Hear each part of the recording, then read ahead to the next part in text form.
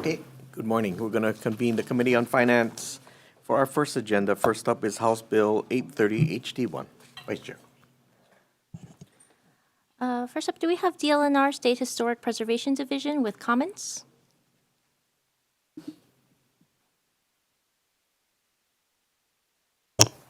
Good morning, Chair, Vice Chair, members of the committee. My name is Jessica Puff. I'm the administrator with SHPD. We stand on our comments as submitted, but I did want to add one detail that we didn't add to our written comments, and that is this bill, though it would allow for third-party administrators to be able, or third-party consultants to review projects that are submitted to SHPD after 60 days, it's a requirement. The language says that they shall be contracted or the project shall go to a third-party administrator. I think that the language shall rather than may kind of creates a little bit of a complication for SHPD. There are certain projects that just because of the complicated nature of the project, it may just innately take more than 60 days to review. Or get through the review process. There's also a concern that if a third-party reviewer reviews a project and has a contract to review projects and their performance is inadequate or does not follow the rules, that we may still be required to move forward with that contract because they might be the only entity that has the ability or has bid on such a contract. So I think SHPD therefore is asking that the language shall be changed to may or some additional language be added to this bill that would allow SHPD the ability to terminate contracts or determine that this kind of agreement would not be feasible to continue to pursue. But that's all. Thank you. Thank you. Next, we have the Hawaii Realtors in support. Thank you. We have Hawaii Government Employees Association with comments.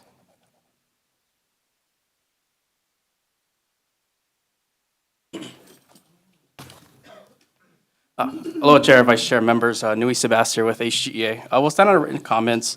We do want to emphasize that our records indicate that SHPD has vacancy rates. So we would implore SHPD and the state to really look into filling these vacant positions so that they have enough employees to meet the current and future review demand. Thank you. Available for any questions.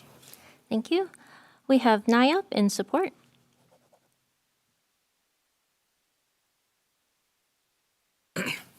Aloha Chair, Vice Chair, members of the committee, Evan Oy on behalf of NIAP Hawaii.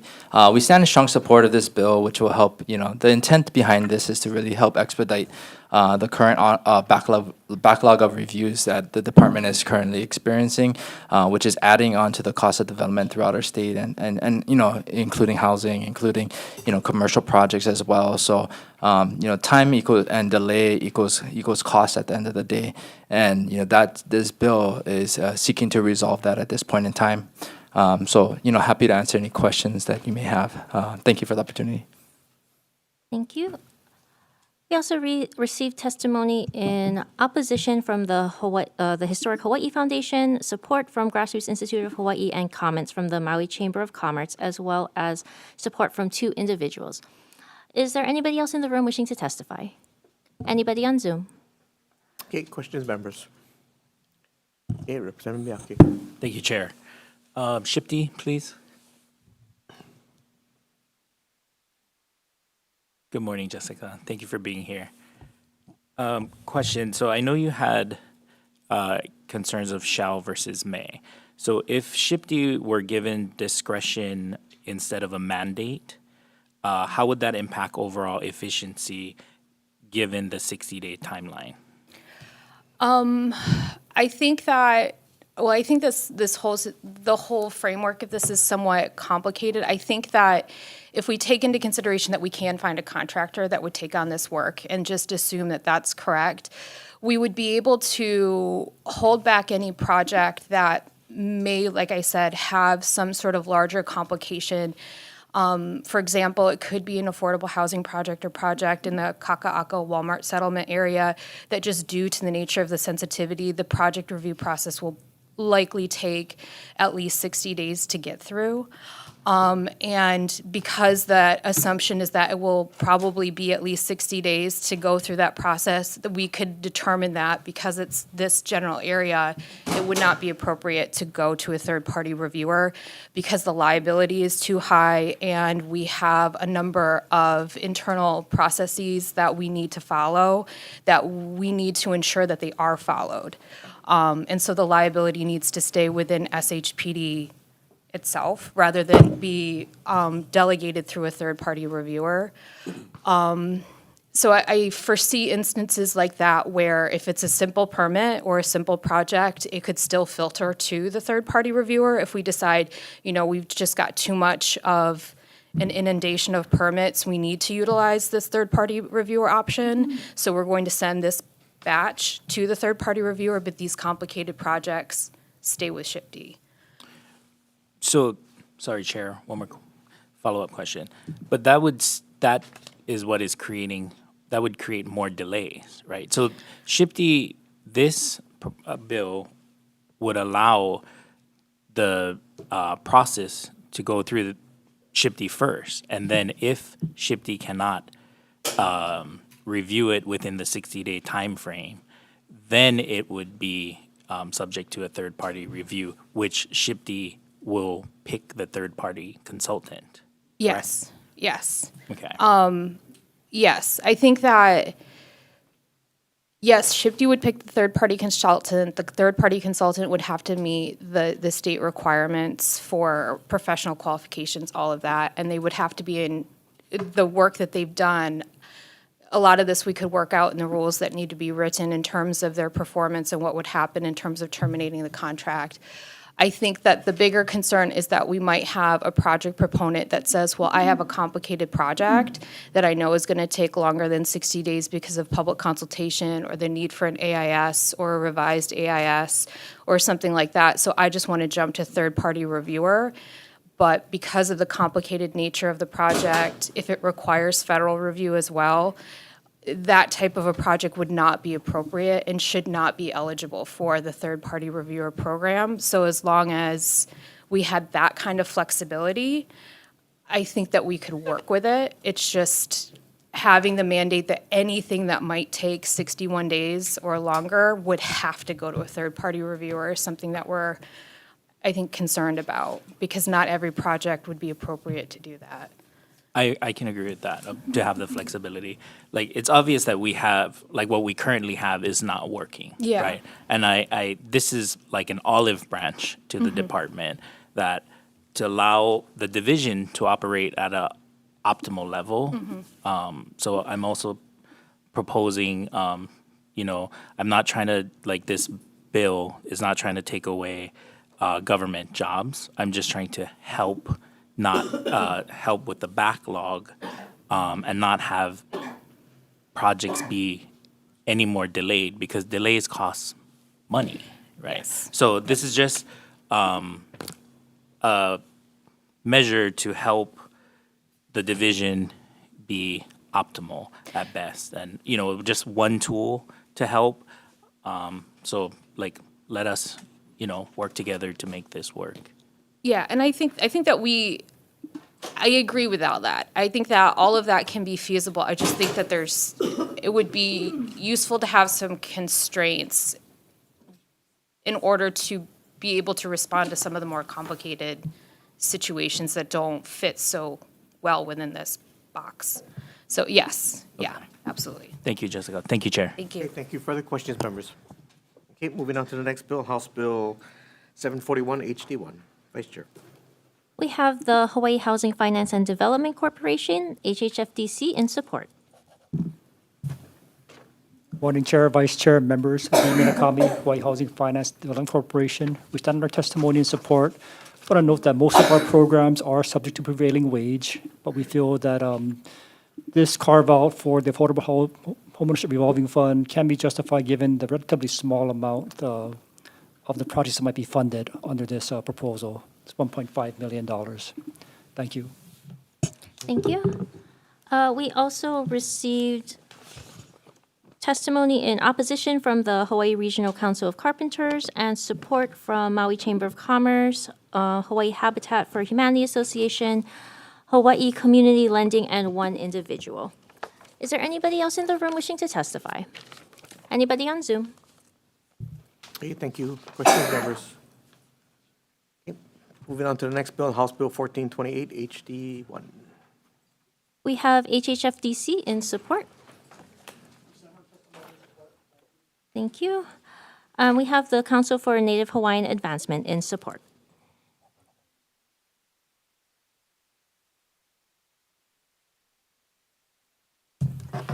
Hi, aloha kakahiaka, Madeline McKeag on behalf of the Council for Native Hawaiian Advancement, standing on our written testimony in support of the bill, but just wanted to emphasize that we ourselves are a housing counseling agency and have been able to see firsthand the impact that housing counseling has made for different families.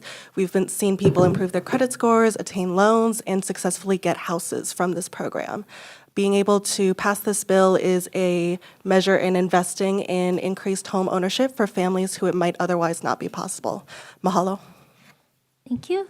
That's all the written testimony we've received on this measure. Is there anybody else in the room wishing to testify? Anybody on Zoom? Question, members? Okay, next bill, House Bill 286 HD1. First up, we have Department of Taxation with comments.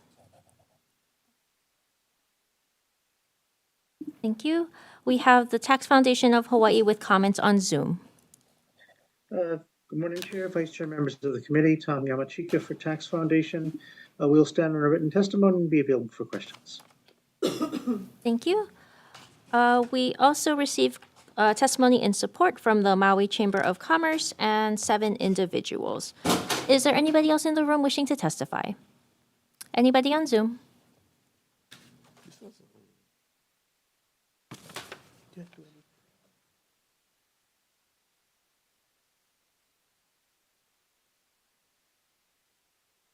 Okay, thank you. Questions, members? Okay, moving on to the next bill, House Bill 432 HD1. Okay, first up, we have HHFDC in support. Yes, Chair, Vice Chair, members, we stand in support of House Bill 432 as well as House Bill 417. Just want to clarify that we need a sub-account for the Tier 2 funding because right now the Rental Housing Revolving Fund is prioritized towards Tier 1, or it's called LIHTC funding, Low-Income Housing Tax Credit funding. So we need a separate sub-account for workforce housing if we want to give equal priority to those type of projects. Thank you. Next up, we have Hawaii Community Foundation in support. Thank you. We have Holomua Collaborative in support.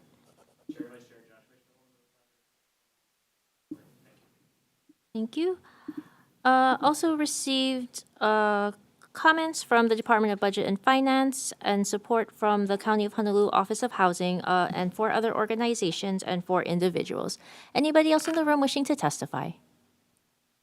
Please. Sorry, could you just state your name and identify yourself for the record? Hi, Chair, Vice Chair, members. I'm Susan Leh with Hawaii Appleseed. And we stand on our written comments, which I believe you should have received, but I just wanted to make a few points from our testimony, is that, like what HHFDC had said, the sub-account is to carve out specifically for this 60 to 140% of the area median income, because otherwise the priority is for LIHTC buildings, which is below 60% AMI, which is, of course, very much needed, but just to reiterate that the median income home here in Hawaii, to be able to afford that, you have to make 200% the area median income. Our workforce is struggling. That includes firefighters, teachers, healthcare workers, and without subsidies, these projects don't work out because we have the highest land costs, construction costs, and strictest regulatory process in the nation. So this account is very much needed. Thank you, and I'm here to answer any questions. Thank you. We did receive your testimony. Sorry, I just didn't have you checked in. No Thank you. Anybody else in the room wishing to testify? Anybody on Zoom? Okay, questions, members? Okay, moving on to the next bill, House Bill 417 HD1.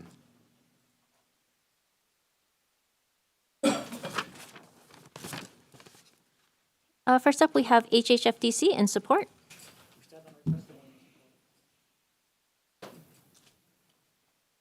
Okay, thank you. We have Holomua Collaborative in support. Thank you.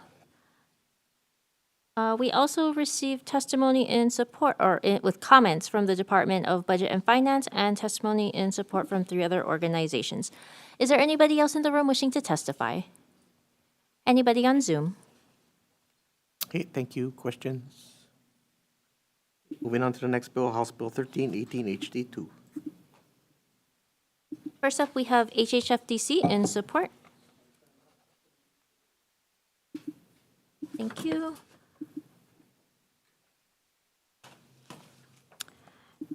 And we have the Center for Restoring Sovereignty in opposition.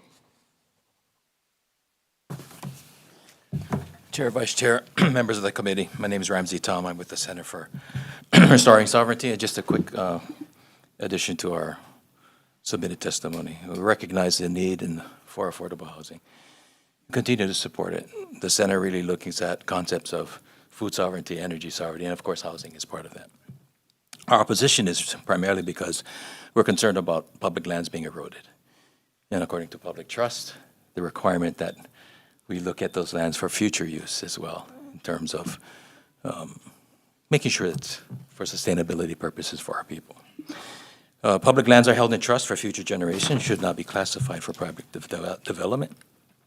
This bill sets a dangerous precedent that prioritizes short-term economic concerns over long-term land protection. Granted, as we said, we are concerned about housing and our needs.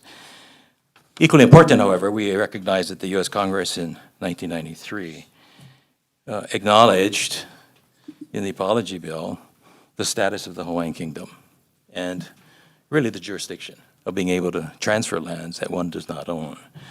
The principles of no law arises from an injustice, or one cannot give what one does not own.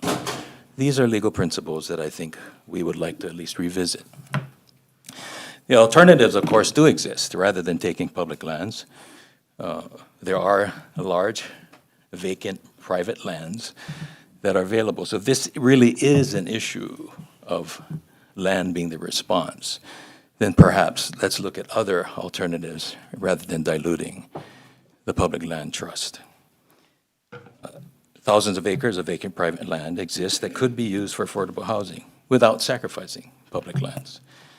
The state must resolve legal uncertainties before transferring lands.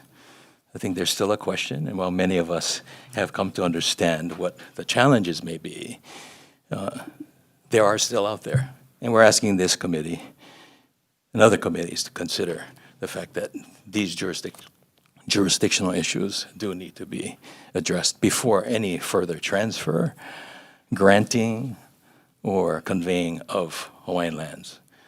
Now, in this case, the Crown lands, ceded lands, we tend to lose sight of those definitions in these kinds of conversations. So that's a compression of our testimony that was submitted earlier. Thank you very much. Thank you.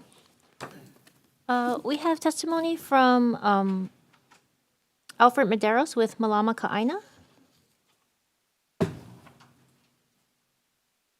Kayaka no, Africa kino Medeiros ko ino no ai nai mai au. 1.8 million acres of land illegally seized from Kanaka Māoli Hawaiians. This bill right here will continue the same things that we've been fighting for. I'm a mahi, I'm a farmer on 2 different parcels of Aina and Waiana and Wahiawa, and every day I hear bombing over Aina. This bill will continue that process. The guise of affordable housing is what this thing is being pushed for. Nothing is affordable for housing for us in Hawaii right now. We're 1 paycheck away from being displaced and having to move to Las Vegas, California, elsewhere, when this is our home, especially as Kanaka Māoli. I'm fighting for my Kuleana land right now, which I shouldn't have to fight for. It's gonna take about 10 years, the process, just to even get to that step where I need to be. But why is that? You heard about the apology bill. How are you gonna say sorry for something you've done and continue to do it again? Right? That's wrong. That's an abuser right there. That's the government abusing our people. You know, we go through PTSD as Kanakamoli, and it's inherited through life, you know, through our kupuna that have been fighting and fighting and fighting. You see people in the gallery right here have been fighting for so long. They're aging in this process. For us to just to get a piece of our aina back, you know. 99-year leases will open up once again from this. Even if we do demilitarize Hawaii in 2029, it'll open up doors for other things to happen. More development that's not for us, for outsiders to come in, and everything's gonna go up. Inflation is crazy right now. People who voted for the wrong side said that eggs doesn't get cheaper, gas doesn't get lower. Look where we're at now, $1 an egg. This is the hevel we gotta go through. And all we're talking about is land right here. But this is our aina, you know? We steward this land. None of us own this land that we live on. We steward it, we malama it for the future generations to ensure that we can have a home to call Hawaii. I get sick in my stomach talking like this because we shouldn't have to. I got up 5 o'clock in the morning to malama aina. Come straight over here to protect aina. But every time we speak, our voices are silenced, it seems. I'm hoping that the Finance Committee listens to the people in the gallery today, especially to us Kanakamoli that's been fighting front line, flying everywhere we go just to protect the lands from being desecrated, for stopping the people from digging out our ancestors' bones. Enough is enough. So please, I'm in full opposition of this bill. And any bill that is trying to go this way, trying to put land and swapping lands and this and that, like, this is not monopoly. You guys talking about livelihood of people, generational wealth of aina. That's what we got to go back to, aina based. If you guys would like to come to the aina, I'm more than welcome all you guys to the farm so you guys can get grounded once again and see what is you guys fighting for. Why are you guys elected to office? By the people. Not by one person that's trying to pass this, you know, in a higher position, but by the people that voted you guys into your guys' seats. Mahalo for your guys' time. Hold on. Thank you. Apologies, we have the County of Kauai Housing Agency on Zoom. Aloha, Chair Yamashita, Adam Roversi. I'm the director of the Kauai County Housing Agency, members of the committee. We submitted written testimony. I did want to make myself available for any clarifying questions, as this legislation was largely crafted based on Kauai County's attempted efforts to develop land that was previously set aside to the county for affordable housing. And I did want to highlight just one thing from my testimony, but I won't regurgitate it. HRS 171-2 already contains 16 different exemptions from the definition of public lands, which align with various public use purposes. For example, state land set aside to the University of Hawaii, to the Department of Agriculture, to the Department of Education for schools, to the Department of Transportation for roads, and to DHHL for Hawaiian homestead properties are exempt from the definition of public lands. And as a practical matter, all that really means is that it's no longer directly overseen by the Board of Land and Natural Resources. Alternatively, it's overseen by the entity to which it is set aside, all who which continue to have a fiduciary obligation to maintain the public land trust. None of these lands can be sold or alienated. And the same would go to lands set aside for county public housing projects. So thank you for the opportunity to testify. Thank you. Next, we have Bronson Azama in opposition.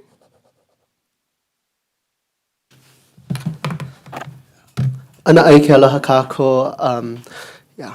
I'm opposed to HB 1318 on the grounds of legal, historical, and jurisdictional issues.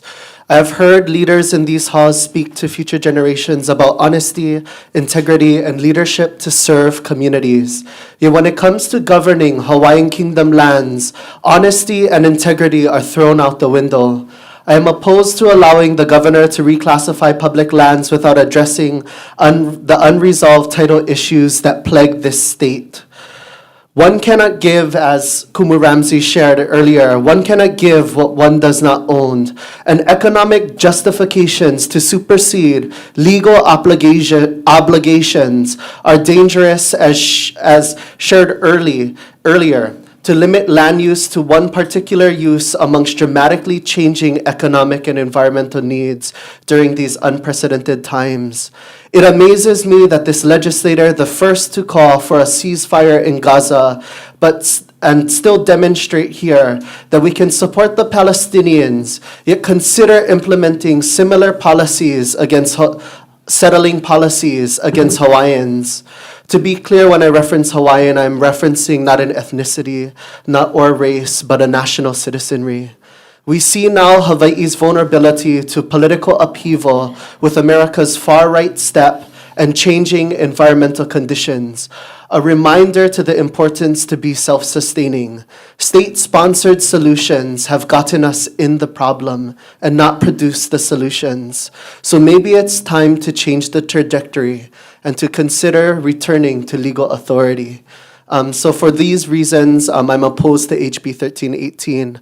Let's really think about the future that we're setting, and let's not set it in stone for housing. When we think about development, especially on limited land use, I'm pretty much opposed to the testimony that came before that that's not alienating. I know it may not necessarily be the legal term, but when we start these developments, we know how hard it is to undo, especially when we think about the rail. Thank you. Mahalo. Thank you. We have Kaleheana Pohaku Stormcrow in opposition on Zoom. Not present. We have testimony from Willie in opposition.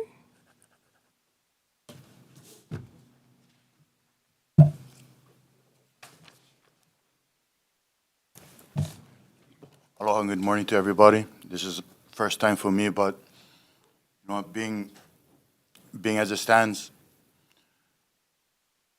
I don't know how to say this in any other eloquent way other than Brother Madero said before. He hit on all the points that I wanted to stress myself, but please remember, I'd love to speak to the brighter side of any and everyone in here that has been interacted with in any way with one Kanaka or one Hawaiian or somebody that's part, or poor dog as hapa as me, okay? But I'm proud of my 12%, and I believe I put more enough aloha into this world than anything I've done. And I stand disheartened when I think about it, when people like to go, okay, Hawaii is a beautiful place. We love this about Hawaii. Look how beautiful it is, it's paradise. This paradise that you all consider paradise is our home. Whether or not how beautiful it is, whether or not we live on the beach, it's our home. The ties we have to it, yeah, it may seem simple to us, for us to ask so much of one committee such as yourselves, for do the right thing.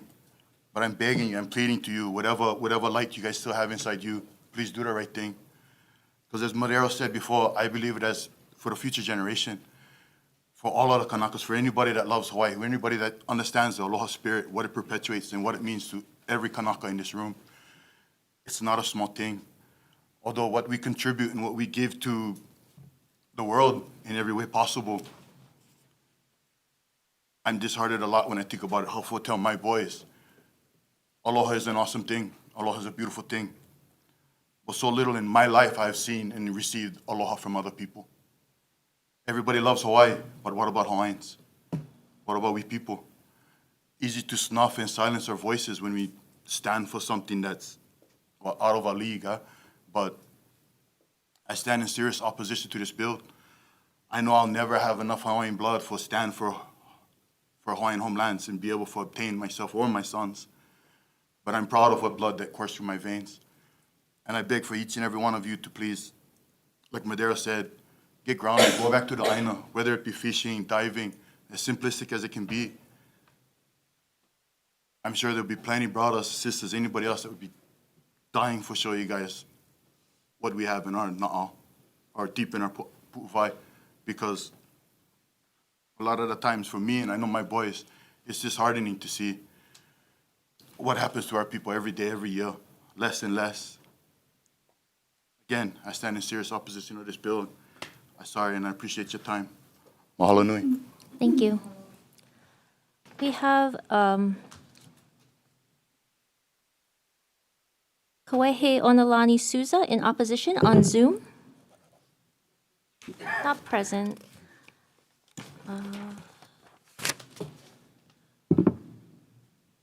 Do we have Clara Loprinzi in opposition on Zoom? Yes, you do. Oh, let me see. Thank you. Please proceed. Okay. Look, Cole, I really hope that you, I'll introduce myself. I'm an Indigenous practitioner. Been helping babies be born for over 50 years. Mostly now I live Honokauiki on Kukona, which is Kamehameha III's land. I'm honored to be here. I wouldn't say I own this land. I'm a steward here. This land, if I have my say, will never be sold. It will go back to the people. It's the principles of the Great Mahele. I will say that the importance of land for me, helping 1,500 babies into this world, now basically moving, not only working with lineal descendants, just because I work not just locally, but internationally. That the importance of land is crucial for the next generations. The Iwi Kupuna, the Iwi, I speak for the Iwi Kupuna and for our groups and the laws that we try to uphold here. And the corruption of the system is blatant. Are you guys going to listen? I hope so. Because the land is so connected to the next many generations. To many women from Hapa'ili'i that birthed over there in Ka'alu'u on Ali'i Drive, and just to see what other organizations have done to that, even Kamehameha, the organizations of Hawaiians have done is sad. These places are really, really important. They carry that message. I know the birth of the last baby there, shared with the women that I know why that baby didn't turn over. Because if it had turned over and done that natural dance that a baby does, that's what they do. They do a dance. They're deeply connected. And when they turn over, if it went back to the lateral back on the side, as it comes out, it booms and it turns and does this blues dance, I call it. And when it turns, when it hadn't turned, it stopped Pico up here. Its whole body was on the pohaku, connecting.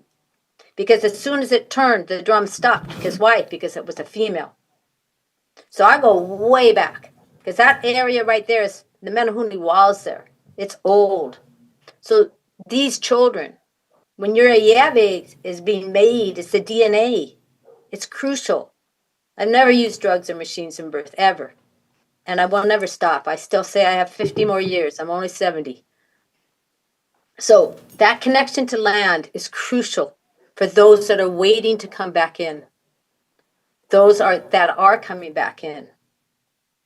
Being able to connect to the land, take your shoes off, your feet off, and connect your feet to the land. Crucial. Us as Indigenous practitioners, we do not have to tell you our ways. They are orally passed down. So how many times in oral history have Hawaiians said in the Ku'e petitions and every single fight, how many times have they said stop? I knew when I came here from a dream. And I knew when I came here, I'm an Indigenous practitioner. I am Sicilian. I have dual citizenship. I'm deeply connected. That's the Moors. And probably they say it's the first navigators over here. But I can tell you that deep connection. When I came on here, I said to the kids, don't move any of the pohaku. See this place right here? There's a burial there. Even asked Hawaiians, come over here. Is this a burial? They said no. Not until years later did someone tell me, and I've helped all those mo'opuna of the last gardener right here, full-blooded Hawaiian. I knew that was a place.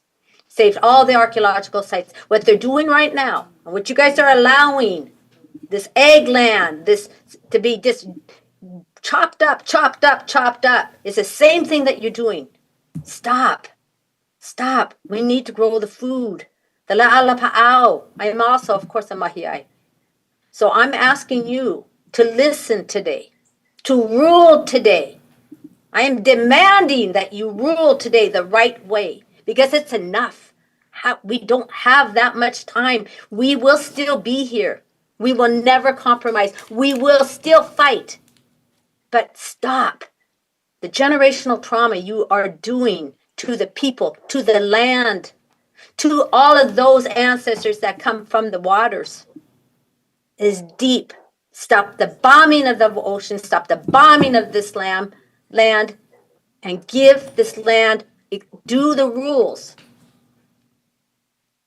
We are still sovereign. The laws are still here that support us. And I'm glad to say us, because I loved who Queen Liliuokalani was. She never went to war and she never signed a contract. It's not a time that I don't go down to Honolulu, that I don't sit under the window where she was held captive. Because she too, even though she's not my queens come from Northern Africa, but she's my queen. So please, do the right thing. Do the pono thing. There is no discussion about that. Do the right thing. Or else resign. Resign and get off. Because it's going to fall on your families too. So that's all I'm going to say. I appreciate everybody that's giving testimonies. I listen to everybody. I learn more. I'll always be learning more. Like I said, 70 is young, and that's the truth. How many 70-year-olds would be saying that? I go out there, I'm still using the chainsaw. How many? It's because I'm connected to the land, and I will not stop. So, big thanks, and do the right thing, huh? Thank you. Mm-hmm. Oh, okay. Sorry. Yeah, it's what the staff generated as the list coming in.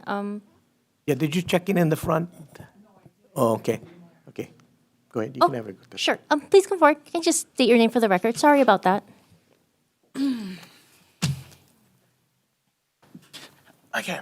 Aloha, Chair Yamashita, Vice Chair Takenuchi, and members of the committee. My name is Helene Sonora Pali. I'm from Kalahui, Hawaii. We're a Native initiative for self-determination and self-governance formed in 1987 for and by Kanaka Maoli. We have over 20,000 citizens. We stand in strong opposition to HB 1318, which proposes to shift control of ceded lands, Hawaiian Kingdom Crown and government lands, to the counties under the guise of affordable housing.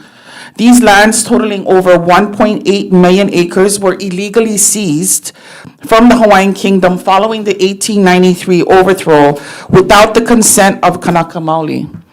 To this day, 98% of so-called state-owned lands are in fact stolen Hawaiian Kingdom lands. Public Law 103-150, the Apology Bill, acknowledges this historic injustice that has never been rectified. Under the Admissions Act, these lands were held in public trust for 5 purposes, including for the betterment of small and Native Hawaiians, as defined under the Hawaiian Homes Commission Act. Yet HB 1318 grants the governor vast authority to transfer these lands to county control with no clarity on how the trust will be upheld. This bill also allows for 99-year leases. And under DLNR, I will just say this, the county was wrong, the county representative. Under DLNR, there's a maximum number of years that you can give out a lease. It's not 99 years. I believe it's 65 or 75 years. And so I just wanted to point that out. This bill allows for 99-year leases, which effectively grants de facto ownership to developers, severing Kanaka Maoli from our aina for at least 3 generations. We won't even be alive when these leases are ended. And undermining our collective struggle for land back.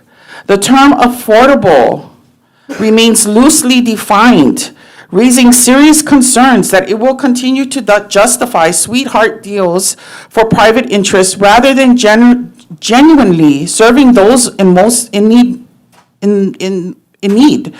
We appreciate the most recent amendments to this measure, but if passed, this measure has still a long way to go.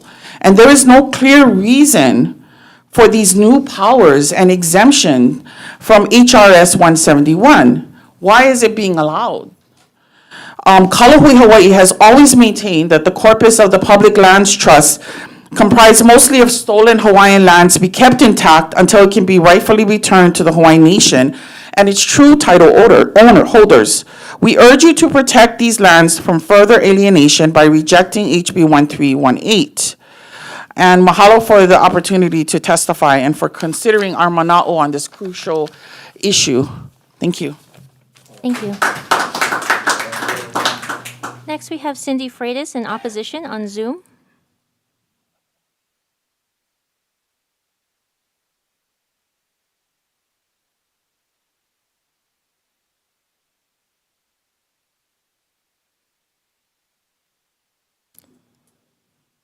Cindy Freitas.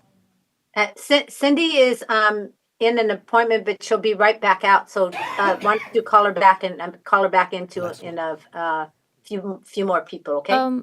Okay, we'll try and circle back if possible. And you can do it. She's like almost 100% Hawaiian, so I think you can make sure she speaks. Okay, thanks. We have Makanoe Hafana in opposition.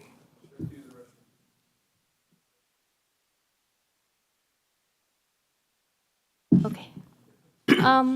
Is there anybody else in the room wishing to testify? Please, could you come forward and identify yourself for the record?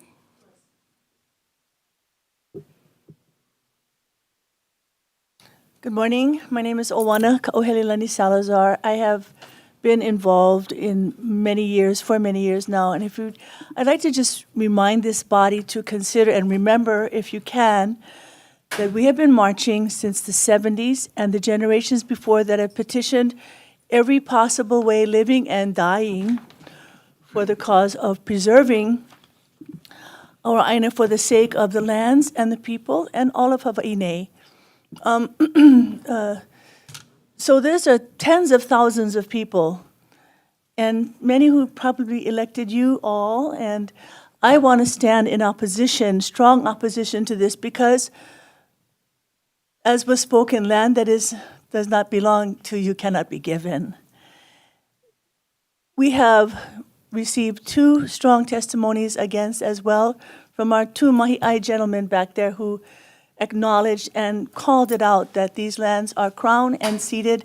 No, ceded lands are made up of crown and government lands, and it's not paying any attention to those legal claims lawfully, agelessly, and the Kuleana lands as well. So I just wanted to bring those matters up while I'm here.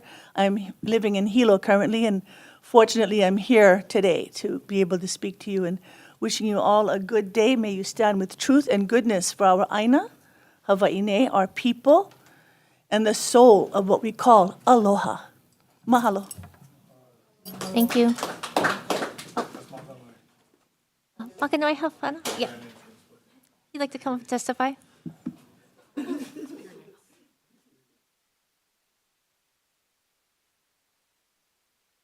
I went to the bathroom. Okay. Aloha kako o Makanoe ko'u inoa o Kaneohe mai au. I'm here today to oppose HB 1318 proposed amendments to Section 1712. As a historian to my lahui, I am as disappointed in whoever let this bill be created in the first place, just as I was disappointed in Kuhio in giving the fake state access to our lands in the first place. The proposed amendments to define public lands in Hawaii, I'd like to remind you all, overlooks the history of Hawaii and the significance of crown lands. I'd like to also remind us all these lands were not just given, but taken from the monarchy and the people of the Kingdom of Hawaii through the unconstitutional annexation. Making any changes or classifications of these lands is an act of continuous historical and political injustices towards the kingdom and the people of Hawaii. The expansion of the term public lands to include lands through these methods neglects the Native Hawaiian community's rights to these lands. And the lands, as I said, are not the state's lands, they're the kingdom's land and should be treated as such, which have and should be currently being held in a trust for the benefit of the people of Hawaii, which was established by the Hawaiian Homes Commission Act of 1920 that I mentioned that I was a bit disappointed of because the land didn't belong to the state in the first place. And then there was a bill that was created and established, or an act in 1920 and established in 1921. And the trust that I was talking of also mentions the 1993 apology resolution as well. Many of the lands being spoken about today are being used for cultural practices such as fishing and diving and farming, and should not be subject to state control without respecting the rights of the people.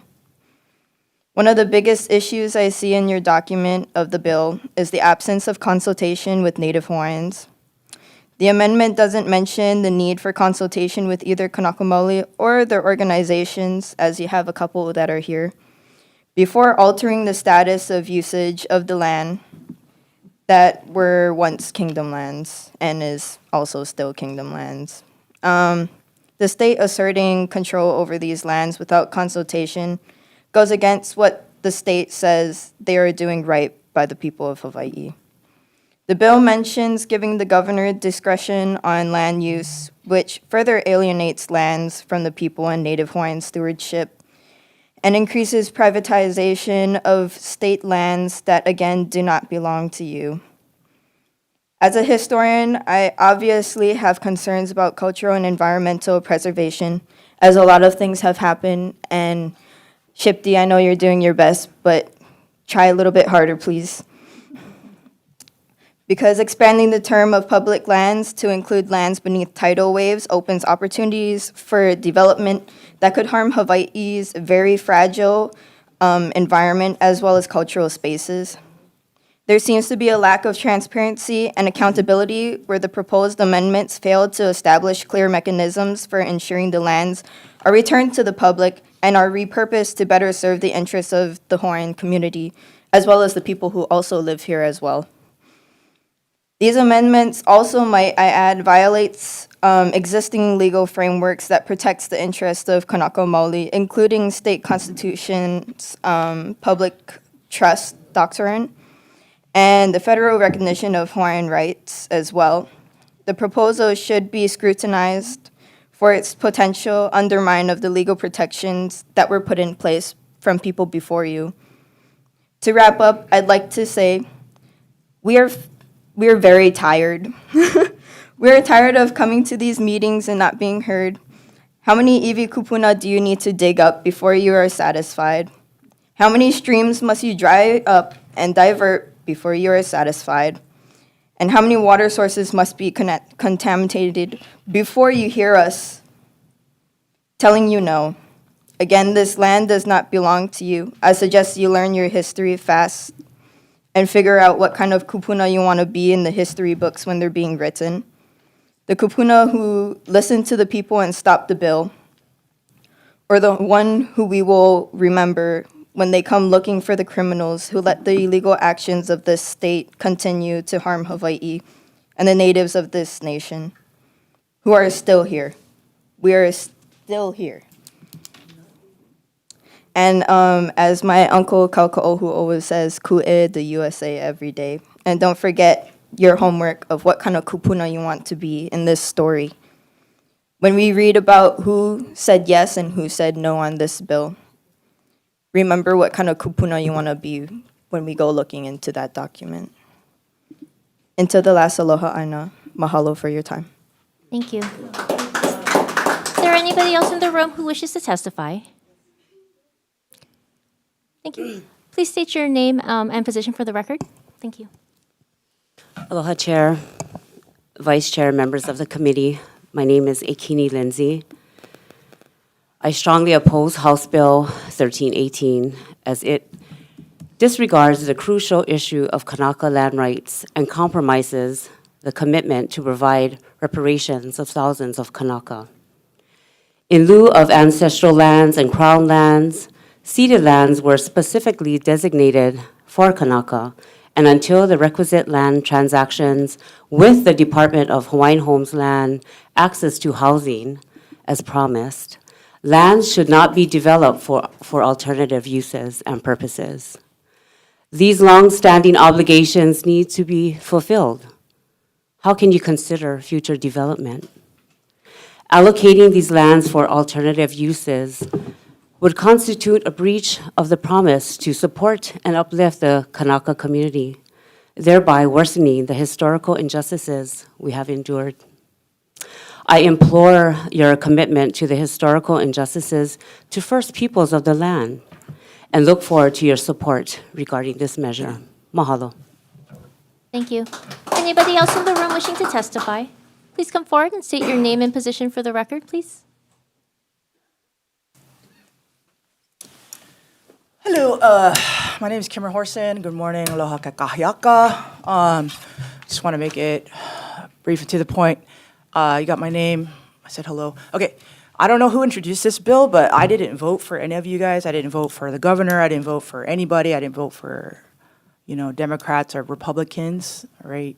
I did major in Hawaiian studies. I have an AA degree in Hawaiian studies. I have a political and history degree from of Hawaiian art and history, political studies, from Chaminade and Hawaii Pacific University.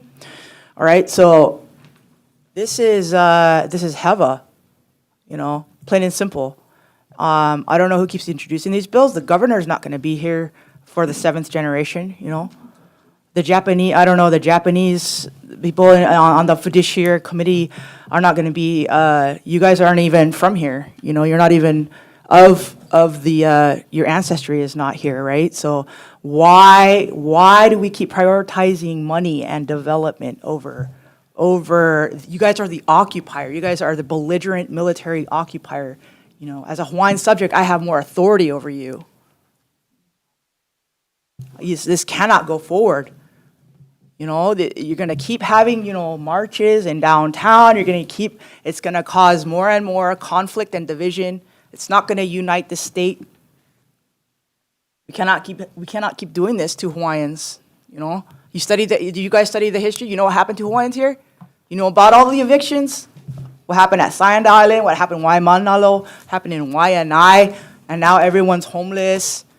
Everybody's moving over there. My kumu are doing hula in California, towards Hawaii, and they're crying. They're so sad and kaumaha, right? So depressed because they're separated from their land. You know how painful that is?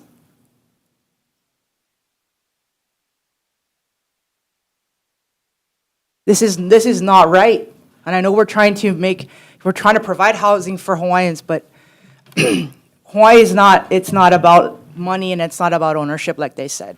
So the status stays the same. We will never make one treaty or make one agreement with the United States saying, okay, you guys can live here and make money and while we go and find a home somewhere else. That'll never be the answer, okay? That's where I'm coming from. Mahalo. Thank you. Anybody else in the room wishing to testify? Okay, seeing none, circling back to Cindy Freitas on Zoom. Not present? Okay.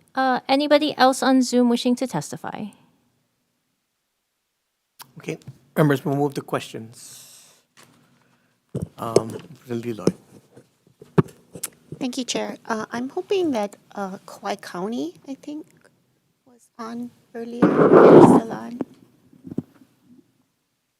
Yes, I'm still here. Thank you. Thank you for being here. You mentioned in your testimony, you helped kind of carry the pen on this piece of legislation because of some of the issues you guys were having on Kauai.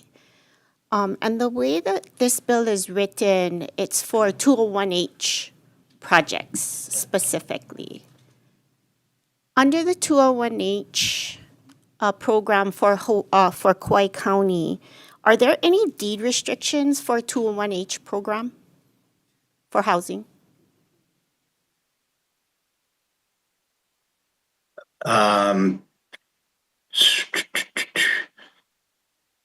So the Kauai County Kauai County has a housing policy that restricts, that defines affordable housing in much the exact same way as 201H does. So the Kauai County's policy in developing both single-family and multifamily homes is that the homes are provided to tenants or tenants under long-term ground leases, so that we maintain the perpetual affordability of the homes. And we serve, broadly speaking, resident households who make 120% of area median income and below, with a focus primarily on 80% and below households. Okay. It is very similar to the same state restrictions in 201H. Has there been any exploration of expanded deed restriction as far as meeting the constitutional mandate for the betterment of Native Hawaiians? Well, I can offer that Kauai County was the first county, I believe, that entered into a memorandum of understanding with the Office of Hawaiian Affairs that spells out whenever the county develops affordable housing on ceded lands, for example, which has not happened to date, but if it were, as spelled out, I believe in the Constitution or Supreme Court precedent, 20% of the units developed would serve Native Hawaiians. Just 20%. I believe that's the constitutional mandate as defined by the Supreme Court. Okay. Thank you, Chair. I yield. Okay, thank you. Further questions? Okay, Representative Hussey. Thank you. Mr. Reversi, can you stay on, please? So I'm sort of struck by the broad nature of this proposed statute, of this proposed measure, for a very narrow purpose. And I'm curious if you've given any thought or in your conversations about this bill to other ways of achieving your stated policy goal of developing affordable housing that does not require, just on a wholesale basis, taking these lands out of the public trust. Because the public trust, as you can tell from the testimony, is something that is a very important issue for Native Hawaiians. And in fact, I mean, if I had my way, frankly, I would go the other way and take all the other exemptions out of the current statute. There's like you were mentioning, there's 16 other exemptions for the public land trust. I would want to take those out, and so that we can maintain the cohesiveness of the entire land trust. So I'm curious, Mr. Reversi, if you've thought about other ways of achieving your goal that doesn't require further removal of lands from the trust. Well, respectfully to clarify, I don't believe that this bill takes lands out of the public trust. The definition of public land within HRS 171 simply refers to the management of property by BLNR as opposed to another state entity like DOT or the Department of Education. The same fiduciary obligations remain, and the land remains within the public trust. It broadly speaking, simply affects the entity that oversees the land and has to apply those same obligations. So I don't necessarily agree that this would remove the land from the public trust. That said, there were some discussions within BLNR about trying to change lesser regulations simply to remove the procedural burdens that we ran into when we attempted to develop the lands that were set aside to the county.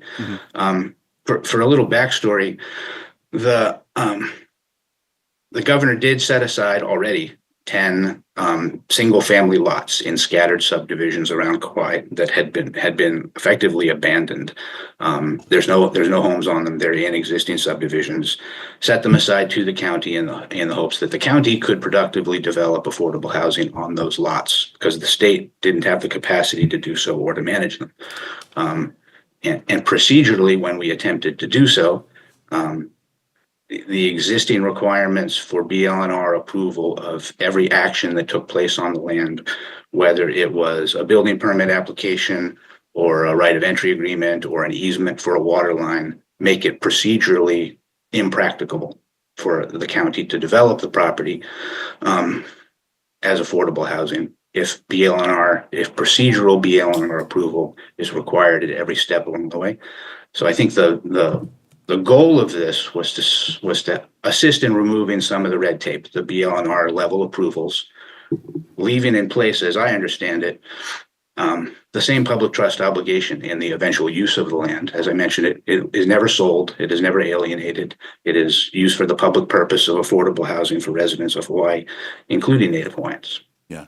So I'm glad to hear that there at least is a conversation about addressing the kind of the red tape within BLNR.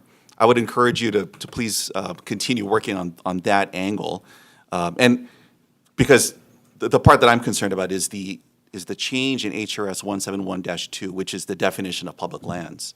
You know, that's the piece that I'm referring to about taking it out of the about taking these affordable housing lands out of the trust. And I just thank you very much, Mr. Aversi. And then I just wanted to address some of the other testifiers who specifically brought up 103-150, Public Law 103-150. I'm really glad that you've done that, because I'd like I would like our statutory body within Hawaii to get to the point where we think of Public Law 103-150 the same way that our compatriots in Aotearoa think about the Waitangi Tribunal or the Waitangi Treaty, where it becomes like another constitutional document. So thank you very much. Thank you, Chair. Okay, thank you. Further questions, members? Okay, thank you. We're going to move on to the next bill, House Bill 1410 HD2. Vice Chair. First up, we have HHFDC in support. Thank you. We have DLNR providing comments.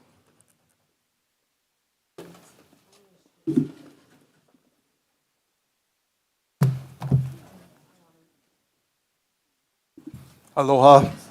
I'm David Penn, the Legacy Land Program Specialist in the Division of Forestry and Wildlife in DLNR.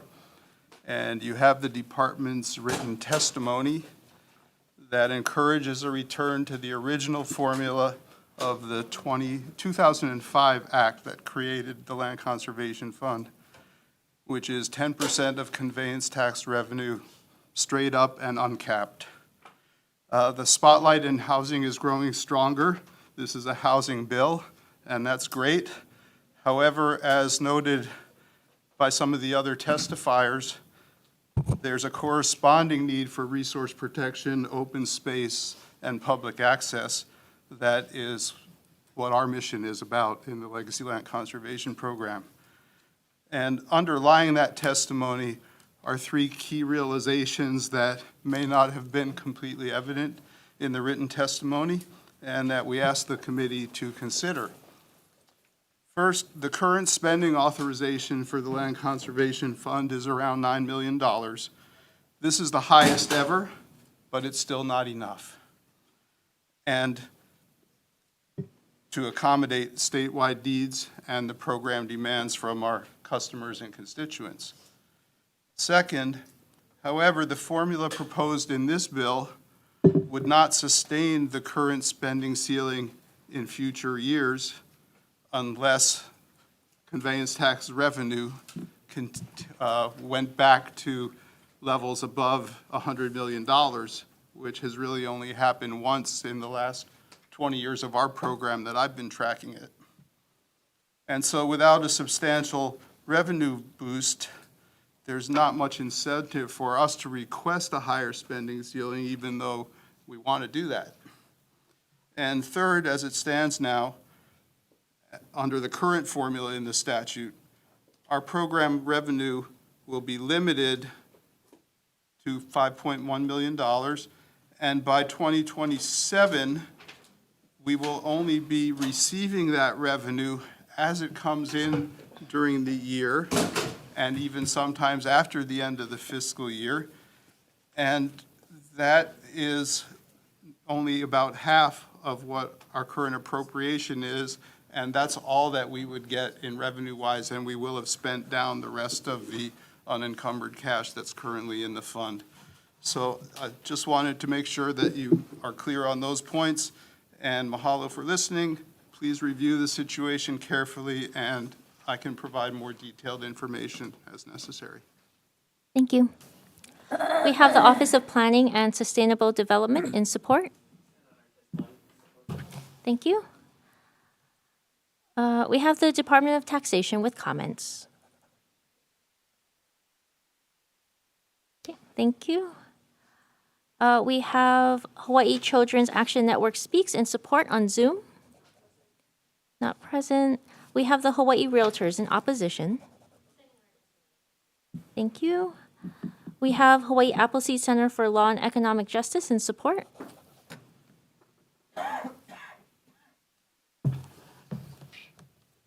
Aloha, Chair, Vice Chair, and members of the committee.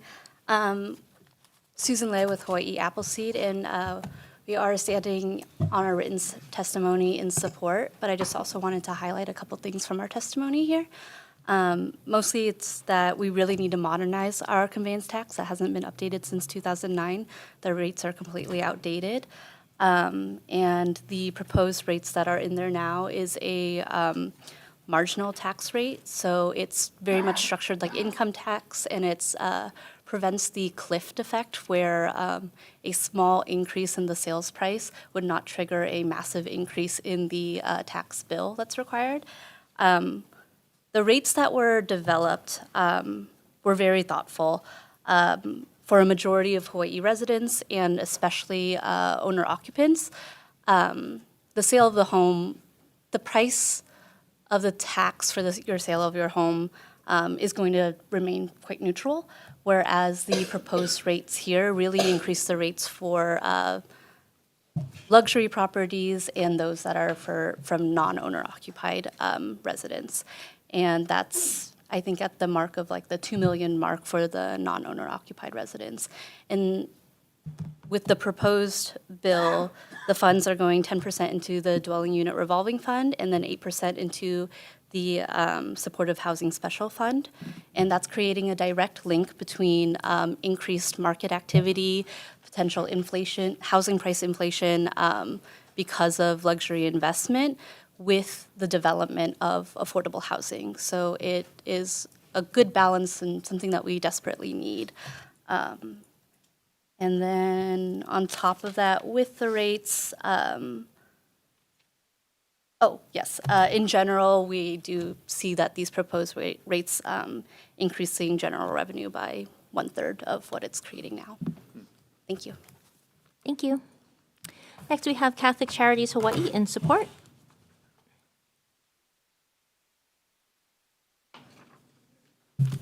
Chair, Vice Chair, and members of the committee, I'm Betty Lou Larson with Catholic Charities Hawaii. We support this bill because the conveyance tax is really the most valuable tool to create affordable housing in a predictable manner, since every year you more or less can predict what's going to come. We feel it is time with our deep housing crisis to update this. It hasn't been updated since 2009.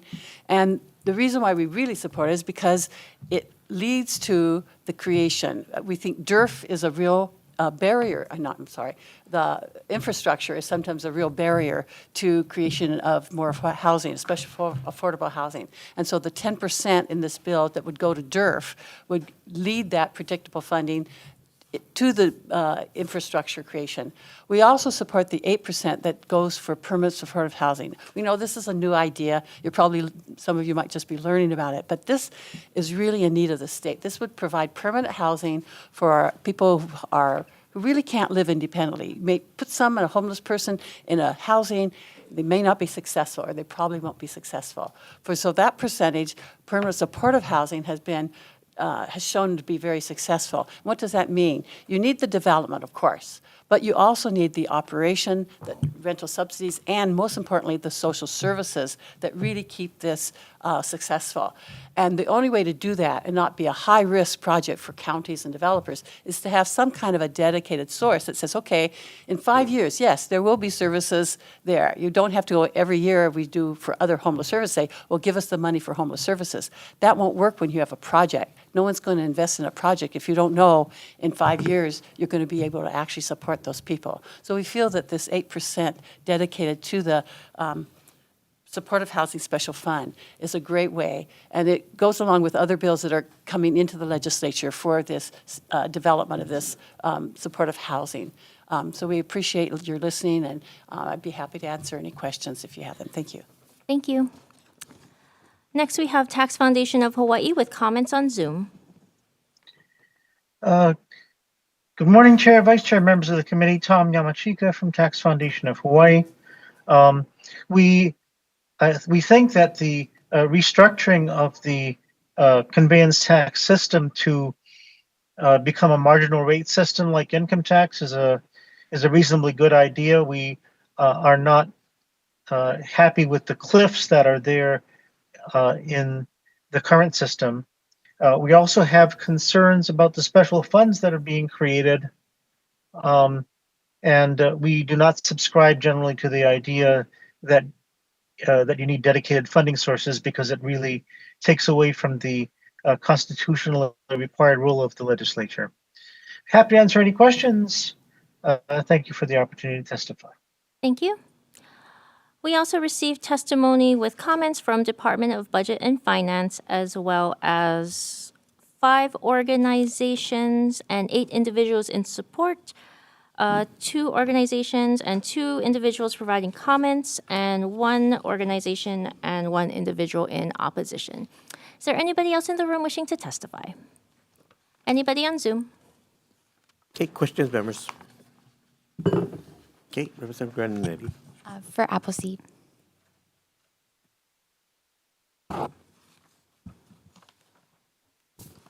Hello. You mentioned that we can expect to see projected collections go up by 1/3. Do you have a dollar amount for that?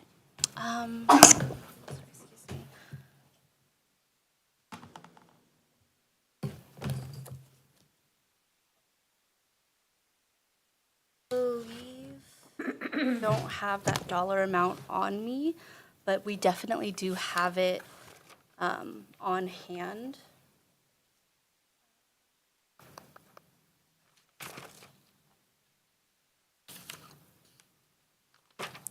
No, I'm sorry, I don't have the dollar amount on me, but I can get you the actual number afterward. Thank you. Thank you. Okay, thank you. Further questions? Okay, yep, Sir. Representative Kush. For land conservation.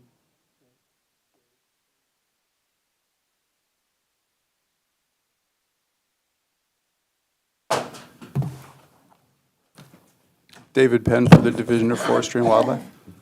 Thank you for coming over today. Can you maybe explain how the Land Conservation Fund leverages its monies to create open spaces and perpetuity to the Finance Committee here? Can maybe just broaden that a bit? Sure. Well, it's a grant program that provides grants to state agencies, counties, and nonprofit land conservation organizations. It's a hyper-competitive application process on an annual basis. And for the acquisitions by state agencies, matching funds are not required, but the matching funds are one of the factors that our Legacy Land Conservation Commission and the Board of Natural Land and Resources look at during the grant approval process. And typically, the state agency acquisitions, especially with DLNR, have the highest levels of leverage because of all of the federal funding that we've been able to access for big land acquisitions to create new sections of forest reserves and so on. And hopefully that will continue. Then for the other counties and the nonprofits, there's a 25% matching fund requirement for the total project costs. And again, that's the floor, that's a minimum. But typically, an applicant who really knows what they're doing will put together a deal that has much, much higher levels of matching funds. I think this year we have one of our projects on the North Shore that's going to the board for approval that has over 70% matching funds for some open space over by the Marconi Point area. And so that can come from private donors or through pass-throughs of federal grants that come through the Division of Forestry and Wildlife or another agency. And also the counties have parallel programs. Each county has its own open space fund, which then we can match each other on these transactions. And am I correct that those lands are then in perpetuity kept as open space, or can they be developed, or?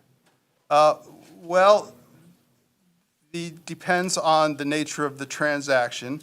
There's deed restrictions at the federal level, there's deed restrictions at the state level, there's deed restrictions at the county level, and typically, if it's a county or a nonprofit land acquisition, the board will also require that a conservation easement be conveyed from the new owner of the property to the county, and that's another big source of the matching funds from the county open space.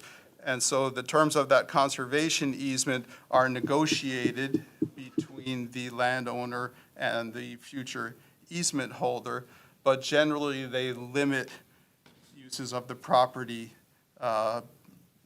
beyond what would normally be legally available. So one of the most common ones is no further subdivision of the property, or a limitation on the number of structures, residential units, the footprint of those, and things like that. Okay, thank you for kind of opening that up. Thank you. No further questions. Okay, thank you. Further questions? Okay, thank you. We're going to move on to the next bill. House Bill 1409, HD1. We have HHFDC in support. Thank you. We have the Office of Planning and Sustainable Development in support. Thank you. We have Hawaii Appleseed Center for Law and Economic Justice in support. Thank you. We have Holomua Collaborative in support. Thank you. We have Housing Hawaii's Future in support. Thank you. We also received comments from the County of Honolulu Department of Planning and Permitting, support from 4 other organizations and 2 individuals. Anybody else in the room wishing to testify? Anybody on Zoom? Okay, questions, members? I have a Okay, Vice Chair. I think this is for Office of Planning and Sustainable Development, please.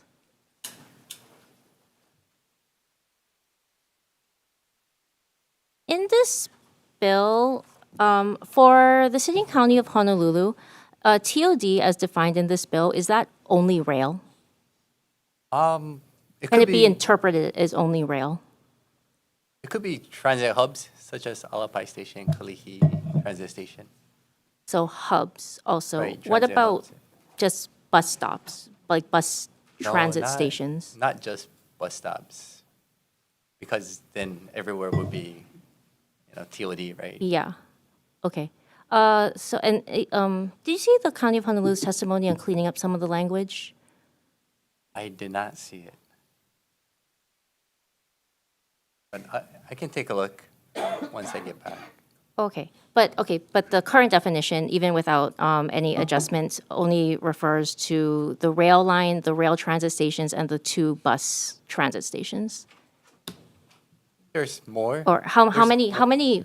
I guess how many transit stations with the bus in Honolulu County-ish? There's a few more. Like Hawaii Kai has one. There's down in Waipahu. Sorry, could you describe maybe maybe I'm not understanding what constitutes a transit station when in relation to the bus system on this island? Are these, what are the transit stations? Transit stations? So similar to like the rail stations is where you can get off, transfer into different multimodal transportation. Okay, so like all the park and rides and Right. those kind of situations. And then, I mean, Alapai is obviously a bigger one. Right. And okay, so those are all be included in this definition of TOD. Right, and then it kind of transfers into our neighbor islands as well, because they don't have the rail, obviously. So we kind of try to do like a catch-all where those transit hubs will be kind of defined into TOD areas. Okay. Yeah, my concern is just where we're going to say we're going to build density on Oahu. That may or may not be part of the county's plan. Right. TOD, as it stands today, is generally just the rail stations, but it could expand into those transit hub stations. Yeah, that's my concern. Right. Okay. But, you know, each neighborhood is different, so And there's no, based on plans. and I guess based on the definition, and since only Oahu has a rail station, that's why we can't limit it to rail for Oahu. Right. We kind of want to see the bigger picture here. But it's all dependent on general plans, right? And so each neighborhood characteristics are different. We're not trying to put high density where it's surrounded by low density. Okay. Okay, I think that answers my question. Thank you. Thank you, Chair. Okay, thank you. Further questions? Okay, thank you. Moving on to House Bill 1009, HD1. First up, HHFDC in support. Thank you. We also received testimony from DBED in support. That's all the written testimony received. Anybody else in the room wishing to testify? Anybody on Zoom? Okay, members' questions? Okay, next, House Bill 1408, HD1. Okay, first up, we have HHFDC in support. Thank you. And we have the Office of the Attorney General with comments on Zoom or in person.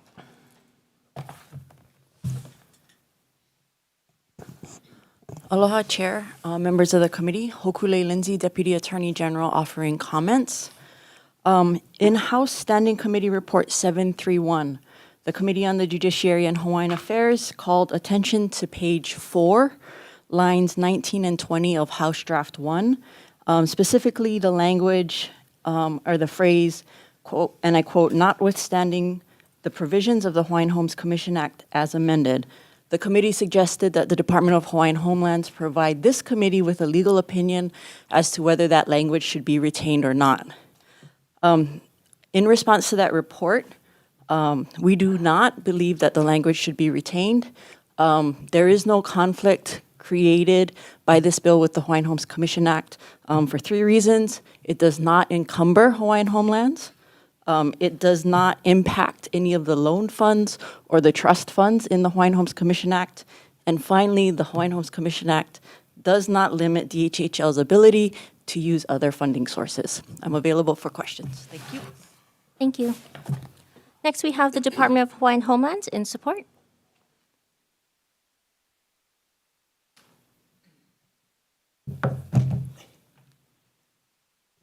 Good morning, Chair and Vice Chair and members of the committee. I'm very supportive of this particular bill, primarily because of the challenges regarding all the different projects we're doing regarding the vertical construction.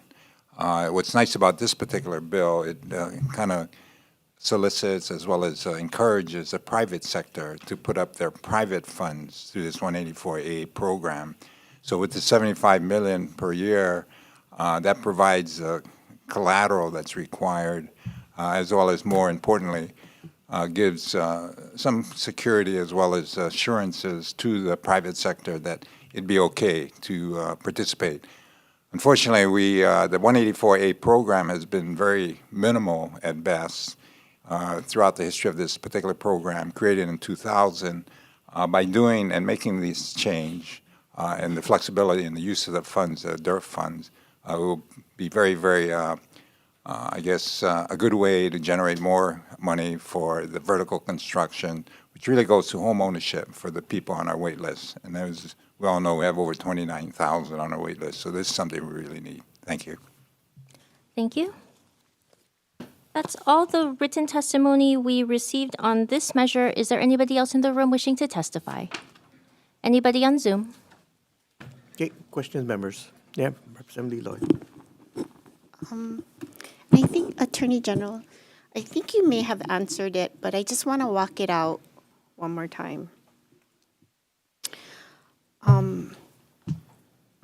The mission of Hawaiian Homelands is to provide housing for Native Hawaiians. And here's a great opportunity, right, where we're braiding a lot of funds. I think you might have answered it, because that's been my hiccup, is how do we take funds to build housing for Native Hawaiians, like a very restrictive group? Help walk that out for me, because that's constantly a concern, that we have general funds that are incredibly flexible, and then they kind of get sequestered for a very defined beneficiary list. And how we're not in conflict with Housing Act, right? Just some of the other federal programs where we use money to braid for housing. So the Hawaiian Homes Commission Act predates the Federal Fair Housing Act, and so the Hawaiian Homes Commission Act is actually not subject to fair housing. But the DERF fund, right, it pulls money for infrastructure and housing development specifically. And so this bill would allow the Department of Hawaiian Homelands to use those funds, which in and of itself does not conflict with the parameters of the Hawaiian Homes Commission Act. And then housing's complex, right? So if we took DERF funds and put it straight into infrastructure, we put sewer, roads, stormwater, great. But the housing unit can still be for beneficiaries of Hawaiian Homes. It would be, my understanding is that it would be, essentially, the department is using it as collateral, right? Got it. Yeah. Got it. Thank you. Thank you, Chair. Okay, thank you. Further questions?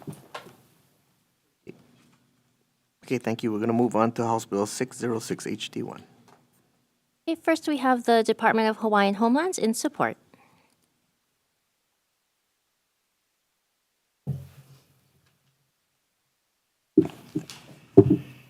As I was sitting here, Kali Watson, for the Department of Hawaiian Homelands Chair, Vice Chair, members of the committee. I was going to start off by saying, as I was sitting here and listening to the different speakers, it came to my thinking that I can appreciate the frustration and the anger and the efforts to protect the land trusts. And as we all know, this land trust, especially as it relates to Hawaiian Homelands, is somewhat suspect in that how it was set up in relative to the various ranch as well as sugar plantations that way back in 1920, 21 was trying to limit homesteading. And so when we move forward, and thank God for Act 279, where the legislature stepped up and really made to me, a valid and appropriate and justified effort to try and address the wait list. But the thing is as I've testified previously, we have over 29,000, and that particular wait list is going to grow significantly in the coming years. And so, I've met with several of you. I've met with the different finance as well as the different funders as well as banks, et cetera. And it's a real challenge, especially in the environment we face, especially with the federal situation, as well as, the challenges we have with the reduction in a lot of the funding for different social programs or what have you. But there remains one very blatant situation relative to this program is that we have, and the Hawaiians unfortunately make up a lot of the social ills as well as incarcerated. And, we can just go on and on regarding the challenges facing the Native Hawaiians. But this is a bright light in that we're taking valid steps to create housing for our beneficiaries. With this initial $600 million, we have over 28 projects that we're moving forward on. We're looking at doing them in phases. We've changed the way we approach it with the paper leases, as well as leveraging the financing using tax credits, bonds, the rental housing revolving fund, the DERF, and relative to the previous bill, trying to get innovative in trying to address the needs. But the fact is, we need more funds. And there's discussions regarding using the TAT and other funding sources as a steady source of income. That's great, but we still need a whole ton of funds. Just the 29,000, we need $6 billion. 600 is a nice step in the right direction, but it's not enough. So I truly implore you to consider this bill as one means of financing and addressing the needs of the people on our waiting list. So with that, I'd suggest that you consider this as part of the various financing options that are available to you to use, not only leveraging, but making a dedicated revenue stream as well as a one-time or a fiscal approach where funding is project-based. We did submit testimony regarding our phase 2. We broke it down how we can use the $600 million for the second tranche of funding throughout the different projects on in our list of projects that we're moving forward. And let me just also say that the department is moving forward in a very, very aggressive manner. And we're trying to address a situation that was reflective of the Kalima case, where a lot of our beneficiaries have died waiting for a homestead 40 years, 50 years, and beyond. So this is one way to address the immediate needs. And I promise you that if you continue to fund the department will move forward in a very, very aggressive way to get these projects done. We've entered into developer agreements with a variety of developers that are very familiar with the change in approach, where we're not just doing turnkeys, we're doing LIHTC or low-income housing tax credits with option to purchase, as well as owner-builder, as well as working with Habitat. So, the testimony regarding different funding approaches, the ADUs, the various other approaches, they all work for the department. So I'd just like to end by saying that this is an opportunity of one of many that can help move the program forward. Thank you. Thank you. We have Lalahui Hawaii in support.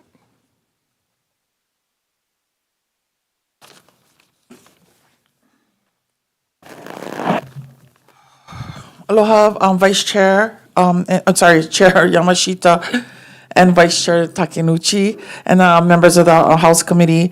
Kalahui Hawaii supports 100% House Bill 606, which allocates $600 million to the Department of Hawaiian Homelands, providing long overdue housing for Kanaka Maoli. Founded in 1987, Kalahui Hawaii is a Hawaiian nation created to address Hawaii's long history of colonization and to ensure that Kanaka Maoli secure their rights of self-determination. The state of Hawaii has a clear obligation to the Kanaka Maoli community.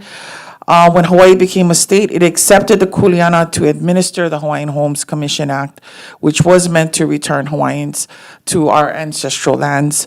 Yet today, 29,000 Kanaka Maoli remain on the wait list, and many have waited for decades. People like my grandmother have died on the list. This housing crisis is only worsening as the Kanaka Maoli population continues to grow. According to the 2020 U.S. Census, the total Kanaka Maoli population has already reached 680,000, with 53% now living outside of Hawaii. This number now exceeds earlier projections outlined in the 2008 Kamehameha Schools report, underscoring the urgent need for housing solutions. Our population is growing tremendously. Housing is going to be an issue for Kanaka Maoli. Without adequate housing, the DHHL wait list will continue to grow. It is my understanding that 50 families are added every month to that list. So it continues to, it's just going to get longer. This ongoing failure to address the list historically for the Department of Hawaiian Homelands, and I'm not saying it's Cully, it's been an ongoing issue since 1920, Hawaiian lands and Hawaiian culture fuel the state's largest industries. According to the Department of Land and Natural Resources, approximately 98% of state-owned lands are ceded lands. So, the state does have not just a responsibility legally, but also like a moral responsibility to address housing for Kanaka Maoli. And it's not just, so it's not just about housing, it's about fully funding the Department of Hawaiian Homelands and fulfilling the state's responsibility. Mahalo.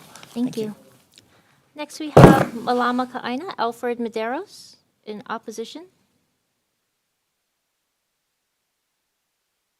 Aloha mai kako, Alfred Kakana Madeiras ko inoa no waina mai. I'm in full support of this. Sorry. Even though me and DHHL don't have the best terms, you know what I mean? I know them from the Department of Hawaiian Homelands, right? And I'm not too fond of leasing land to Kanaka Maoli and Hawaiians. Many of my ohana passed away on this list. The list would have been 29,005. You know what I mean? My grandparents passed away, my dad and my two uncles passed away while waiting on this list. Because of the blood quantum and everything too, I've always headbutt with this. But I support this because what is Hawaii without Hawaiians? It would be like the rest of the place. It would be California, New York, and everything else. People come to Hawaii because of us Hawaiians, not because of the paradise that they see around here. It's because of the aloha that we give. Because we are the head of this tourism industry, even though we get treated like peasants and around it, you know what I mean? But we need to put our people into homes, onto land. I'm not too fond of building buildings where putting people inside, where half the building going to developers or whatever it may be. I'd rather see Kanaka back on their land. I had to move back to my home of Waianae 2 years ago because where I was living at was getting way too expensive. Everything is going up, inflation everywhere. So we got pushed out of our nice places living in town back to the countryside, which is better though, because 90% of us out there is Kanaka Maoli and Hawaiians. But that's what they do. They push us into areas where we cannot afford.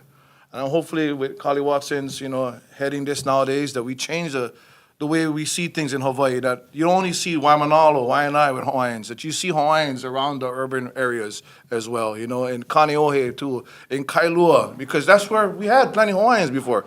I know it's kind of different nowadays, but we had a lot of Kanaka that used to be in those areas, and I would love to see our Hawaiians come back home to something, whether if it's an apartment or a house or whatever it may be.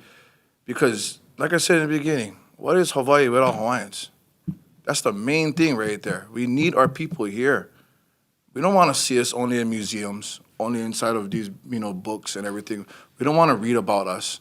We want to be here. We want our families to continue to live here. The traditions, the legacy of us, to carry on that our kupuna instilled in us. So I support this. I don't know why the thinks is opposition and why it says Malama Ka'aina. It's Kuleana Ka'aina. I'm not too what's going on, but it is what it is. And I support HB 606, and I hope you guys support it too as well. Mahalo. Thank you. Apologies for the errors. No worry, no worry. Next, do we have Michelle on Zoom in support? Not present. Okay, we also received testimony support from 2 other organizations and 26 individuals, all in support. Anybody else in the room wishing to testify? Please come forward. Just state your name and position for the record. My name is Shane Paule. I actually sent a letter requesting for the bill to be heard. So mahalo, Chair, Vice Chair, thank you so much. I don't want to read my testimony. I'll stand on my testimony. I just wanted to mention just one thing, is that, I've been involved with brother right here over the years in the sovereignty movement in the community. And at least 20 years ago, we had this discussion about the diaspora and what that would mean for Hawaiians in Hawaii. Again, we saw the Samoans, right, at one point, maybe 20 years ago. More Samoans outside of Samoa, living out of Samoa. You wonder, like, what is that all about, right? Very different, though, very different. The Tongans about 10 years ago, right? Now Hawaiians last year. So I think, in terms of when you look at building a Lahui or building a nation of Hawaiians, and again, with what Brother said, it is true. Without Hawaiians, you won't have a Hawaii. I think just looking at our culture, the way it's been exploited by the tourist industry, and the way it becomes a commodification, right? I mean, the whole tourist industry is really built on Hawaiian identity, culture. That's the way they lure tourists to Hawaii. They have done that for since they started. So I think just looking at the diaspora itself, it just really hurts when you think about Hawaiians having to leave, not having a choice at some point. I've interviewed a lot of Hawaiians who actually, some of them did get some of the lots or Hawaiian homelands on the Big Island. Younger families who never ever thought they could ever afford a house. They do have some issues right now with their management, but I did interview a few of them. And, young Hawaiian families never thought they could ever afford a house. And I think with a lot of the direction, with the way the department is going, I just really want to highlight that, because it is something that I totally come to support, over the years. I think the department has been marred with historical things that has made it really impossible for Hawaiians to deal with. But I think the direction has changed. The old adage where Hawaiians coming off the list can't afford a mortgage, they've been put back on the list, and then they die on the list. That is no longer what's going on. I think Kali has a very strong rubric, whatever he follows, and he's really putting these developers, for the 20 or so developments that he does have going on, under a tight rubric that they need to, meet all these different criterion. One of the biggest one is that you can't turn Hawaiians away, right? There's LIHTC monies, there's rent to own. I think a lot of these Hawaiians I talked to, the rent to own is really a big one.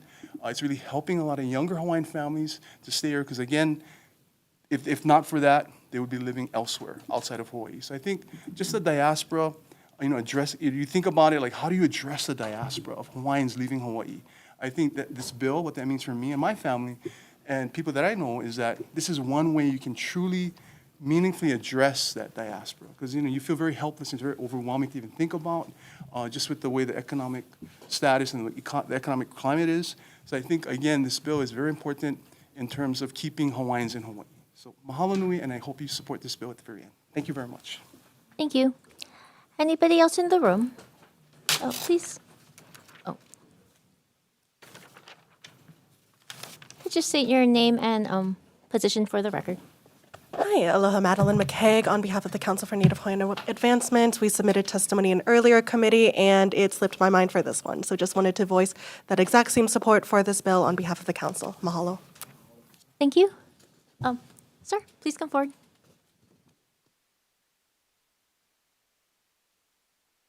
You could just state your name and position for the record. Aloha, my name is Willie Keola Robello, and I stand in full support of this bill. To come after a few brothers and the sister that came before me is an honor. And, just for a chance, myself would, I believe, as a light at the end of the tunnel, for be able to own one piece of land myself. I feel it's still a dream that I'll never achieve in my lifetime. But I do honestly, I beg for you guys to hang on, like what the brother said, no Hawaii, no Hawaiians. On top of that, think about it. You're not going to have Hawaiians. What other people truly show aloha or embody that aloha spirit and live it, not as a commodity, not as a thing to sell or to perpetuate in any other way to gain anything in return other than that same aloha or the love that we've tried to show to anyone. I personally worked in the tourism industry for most of my life, 14 years out of my life. Right out of high school, I was a diver. I dove Japanese, Korean, and Chinese tourists 14 years out of my life. I'm the only person that I know out of the area of my expertise and what I did in Kaneohe Bay. I never lost a customer. I never lost a customer. My challenge to myself was always to make, no matter who this person was, no matter how they looked at me, no matter what they understood of what they were looking at, I was going to make them smile. I don't care if it was a little old man that was upset or with kids or somebody that never even would be able to understand what aloha spirit is or where I've come from. And that never sways my mind in any way, because just like my grandmother, my great-grandmother before me, my big grandpa and grandma, aloha is a lifestyle. You live it, love it, and no matter what, it has to be perpetuated, as well as pono. But again, I stand in full support of this bill. I think it'd be a beautiful thing. I've had a lot of family members from Molokai. My family's originally from Big Island, Kaho'opis, and I hate to say it, just like the two brothers that came before me, I've known too many people that died waiting on that list. And again, I beg you guys, do the right thing. If you guys see it as an opposition, to do the right thing for the people, the land that the island that we all share, because we're all on an island. Helping a little bit to anybody else that's in that need always comes back. Always come back, one way or another. But again, I won't take up any more of your time. Mahalo for hearing me out. And again, I stand in full support of this bill. Mahalo for your time. Thank you. Anybody else in the room? Anybody on Zoom wishing to testify? Okay, members' questions? Okay, thank you. We're going to move on to the next bill, House Bill 833 HD1. Okay, we have HHFDC in support. Thank you. We have the Council for Native Hawaiian Advancement in support. Thank you. Do we have Lahaina Community Land Trust in support on Zoom? Autumn Ness. Oops. Aloha, everybody. Thank you so much for the opportunity and for bringing this bill up. I want to share some quick examples of why this is so important and a couple of details about how to ensure that this bill is actually useful in practice. My name is Autumn Ness. I'm the Executive Director of the Lahaina Community Land Trust. In Lahaina CLT's case, a large portion of our startup funding was county funds. We got $15 million of a funding package from the County of Maui, but all of it is reimbursable, meaning we have to spend the money up front and then get the money reimbursed. That means we had to spend months, literally months, piecing together an internal line of credit from private funders so that we don't have to pay market rate interest on a loan, and negotiating a below market line of credit with a bank. But that required us to find a larger partner to back our line of credit and buy the interest rate down for us, bring our interest rate down to 2%, which is really low, but it's still money that won't go toward our work. And all of that equaled missed opportunities and parcels while we were doing this. It has taken so much time and effort and energy off of our critical work in Lahaina. In general, community land trusts, the work we do is really expensive. The price per unit when you're talking about land and homes is so big that the cost of traditional capital to do even a short-term loan is really prohibitive and has a significant impact on the funding we have to do our work. So this bill is great. A couple of details, because details matter. For acquisition, if this line of credit is used to acquire land, depending on the end funding source, it may take months to get a reimbursement in funds. And for construction, the funds are normally returned to a CLT upon the sale of a home. So that can be over a year. So if you can clarify that the terms of this repayment can be like 2 years plus for some of these cases, that would really help.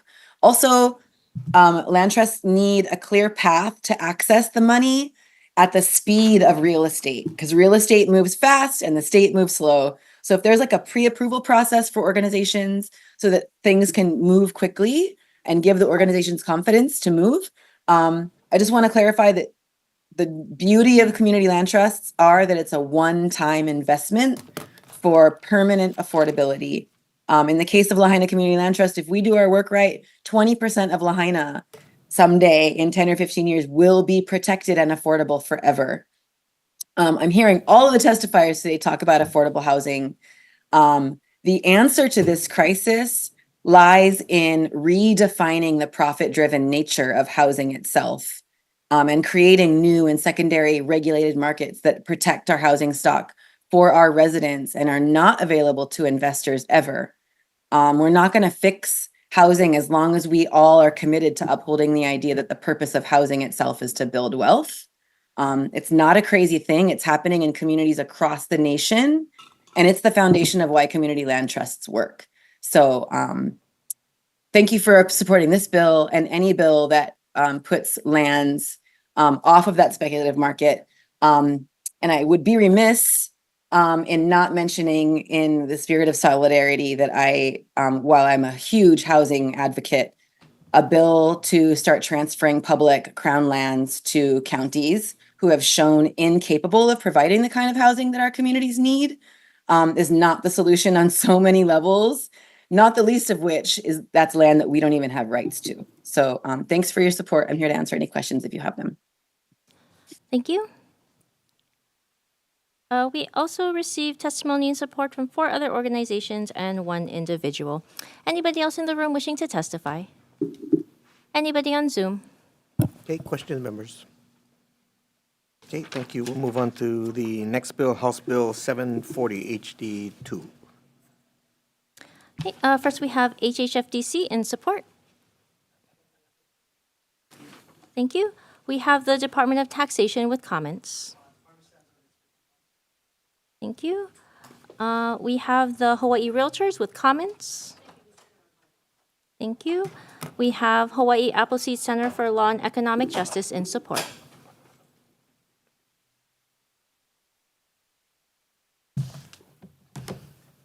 Hello, Chair, Vice Chair, committee members. Susan Lei with Hawaii Appleseed, and we are standing on our written testimony in strong support of this measure. Just again, wanted to highlight a couple of things on our testimony for the committee. Largely the fact that these deed restriction programs, especially for accessory dwelling units, creates a secondary market which shields it from outside investment, right? So these deed restricted homes that are built with this program through the ADU financing can only be rented or sold to local workforce. And that's incredibly important to really stabilize our housing market. I just want to remind people that the median income for a home here in Hawaii is double. To be able to afford it, it requires double the median income here. And that's because the housing costs are driven by outside demand and wages that our local wages aren't keeping up with. And in addition, the competition gets even fiercer. I believe in I have it, in the 2019 Housing Planning and Study that the state commissioned, it had shown that housing that non-residents purchased in the state was at a cost that was 50% higher than what locals were paying. So essentially, they're just driving up costs and outbidding our local market. So to shield our residents through a program like this, and especially with ADUs that are usually smaller in nature, require less land, can be starter homes, allow for kapuna to age in place with people surrounding the area and preventing overcrowding of large families. This is a benefit to all of our community. Thank you. Thank you. Next, we have Hawaii Community Foundation in support. Thank you. We have the Council for Native Hawaiian Advancement in support. Thank you. We have Holomua Collaborative in support.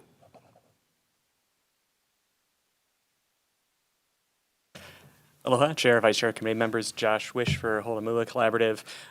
For anyone who doesn't know about our organization, our basic mission and focus is to advance public policies that help keep all local working families in Hawaii by making sure they can afford to stay. This bill is part of our 2025 policy agenda because it's innovative, voluntary, income-blind initiative that we think will help keep local working families in Hawaii for all the reasons that Susan from Appleseed just laid out. The mechanics of how the deed restrictions in this bill work are nearly identical to what's in House Bill 739, the Combined Homes Program, which you're going to hear next. The key difference between the two bills is really that for anyone who receives funding in HB 740, that funding has to be used to build an ADU, whereas for 739, it's more flexible. So I'll reserve most of the rest of my comments for 739. I'm here for any questions, and thanks so much for hearing this bill. I hope you support it. Thank you. Next, we have AARP Hawaii in support. Thank you. We have Catholic Charities Hawaii in support. Thank you. We have Housing Hawaii's Future in support.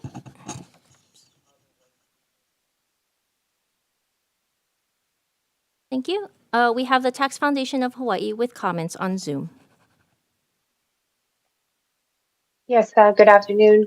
This is Jade McMillan on behalf of Tom Yamachika for the Tax Foundation of Hawaii. We will stand on our written comments, which are some technical comments with an amendment to the exemption. Thank you. Thank you. We also received testimony from the City and County of Honolulu Office of Housing in support.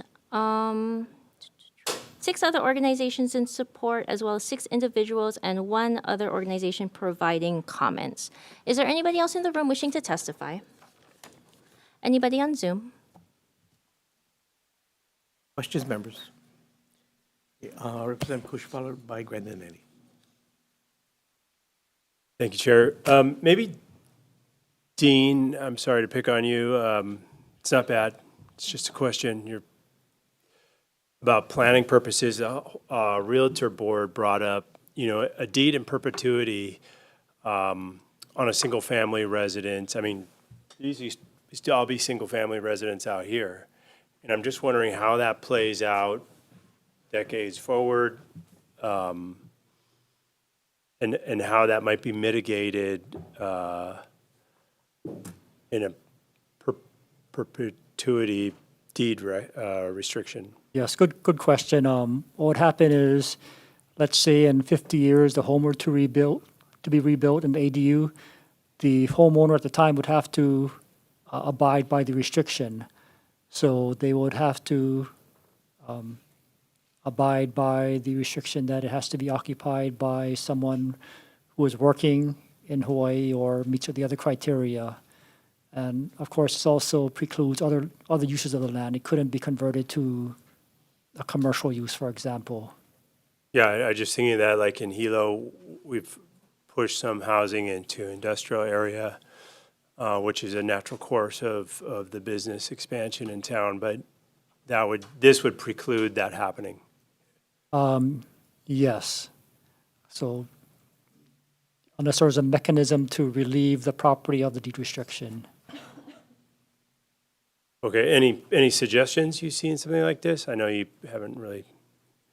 Perhaps it could be a mechanism for the county to relieve the property of the deed restriction if the county feels that it's warranted. Oh, okay, like under a rezone or something. Okay, thank you. No further questions. Okay, thank you. Representative Grandanelli. For Holomua Collective.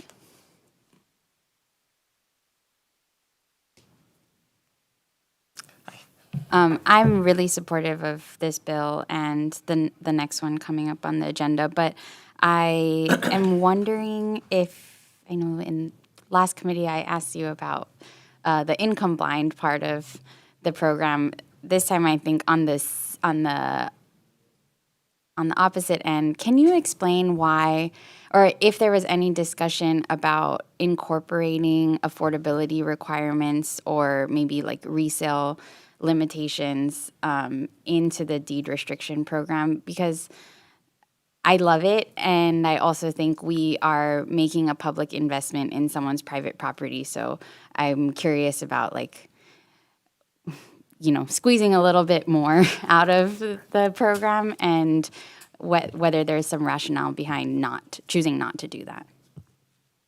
Absolutely. And thanks for telling me at the outset that you love both bills. I appreciate that. Great to hear. And let me share an answer that I think also might speak a little bit to Representative Kush, your question too.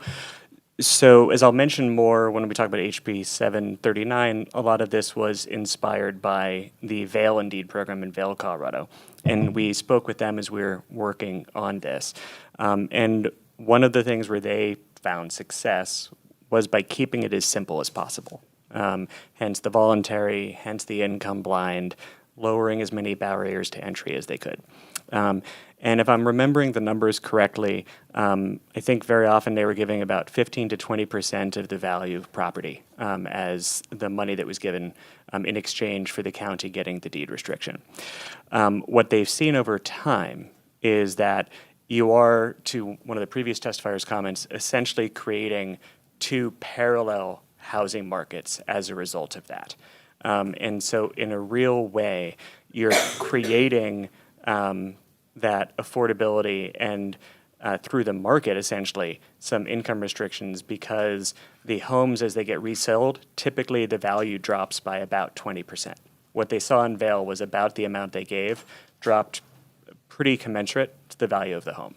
And so you ended up having over here the completely market-driven homes, and over here the ones in the deed restriction program. And if I can briefly, Representative Cush, the way that the bills are structured currently notes that the county owns the deed restriction, which means that it is an asset that they own. And there's nothing in the bills right now that actually prevents them from getting rid of it at some point in the future. So, of course, the hope is that they would hold on to it for a long time and maintain it for a very long time. But if something happened, whether it was sea level rise or some massive zoning change, under the current version of the bill, they'd already be able to address that by saying, okay, this is a critical change. We need to release or sell the deed restriction.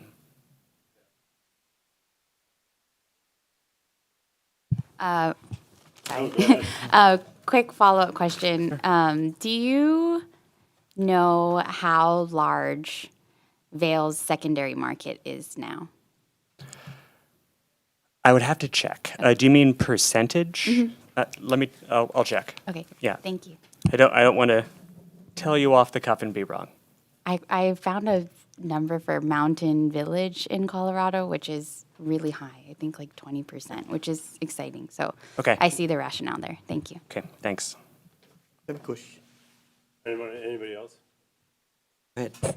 Okay, yeah, no, I just think about in legislation and not knowing the particulars of if the county can supersede a state law, but I just concerned that we have a house with an ADU and a half-acre land, and then in 20 years, multifamily would be a better use of that corner lot,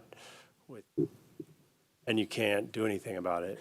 And so those are just the concerns, and I just wondered if there's triggers, and I don't know if Vail has, I don't have a big background in this. I like the idea. I just worry about unintended consequences. And If let me do this if I can, Representative. I have an initial thought of I think what is the answer to that. So let me give you my initial gut, which is then always a little dangerous, and then let me circle back with you once I love it. confirm it. But because the deed restriction runs with the land, I believe that even if you then convert the single-family home into like a multifamily lot later, the deed restriction would still be in place. I don't think the deed restriction would suddenly be voided as a result. I think the only way it would be was if this county, which owns the deed restriction, chose to dispose of it in some way. Got it. Thank you so much. Appreciate it. Okay, thank you, Vice Chair. For HHFDC, please.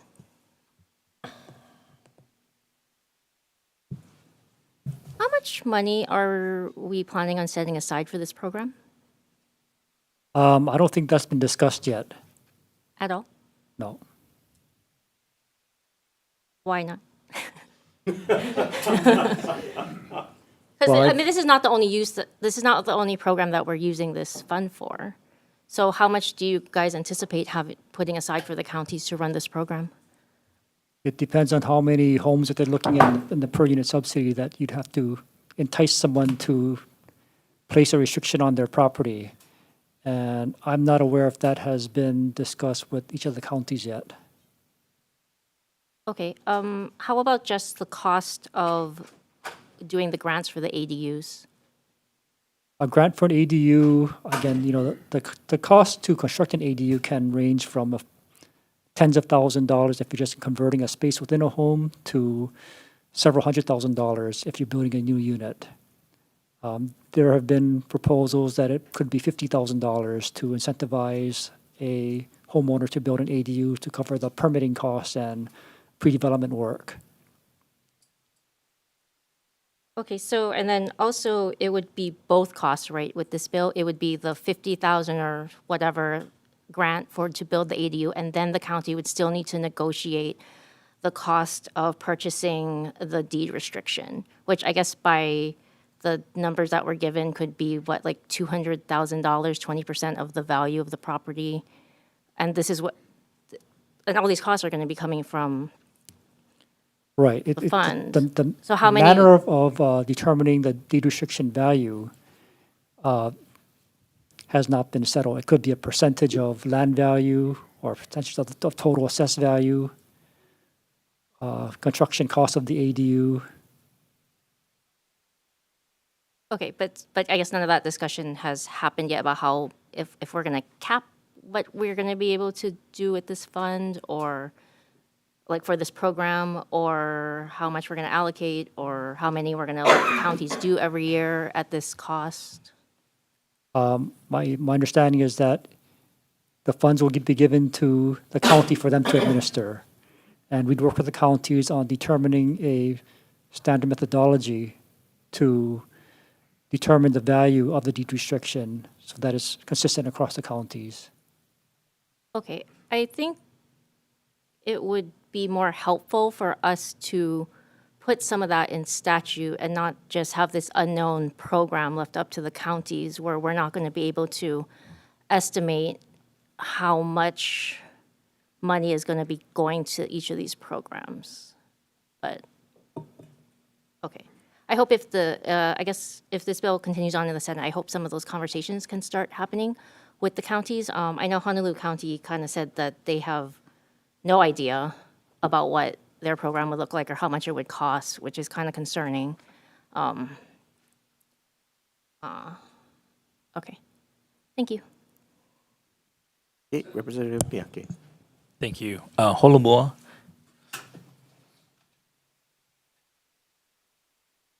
Great to see you, Josh. Good to see you, Rep. Miyake. Vice Chair had a great question. And since you've been doing the study with Vail, is it like on a case by case, like the sale,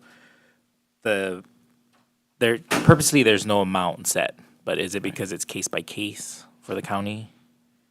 Yes, so if I can, you're 100% right. Vail has done it on a case by case where the county negotiates with the home buyer or the homeowner. They have strongly recommended that they do think that's the best way to go because there's a large variety of options and they don't agree to everything. And since the program has been in place in Vail for a few years, we do have some averages. So if that might be helpful to address some of the concerns. Since they've started a program, the average deed restriction that they have paid for has been about $70,000 per deed restriction. That's about what it's come to. And the information we have is and I think Appleseed even mentions this in their written testimony on the next bill, was that I think around 150 or so deed restrictions were purchased for like $10.5 million as a result. And so, for example, if you wanted to say something like, we want to be able to start with doing 50 deed restrictions, that'd probably be about $3.5 million. And the longer those homes stay in the program, the more efficient that becomes over time. Okay, no, that's helpful. Thank you, Josh. Thank you, Chair. Thank you. Okay, Vice Chair, okay, Representative Loy followed by Vice Chair.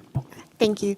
Josh, since you're you got homework, can you check with Vail and others on the sizes of the ADU? Because we know building a 900 square foot accessory dwelling unit compared to a 1,500 square foot accessory dwelling unit is very different in cost. And so I would be really curious about the size of the accessory dwelling unit and how that is comparable as to the percentages for the program.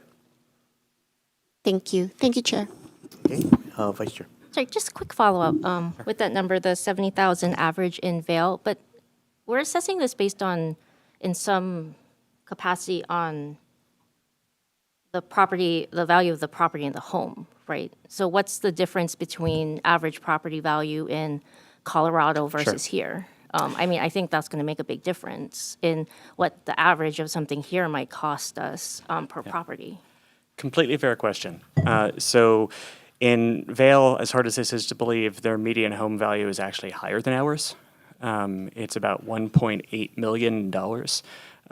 The information that I've got from Vail, and I'll go back and double check this, is that I think when they started the program, most of the acquisitions were for properties that actually ranged in like the $400,000 to $600,000 area. And that's why they were buying deed restrictions that I think have averaged out to closer to $70,000, which also gets to Rep. Grantinetti's question a little bit of it focusing on folks more in kind of middle income areas is because the county got to choose with whom to negotiate. They were choosing to negotiate more with more middle income homes. Okay, no, thank you for that additional information. I still would feel more comfortable knowing exactly what the process was to negotiate the cost ahead of just letting the counties come up with a random number that we're not even able to plan on funding. I'll follow up with Vail and also see if I can find some others to get some more details for you on that, Vice Chair. Thank you. Okay, thank you very much. Members, further questions? Yeah, I have a question. Okay. Well, not, Representative I guess a question, because I'm sorry I was away, but this is kind of ringing a bell in my head because it was a request that came from, I believe, my district, which is large properties that older people wanted to have some kind of a grant program so they could build a unit on that property for housing for healthcare workers, for teachers, for firefighters, police officers. I think that's where this started. And so I'm, just to give a little bit heads up on this, but that would be what this does, right? The next bill actually might have more flexibility to do what you're talking about, Representative. Okay, thank you. Thank you. Further questions, members? Okay, I'll take a stab at it. Okay, so I've been to Vail, and Vail is very different from us. It's a ski resort, right? So it's very seasonal. During the summer months, there's the part of their problem is they need workers during the winter, so they need spaces, they need all this kind of different things, and I can see why they would need the ADUs for that uptick, but it's very different from us, right? So, but in our case, so I'm thinking to Representative Kush earlier question about how does it play out long term, right? So, when you put a deed restriction on it, and I guess it's partly my question has to do with the next bill also. Okay. Okay. When you put a deed restriction on there, the assumption is that you're kind of holding value at a certain point. Okay. So my assumption to that would be that then it would affect your property tax rate or what you pay because valuation would be held down, right? So what you're paying would be lower than a market home. So at some point, it could affect the county revenue going forward. And the reason why I bring this up is because I'm thinking, are we creating a long-term Proposition 13 California problem? Where, basically you held valuation down and now somebody's property taxes are much lower. And so in California's case, many times they stayed on that property even though they could afford a much larger home because it just made financial sense. And then you create market distortion. Have you given any thought to that? A couple of thoughts, and if it's okay, I'd also love to take a look and get back to you as hopefully this proceeds. So Vail did not indicate to us when we'd spoken with their folks that they had any problems with long-term reductions. I would assume, how many years have they had it? It's been about, I think, 7 years now. I think they started around 2018. So Proposition 13, right, is the problems came out, 20 years later, right? Entirely possible, yeah. First, I'd love to go back and do a little bit more research and see if we could even try to run some numbers and see what it might look like over the long term. So again, I'm always careful of not wanting to just mouth off and be wrong. So I'd love to get some numbers and come back to you. The initial thought I have of why I don't think it would be some long-term catastrophic effort is that, one, where they have seen the value of the property go down, it hasn't plummeted. It's gone down about 20%. And it's not like the bottom fell out. So it reduced a certain amount. And with the, and I know, Chair, that you've been taking a look at how we deal with property taxes and how much they should be and how they're used, but with the way they currently are, at the rates they are, we're already not paying a ton for that compared to some other jurisdictions. So I don't know how much that drop would necessarily create a huge hole for the counties. And the other piece that I think is important is that you're also giving the folks who then get into these homes the ability to contribute more to the economy because they're able to afford homes that they wouldn't otherwise have, which they're then putting back into the economy. Last thing I'll mention, and this does get into the next bill, is it's a little bit hard for me to say exactly just how the ADU portion would work because the next bill, HB 739, is actually the one that's much more closely modeled on what happened in Vail than this one is. Okay. So, and that brings me to the second part question that I have, right? So a part of the bill we passed last year to allow the counties to move on ADUs. And my general problem with those kind of policies are that we are increasing density without a master plan, right? Without adequate infrastructure. We had a bill the other day, without adequate EMS services. All those kind of things when you create these other things without a good master plan of how that's going to roll out, it creates problems in the long run. Have you given that some thought? So two thoughts. One, and I'm sorry because I probably sound like a broken record when I say the next bill, but the next bill has ADUs as a component, but it's not the entirety of the bill. For this one, I think the main thing I could mention is I know with the bill from last year that you're talking about, SB 3202, and full disclosure, Holomua worked on it and supported it as well, not trying to hide the ball. One thing that we did try to also note to folks was even anyone who wanted to use that program, there were still requirements such as adequate infrastructure, including water, power, sewer. And so even if someone wanted to avail themselves of what's now Act 39, if it... Well, for the state, it's also schools, social services, healthcare, right? All those kind of things that on the back end is our expense when you increase density without a master plan. Sure. Right? So that's my concern. I understand that.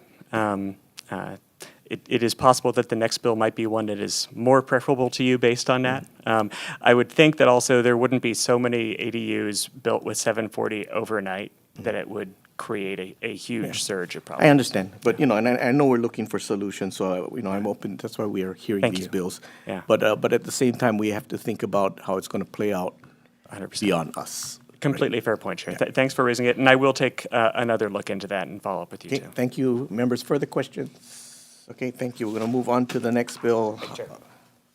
Which bill are we on now? Deed restriction. House Bill 739 HD2. Okay, first we have HHFDC in support. Thank you.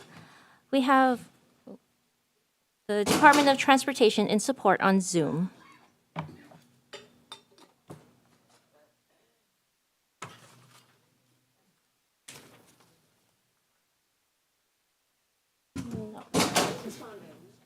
Oh, Department of Transportation?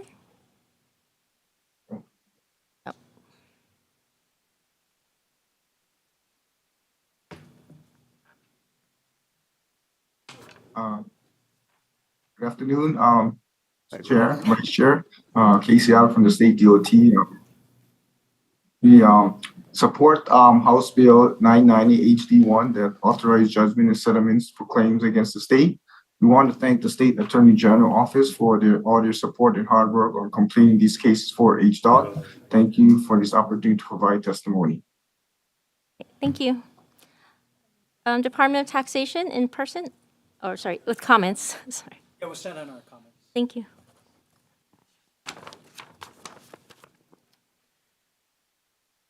We have AARP Hawaii in support. Thank you. Hawaii Realtors with comments. Thank you. Hawaii Appleseed Center for Law and Economic Justice in support.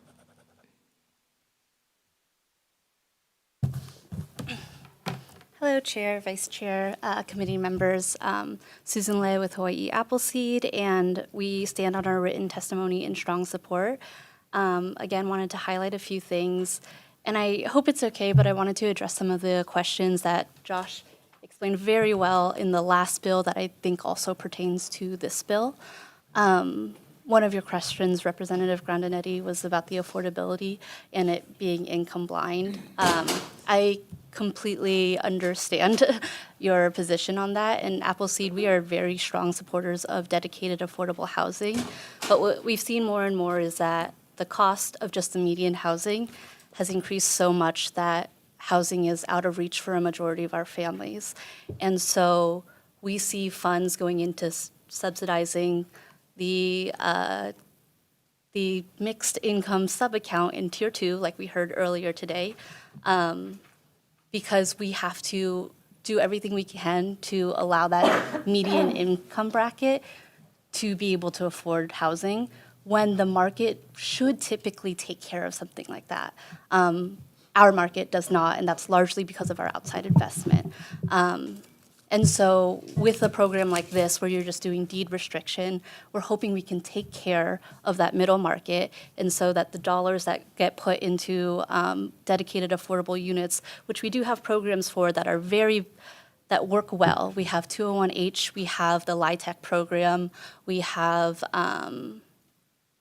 the Rental Housing Revolving Fund. All of those programs can be used to create dedicated affordable housing, but we just have so many priorities right now to fix housing that this is what I can see working in the long term of just covering that median income so our subsidized dollars can go further for lower income tiers. And then as for Vice Chair, your questions on kind of like this blind cost item for the state and county, I think that's completely fair. What we've seen and what Josh has also stated is that the reason it works so well in Vail is because they're able to really adjust their priorities based on that housing, that area of our housing, and how important they're thinking that deed restriction might be for the community in the future. So if we're looking at subsidizing providing these grants to receive the deed restriction in exchange, we can look at areas that need more increased density and award more dollars in that area to increase ADU production. Or in the opposite vein of that, we have communities that have very, very limited infrastructure with no capacity to build and grow. And so you would offer more dollars for these deed restrictions in that area because you know the housing stock there is permanently limited. It will not be able to grow. And so these dollars can, they're funded through HHFDC. This can be made with a scoring and prioritization plan between the state and the county to kind of develop some sort of master plan where you can prioritize where you will need deed restrictions, knowing what might be in the case in the future. But that is generally why it's kind of a blanket now, because this can be determined between the state and county in a lot of ways, and by determining how valuable that property is in the future, which really does vary. In this program, all eligible homeowners are eligible, right? But it does not mean they're awarded. It is, dependent on the county to determine how valuable that property is to hold. And that's going to really largely based on the needs of the community. So I think that flexibility is important, at least for now, just to understand how we can get this program going. Thank you, and I'm available for any questions. Thank you. We have Hawaii Community Foundation in support.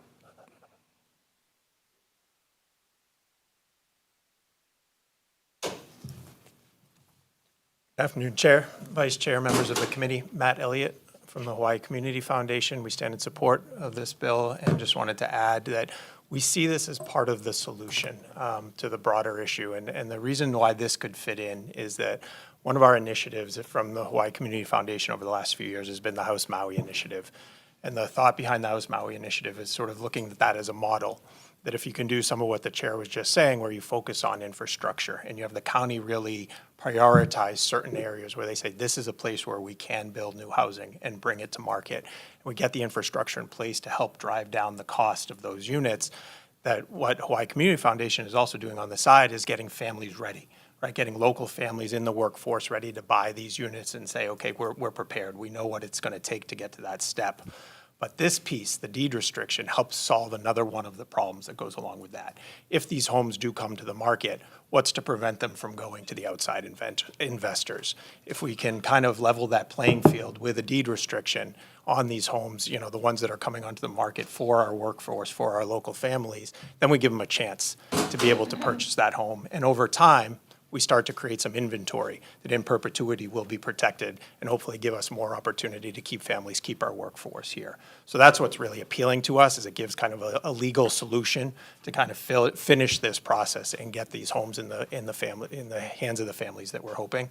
And then the other specific thing about this bill that appeals to us is the breadth of how the funds could be used. So the funds could be used for that first down payment, which is really critical to get that family into the home.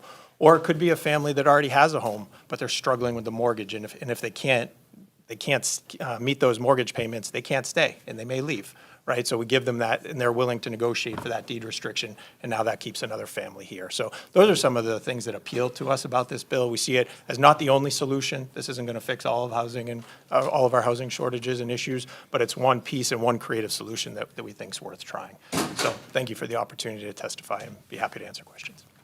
Thank you. We have the Council for Native Hawaiian Advancement in support. Thank you. We have Holomua Collaborative in support.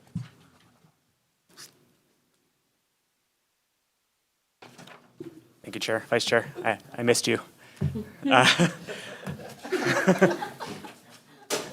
Thank you for laughing this late in the afternoon. One thing I didn't mention before, I'd just like to also mention for framing purposes, because this is also one of the reasons why we're doing this, is our related organization, Holomua Collective, released a cost of living survey late last year. And for anyone here who's watching who hasn't seen it, one of the things we asked folks, and this was a survey of 1,500 locally employed residents, so exactly the kind of people who would stand to benefit from this, was, do you think you're going to need to move to a less expensive state? And almost 70% of the people who responded said either yes or I'm unsure. Almost half of those said they're going to have to move within the next 5 years. And almost 2/3 of those respondents said it was because of the cost of housing. And so nothing that anyone here doesn't know, but I think one other thing that was interesting about that survey was because we were asking people who were employed by a number of local organizations, we had a feeling it might be a good complement to the ALICE survey. And it turns out that we think it was. About 64% of the respondents in that survey make $100,000 a year or more in a median household size of 3. So think 2 public school teachers with a kid. And so again, exactly the kind of people that we're focusing on here. And one of the things that we like to do at Holomua is to do things that are evidence-based, which is why we've looked at places like Vail that have done this. And it's also now beyond Vail. There are now about 26 jurisdictions or so that have done some version of this. Other places in Colorado, as well as Massachusetts, as well as I think Charlottesville, Virginia, and I think some locations in New York. So it's branching out into other places that are doing some version of this. Thanks to Matt Elliott from Hawaii Community Foundation, he's covered a good amount of this already. But one of the things that has made the program so successful has been the flexibility. That again, it's often been used by a home buyer who needs the down payment and can't otherwise get into the home, has also been used by homeowners. Also, I think a number of your districts probably have places that are having to do cesspool conversions. There's no saying they couldn't use the funding from this to do something like a cesspool conversion. And then whatever they use it for, what you do have is in perpetuity, that home is now going to stay in local hands, whether it's for an owner or a renter. So it does immediate good for the person who is participating in the program initially, and it does permanent good for everybody else in the state afterwards who can benefit from it. Last two things I'll say is, and as a few people have mentioned, this is not the one be-all solution. Chair, I completely agree with you. We're just looking at good solutions. We think this is one of them, and we think that this can help stabilize some of the local housing supply as we're trying to do some other things as well. And then just the last thing I'll note, we do have in our testimony one suggested amendment. There were a number of amendments that we are working on with the Judiciary and Hawaiian Affairs Committee. I spoke with Rep. Tarnas yesterday. At their last committee, they had meant to adopt all the amendments we had suggested, and they think this one just got missed. Rep. Tarnas said, please double check with him, but he would grant prior concurrence. This amendment actually, maybe ironically, is an ADU component. So this amendment would just specify that if someone does use the funds from this to build an ADU, then the ADU itself is also deed restricted, and that relatives of the primary homeowner could also live in the ADU without violating the program. With that, thank you so much for considering this. I hope you'll support it, and I'll be around for any questions. Thank you. Next, we have Housing Hawaii's Future in support. Thank you. We have Tax Foundation of Hawaii with comments on Zoom. Good afternoon, Chair and members of the committee. This is Jade McMillan on behalf of the Tax Foundation. We've submitted some comments on the measure. These are technical comments where we suggest an amendment to the exemption. Thank you. Thank you. We have testimony on Zoom from Sam Dorios in support. Hi, you have my written testimony. I don't know what else to add. This is a no-brainer. I think everyone in this room and everyone on the council knows that, hey, something needs to be done about housing. It is really, really bad. It is a huge drain on people's energy and time, and they can't focus because they're so worried about bills, and it's always on top of mind of everything. I work for something called the Hawaii Leadership Forum. We do systems mapping here. I do systems mapping here where we map out different various social problems in Hawaii. I've been doing this for 9 years, and housing's always on there. If we're doing education, if we're doing health, people's housing affects their health and their well-being. It affects education. People living in multi-generational homes, the kids don't have the ability to study well because everyone's in the house, or the parents don't have time to help the kids study. It affects everything in Hawaii.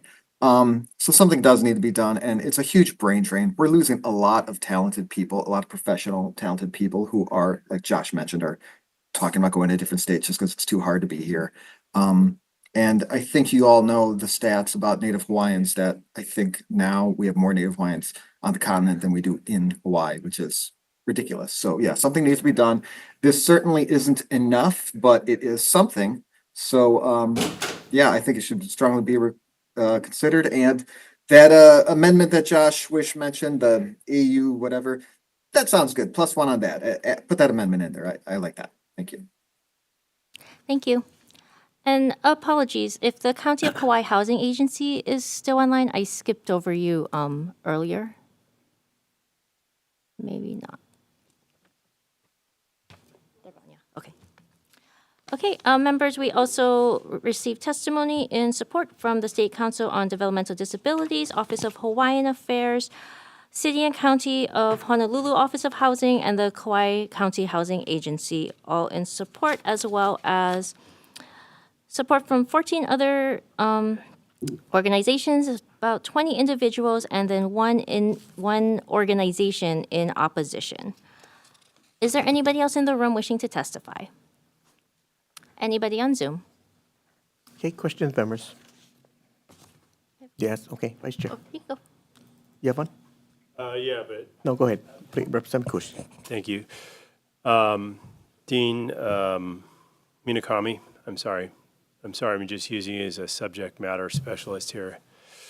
Do you know how much is in the DERF or dwelling, or the, revolving fund? And that gets replenished as payments are made back into it? There is a available cash balance of about $90 million right now. 90. Yeah.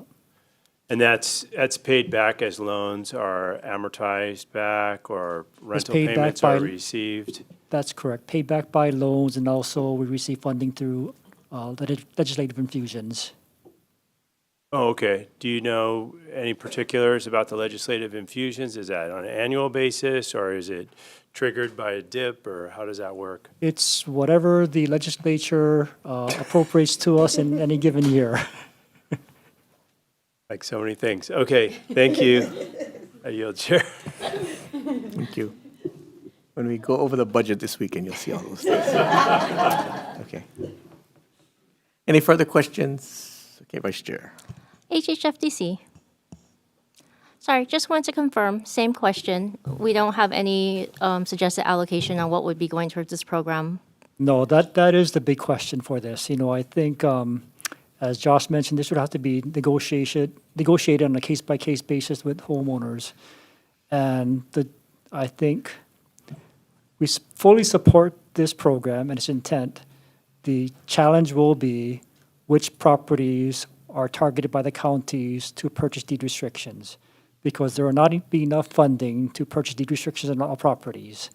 So, of course, the best use of funds would be to target those properties which are in jeopardy of converting to, for example, second homes, where you'd want to prioritize those properties so that they stay in the local market instead of being sold the secondary home market. So that, for example, might include properties on Oahu, say in certain neighborhoods which are more desirable for second homeowners rather than those which tend just to be, owned by residents. But that will be the struggle to determine the appropriate amount to be paid for the deed restriction. Okay, thank you. And follow up? For Honolulu Collaborative, sorry. Sorry, in the testimony from Kauai County, they're indicating that they're already starting this program. So this is just, the counties could already do this. We're just doing the mechanism of funding for them. There's nothing that would prevent the counties from doing it. I think the advantage of having the state involvement here is both funding and also some basic standards and expectations that would then cut across all of the counties. And the bill does also state that even as passed, the counties would still be able to put in certain rules to guide how they're doing things. Okay, because it can already doing it, and again, I think I have this, still the same concern that we don't know what their programs are going to be looking like, and we're just kind of writing them a blank check to do whatever. And we don't know what they're going to do or how they're going to set up their program. We're not going to have any say in how they're coming up with these amounts that we're going to have to pay for. And it doesn't seem like Kauai County seems on board, but Honolulu County doesn't seem like they want to do it based on their testimony. Can I back up and answer, if I can, from the way I'm reading your comment? Two things, if I might. One is the way the bill is structured is that HHFDC actually provides the money to the counties. The counties apply for it, but HHFDC provides it. So there is still that initial check right there.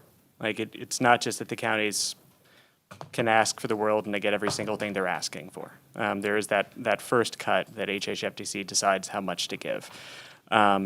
And we would be very happy to continue conversations with HHFDC as this proceeds to see, for instance, if the legislature preliminarily wanted to put in some kind of an amount of you can't give more than this to start the program. I would certainly understand that. And with Honolulu, we had met with the managing director's office previously, and our understanding was that they actually did seem interested in the program. I know that they have supported with intent. My understanding, and of course I defer to the managing director, but my understanding is that they primarily want to make sure that they do get some funding to help administrate the program, which is similar to what Kauai County had asked for in their testimony. From the DERF. Right. Yeah, that if they would have some kind of an admin fee associated to help them run it. So I would, of course, defer to them. I do not deign to speak for the county, but that's my general understanding. Okay, and sorry, one more question. And sorry, I forgot to ask this earlier. I did have a question about who can, I guess not the residency requirements, but the work requirements tied to this once they they enter the deed restriction. So basically, it's just anyone who works or had worked in the state for 30 hours or more. So someone could move here for a couple weeks, get a job, work 30 hours, and then be able to qualify for this? So the way it would have to work is that you do have to work for a qualified local employer that is defined in the bill. And it typically includes, among other things, presence in the state. And so, for example, what this really kind of explicitly excludes is someone who is working for Apple or Google remotely and then taking part in the program. It has to be for some place that has a physical presence in Hawaii. As for the residency piece, it is also limited to Hawaii residents. It is possible that someone could move here, declare residency, participate, but they'd have to, the moment they participate, there still has to be someone who fulfills the obligations of the program living in that home. So for instance, if they moved here and then left, they wouldn't be able to qualify. If they moved here and then got a remote job, they wouldn't qualify. They'd still have to abide by the restrictions of the program. Does that answer your question, Vice Chair? Please tell me if I got it wrong. I'll try it again.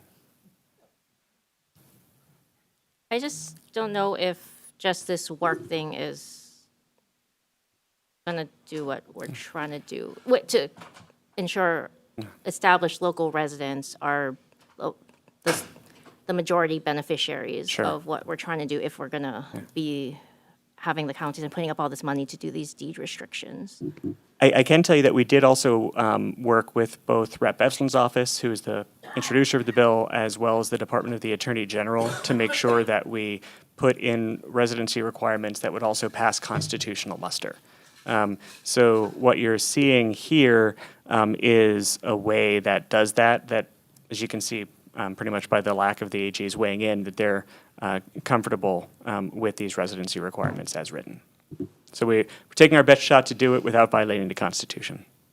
I understand that. I just think it's maybe too broad now to do the targeted either rental or living situation that the program's trying to do. But And I was just going to ask, if you wanted to specify one more time, like what the kind of scenario concern you have is. 'cause I don't see that it says that they have to have lived in the state for any amount of time, just that they have this work requirement of that they've worked for a business established in the state or previously are retired from a business or are involuntarily unemployed or with a disability. And also if you're involuntarily unemployed, I'm not sure for how long you can be. Am I not reading it correctly? No, it's okay. So the durational part that's not in there, that was because of AG concerns about constitutionality. The original version of the bill did have some durational residency requirements, and we were basically informed that that's going to be a constitutional concern. So the way it works for the... I understand the constitutionality, but now I'm saying I think it's too broad, where I don't think we're actually going to be able to successfully target the people that we're targeting because of the Constitution. I mean, I know it's a circle, but I'm just saying, I don't know if we're going to put up all this money. I'd like to know also for sure that it's going to work how we want it to work. 100%. I would expect that, as with any program, there might be some people who try to game the system, but this is also where the counties do get to choose who they negotiate with, so they can also see, is this someone who's lived here for a while and been working with them. Okay, thank you. Thank you. Okay, thank you. Further question? Okay, thank you. Moving on to House Bill 1298 HD2. Okay, HHFDC in support. Okay, Hawaii Government Employees Association in support. Thank you. And Tax Foundation of Hawaii with comments on Zoom. Yes, good afternoon. This is Jade McMillan on behalf of the Tax Foundation of Hawaii. Our comments are directed towards the proposed HD3, and in general, we do not agree with the establishment of a new revolving fund. Thank you. Thank you.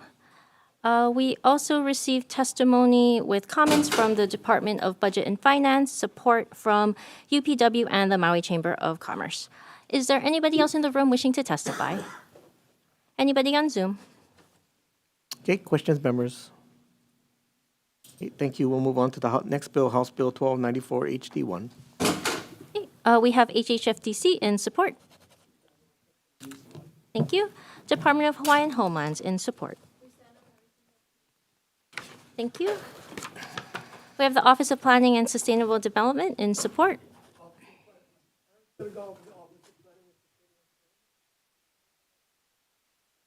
Thank you. Agribusiness Development Corporation in support.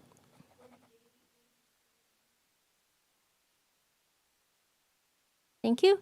We also have Hawaii Farm Bureau in support. Hawaii Farm Bureau was down on its written testimony in support. Thank you. We also received testimony and support from the State of Hawaii Land Use Commission, Purple Maya Foundation, and Hawaii Farmers Union, as well as 2 individuals. Is there anybody else in the room wishing to testify? Anybody on Zoom? Okay, question, members?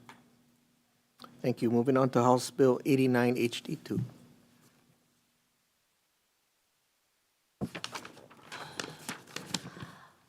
Do we have the Hawaii State Teachers Association in support on Zoom? Not present. And HGA with comments. Thank you. Oops. We also received comments from the Department of Education and the Hawaii State Public Charter School Commission, as well as testimony in support from OHA, Hawaii Children Action Network Speaks, and the Democratic Party of Hawaii Education Caucus, as well as 1 individual. Is there anybody else in the room wishing to testify? Anybody on Zoom? Okay, question, members? Okay, thank you. Moving on to the next bill, House Bill 1467 HD2. Okay, first, we have the Hawaii Green Infrastructure Authority in support. Thank you. And Hawaii Climate Advisory Team in support. Thank you. HHFDC in support. Yes, HHST supports this measure. Just want to note that it directs DBED to implement this program, and we've been told there might be HHFDC in particular implementing this program. So just wanted to note that we might have to develop local standards to implement this program. The bill references the Insurance Institute for Business and Home Safety Fortified Standard. We're not aware of this program being used in Hawaii, so might be required that we establish a similar program that meets Hawaii standards and Hawaii contractors can implement. We also note that the fortified standard referenced in the bill is primarily for wind and hail damage. And the bill references, disaster resilience for a broader range of disasters. So a standard that meets those resilience standards would have to be developed locally. So this would take some time to implement, and which is why we're asking for 1 position for this program. Thank you. We have the Hawaii Realtors in support. Thank you. We also have Hawaii Executive Collaborative in support. Good afternoon, committee members, chair, vice chair. I know it's lunchtime, so I'll be brief.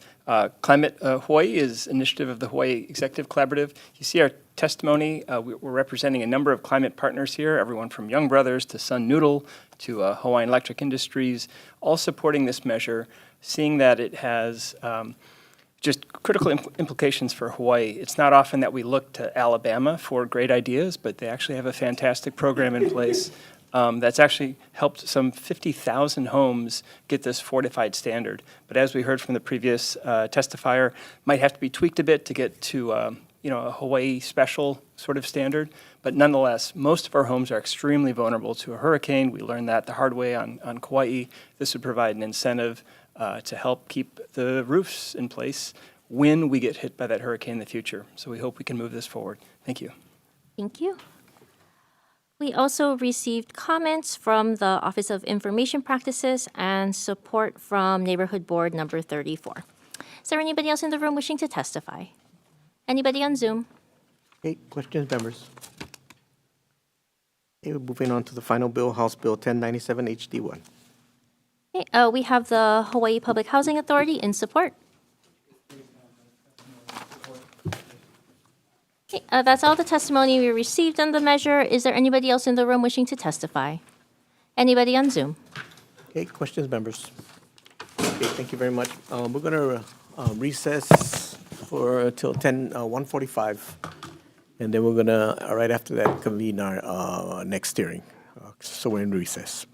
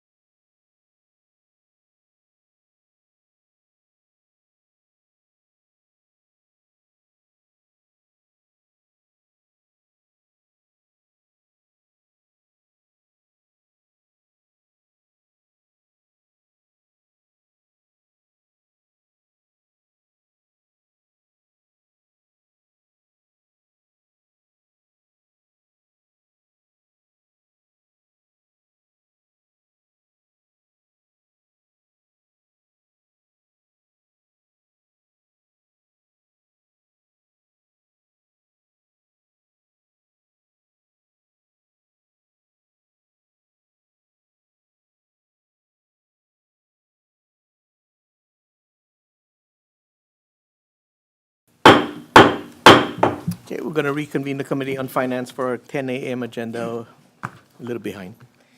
Okay, first up is House Bill 830 HD1. Recommendation is to pass with the proposed amendments and some technical amendments. And we have prior concurrence from the housing committees, but since the vice chair is here, I'll have him read off what the amendments are. Thank you, Chair. Yes, we do have concurrence from Housing Chair Evslin. The proposed amendments for HB 830 is to adopt the department shall adopt rules in accordance with Chapter 91 to implement this section no later than 1 year from the effective date of this act.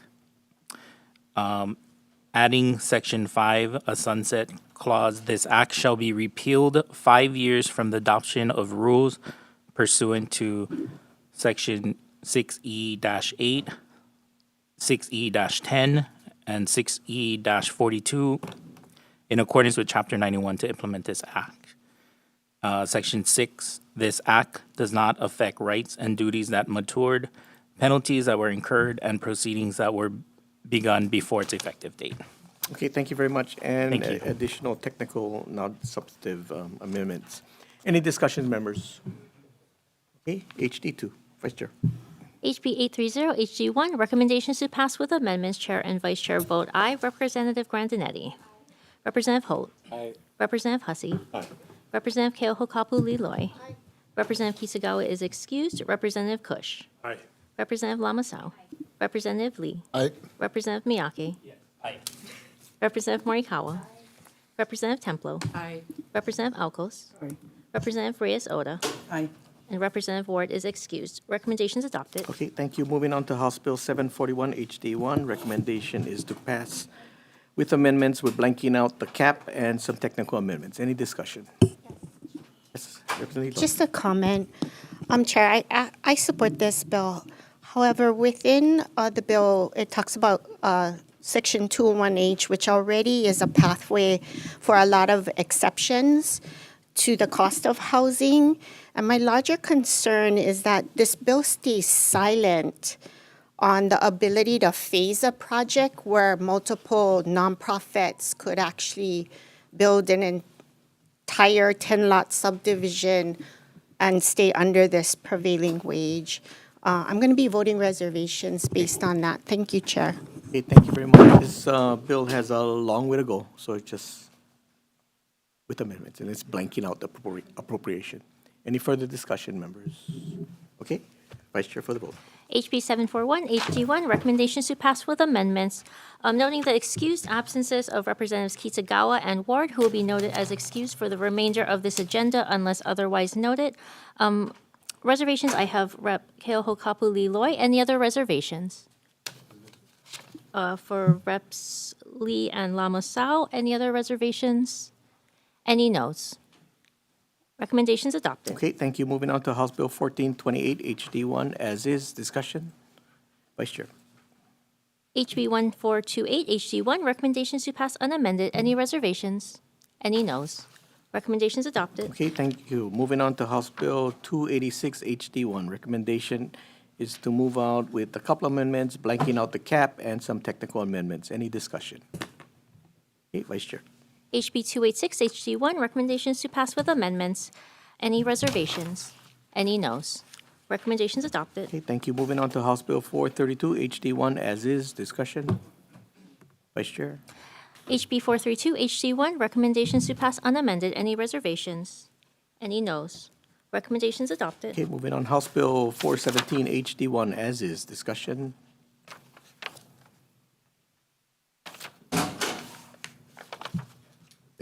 Okay, as is. Discussion. Okay, Vice Chair for the vote. HB 417 HD1, recommendations to pass unamended. Any reservations? Any noes? Recommendations adopted. Okay, moving on to House Bill 1318 HD2. Members, I'm going to recommend we defer this measure. Thank you. We're going to move on to the next bill, House Bill 1410 HD2, as is. Discussion? Okay, Vice Chair. HB 1410 HD2, recommendation. Oh, Sorry. Yeah, you have comments. Thank you. For 1410, right? Yes, please. Proceed. For 1410, I support the efforts to address the housing crisis and modernize the conveyance tax structure. Although the proposed change addresses some concerns related to local families buying or selling a home, this significant increase in conveyance tax rates could have a negative impact on the state's economy. Please consider me with reservations. Okay, thank you. Any further discussion? Okay, Vice Chair. HB 1410, HD2, recommendations to pass unamended, noting the reservations of Rep. Reyes Oda. Any other reservations? Any noes? No vote for Rep. Alcos. Any other noes? Recommendations adopted. Thank you. Moving on to House Bill 1409, HD1, as is. Discussion? Okay, Vice Chair. Voting on HB 1409, HD1, recommendation is to pass unamended. Any reservations? Any noes? Recommendations adopted. Okay. Thank you. Okay, moving on to House Bill 1009, HD1, as is. Discussion? Okay, Vice Chair. Voting on HB 1009, HD1, recommendations to pass unamended. Any reservations? Any noes? Recommendations adopted. Okay, moving on to House Bill 1408, HD1, as is. Discussion? Vice Chair. HB 1408, HD1, recommendations to pass unamended. Any reservations? Any noes? Recommendations adopted. Okay, thank you. Moving on to House Bill 606, HD1, as is. Discussion? Okay, Representative Holt. Thank you. I just want to thank the chair and the other previous chairs for moving this measure along. I think it's really important that we get some funding for the Department of Hawaiian Homelands to construct some new homes. There was an absence of any funding for new construction in the governor's budget, so I hope that we can find a way to ensure that the department can continue upon all the good work that they've been doing over the past 3 years to aggressively eliminate the wait list. So thank you very much. Okay, thank you. Any further discussion? Okay, Vice Chair. HB 606, HD1, recommendations to pass unamended. Any reservations? Any noes? Recommendations adopted. Okay, thank you. Moving on to House Bill 833, HD1, as is. Discussion? Vice Chair. HB 833, HD1, recommendations to pass unamended. Any reservations? Any noes? Recommendations adopted. Okay, thank you. Moving on, House Bill 740, HD2, as is. Discussion? Vice Chair. Going on HB 740, HD2, recommendations to pass unamended. Any reservations? Any noes? Any noes? Recommendations adopted. Okay, thank you. Moving on to House Bill 739, HD2, as is. Discussion? Okay, Representative Grandinetti. I'm going to vote in support of this measure, but I just wanted to say I really appreciated the concerns that Vice Chair brought up, and I hope as the bill moves forward, we can maybe have more conversation with the counties about how to strengthen the residency requirements in ways that will pass constitutional muster.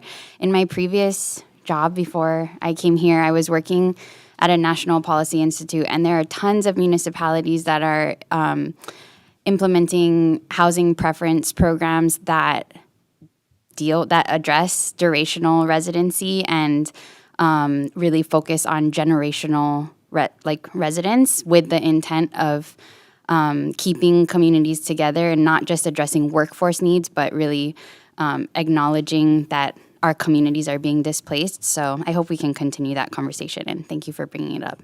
Okay, thank you. Further discussion, members?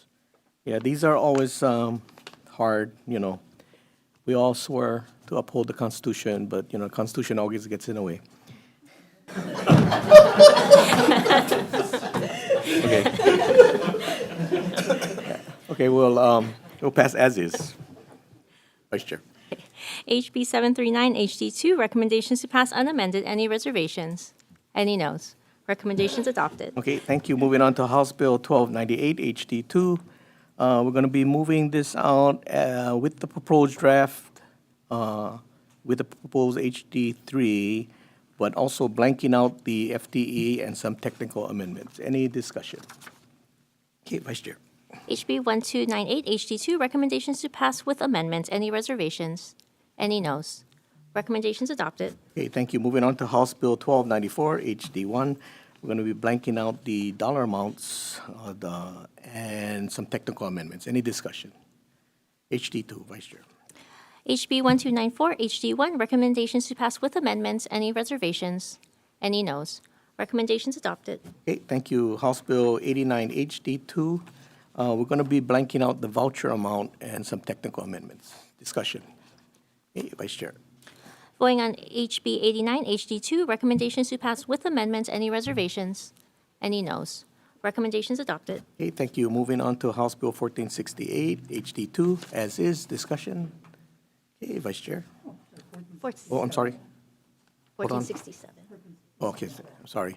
We're voting on House Bill 1467 HD2, as is. Discussion. Vice Chair. Voting on HB 1467 HD2, recommendations to pass unamended. Any reservations? Any noes? Recommendations adopted. Okay, thank you. Moving on to the final bill, House Bill 1097 HD1, as is. Discussion. Okay, Vice Chair. HB 1097 HD1, recommendations to pass unamended. Any reservations? Any noes? Recommendations adopted. Okay, thank you. We're going to adjourn this committee and move on to the next one. We are adjourned. We're adjourned.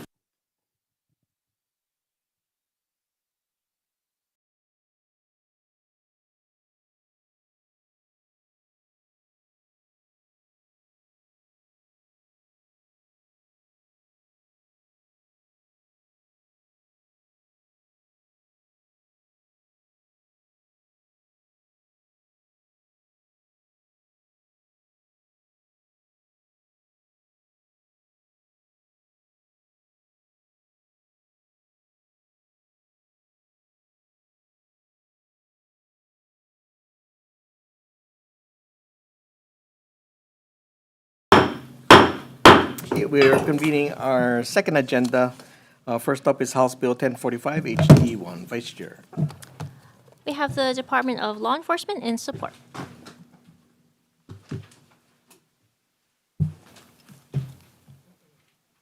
Chair Yamashita, Vice Chair, and the members of the committee. My name is Russell Fong from the Department of Law Enforcement. I'm the ASO. We stand strongly in support of this bill, 1045. And this bill is actually just an emergency appropriation for the fiscal year 25. And this is for the shortfall of salary and fringe benefits, and majority of it is actually the fringe benefits. And if you have any questions, I'm here to answer any questions. Thank you. Thank you. We also have testimony in support from the Department of Budget and Finance, Department of Accounting and General Services, and the Judiciary. Anybody else in the room wishing to testify? Anybody on Zoom? Okay, questions, members? Thank you. Moving on to the next bill, House Bill 871 HD1. We have the Department of Hawaiian Homeland in support. Thank you. That's all the written testimony we've received. Anybody else in the room wishing to testify? Anybody on Zoom? Okay, thank you. Questions, members? Direct loans. Okay, moving on to the next bill, House Bill 1174 HD1. We have the Tax Foundation of Hawaii with comments on Zoom. Yes, good afternoon, Chair and members of the committee. This is Jade McMillan on behalf of the Tax Foundation of Hawaii. We've submitted some comments on the measure. We'll stand on our written comments. Thank you. Thank you. We also received testimony from one individual in support. That's all the written testimony. Anybody else in the room wishing to testify? Anybody on Zoom? Any questions? Okay, thank you. Moving on to the next bill, House Bill 472 HD1. First up, we have the Department of Transportation with comments on Zoom.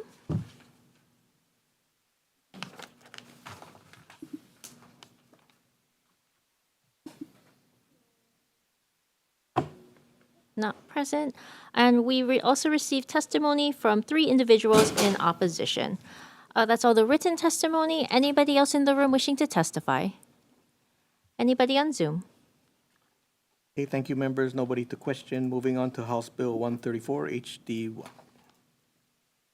First up, we have the Office of Elections in support. Thank you. We also received testimony from 1 person in support and 1 person in opposition. That's all the written testimony. Anybody else in the room wishing to testify? Anybody on Zoom? Okay, questions, members? Okay, thank you. Moving on to the next bill, House Bill 370 HD1.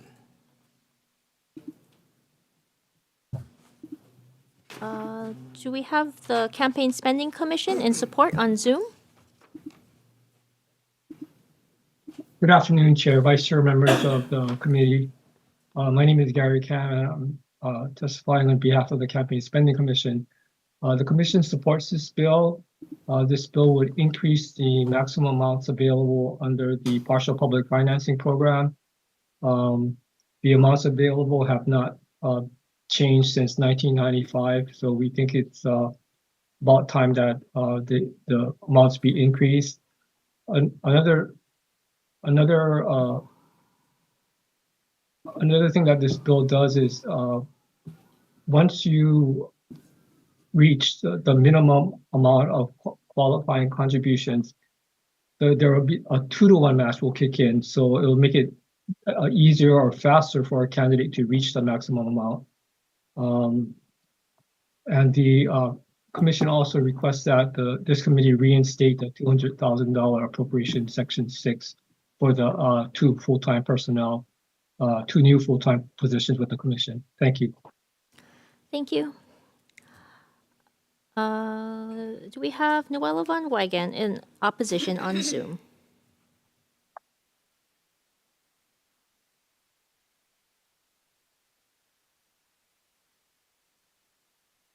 Not present. Do we have Brent Klubless in opposition on Zoom? Yes, thank you. I was just curious, are we skipping over 134, or are you going to come back to that? Anyways, I oppose HB 370. As a taxpayer, I don't want my tax dollars going to a candidate I don't support.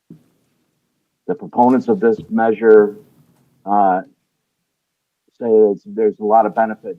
Unfortunately, there's extremely limited evidence to increase public financing leads to significant improvements in electoral outcomes or reduces the influence of special interests. We already have a partial financing, and less than 1% of the 141 candidates in the 2024 election opted in for partial public financing. The funds appropriated for this program could be better utilized for pressing public needs such as education, healthcare, and infrastructure. Mahalo. Thank you.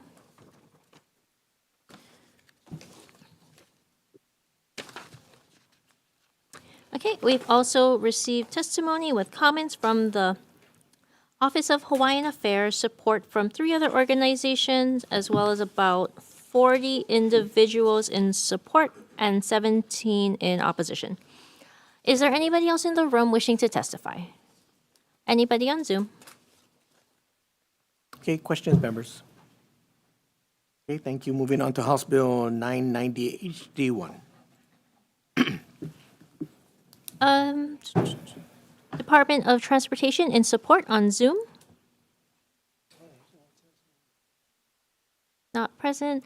And the Department of the Attorney General in support.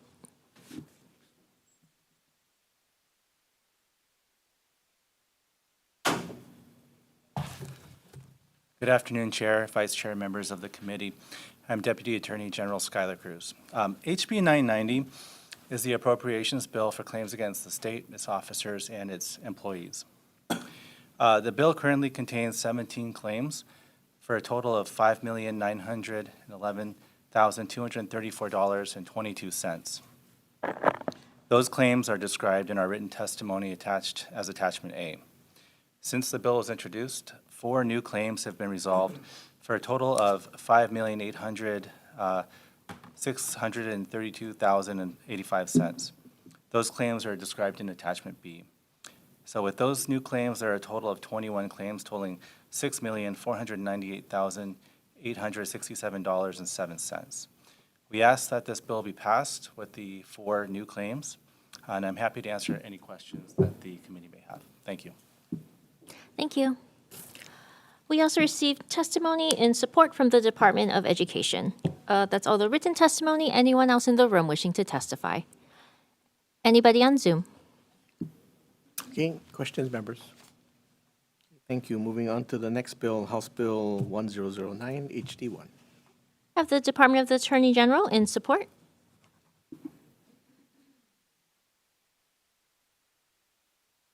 Good afternoon, Deputy Attorney General Randall Nishiyama. We've submitted our written comments and are available for questions. Thank you. Thank you. And we have the Tax Foundation of Hawaii with comments on Zoom. Yes, good afternoon, Chair and members of the committee. This is Jade McMillan on behalf of the Tax Foundation of Hawaii. Our comments include a copy of our weekly commentary that was published in October of 2023 with regards to establishing a fund similar to what is presented in the bill. Thank you very much. Thank you. Also testimony in support from Chair Alice Lee on the Maui County Council. That's all the written testimony. Anybody else in the room wishing to testify? Anybody on Zoom? Okay, thank you. Questions, members? $807 million.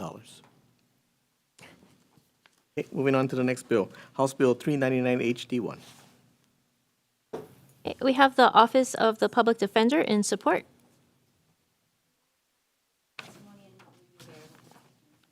Thank you. And we have the Judiciary in support.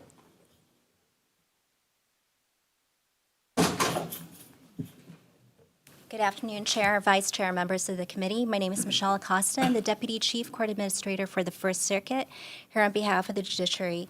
HB 399 is part of the Judiciary's legislative package, and we strongly support it and stand on our written testimony.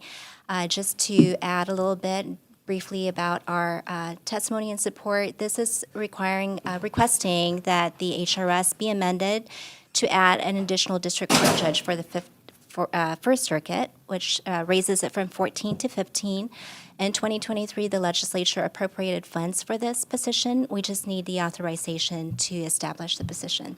I'll be available for any questions if the committee has any. Thank you. Thank you.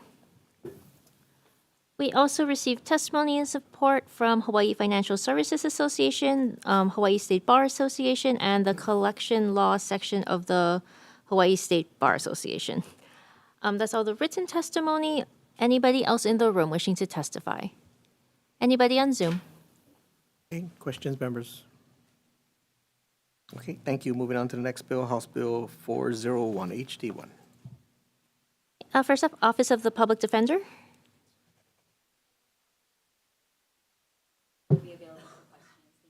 Thank you. And the Judiciary in support. Good afternoon, Mr. Chairman, Madam Chairwoman, Vice Chair. Please help us with this bill. There's 16,000 cases going on in Kona, and we have a vacant courtroom, and we can fill it. Otherwise, it's causing great delay and pressure on our system. We do have a general fund request, which is separate. This is the authorization for an additional judge, and any support you can give us would be greatly appreciated on the island of Hawaii. I can answer any questions should you have any. Thank you. Thank you. We have the West Hawaii Bar Association in support on Zoom. Good afternoon. My name is Annalisa Wolf. I am the current president of the West Hawaii Bar Association. I'm here on behalf of the attorneys of West Hawaii to offer our support for this bill. The committee should have received written testimony on our behalf, both individually from myself, as well as a resolution that we passed with our membership to convey the importance of needing an extra judge in the district court for the Kona court. As noted in our previous testimony, as well as the previous submissions, this is an incredibly busy court.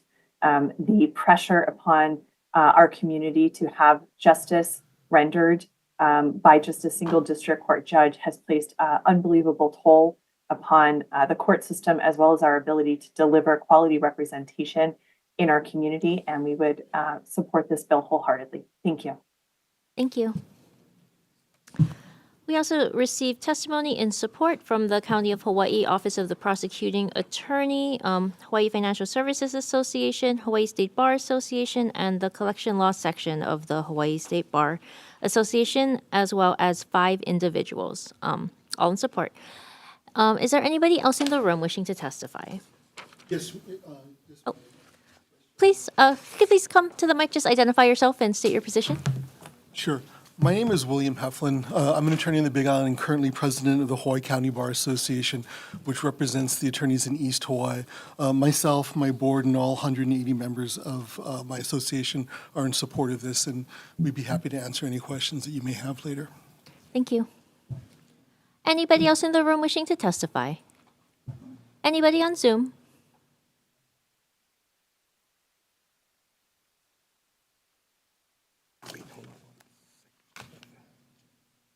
Okay, members, any questions? Okay, Representative Dillon. Maybe for Judge Kim or Mr. Heflin, we hear you guys loud and clear.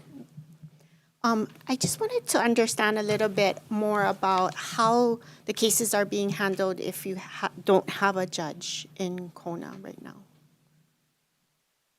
Is that a per diem judge? Like, how are you guys filling the gap? No, we just, currently, the current district court judge, Judge Tsuchiya, is sitting in my seat, which was circuit court. Judicial selection has met, and they'll be coming out with the candidates hopefully shortly. We have per diems now.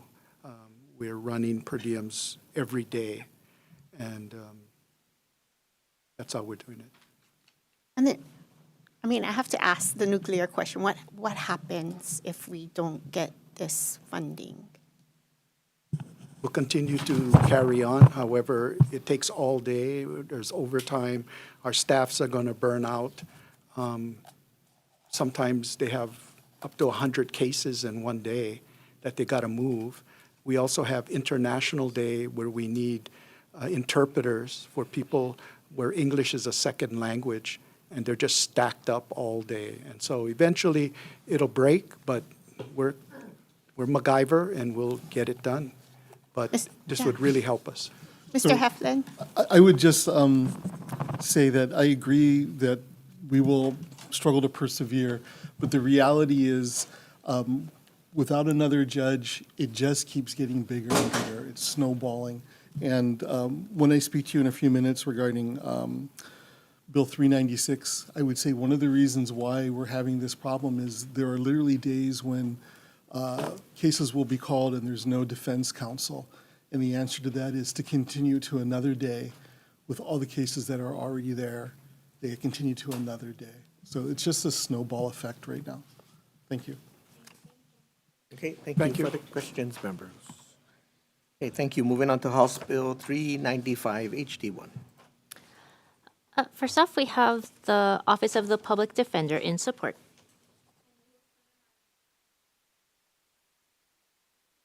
Thank you. We have the Judiciary in support.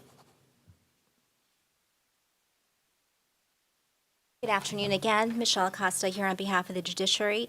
House Bill 395 is part of the Judiciary's legislative package, and we stand in strong support.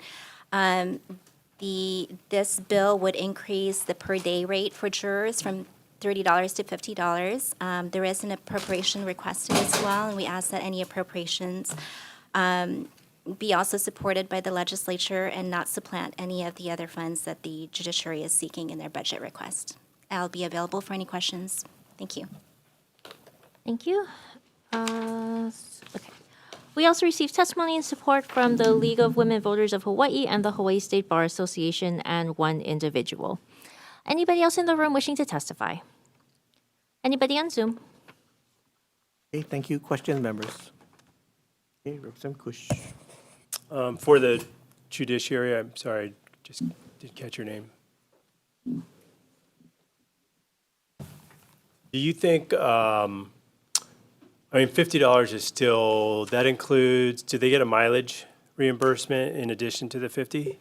That's correct. It's the mileage is separate from the $50 that we're requesting. And what do you think the average time is for the typical jurist?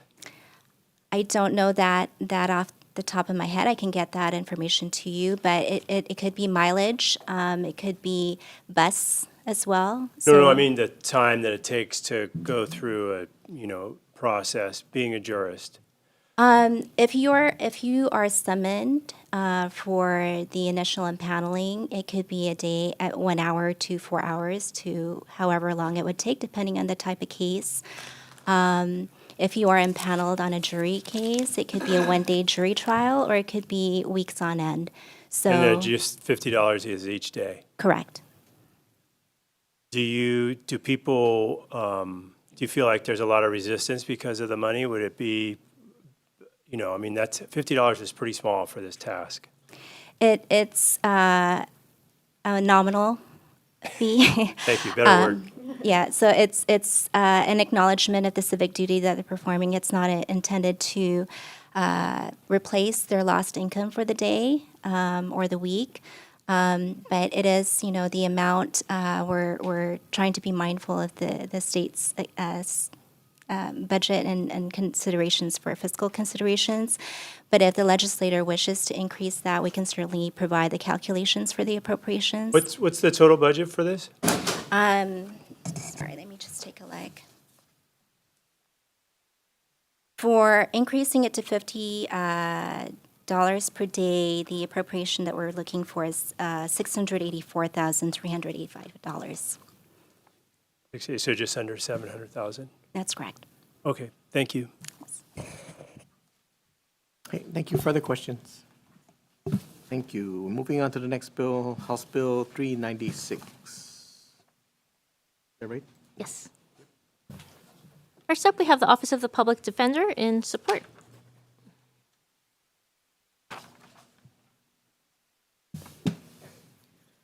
Good afternoon, Chair, Vice Chair, and members of the committee. My name is Haley Chang. I am the First Deputy of the Office of the Public Defender.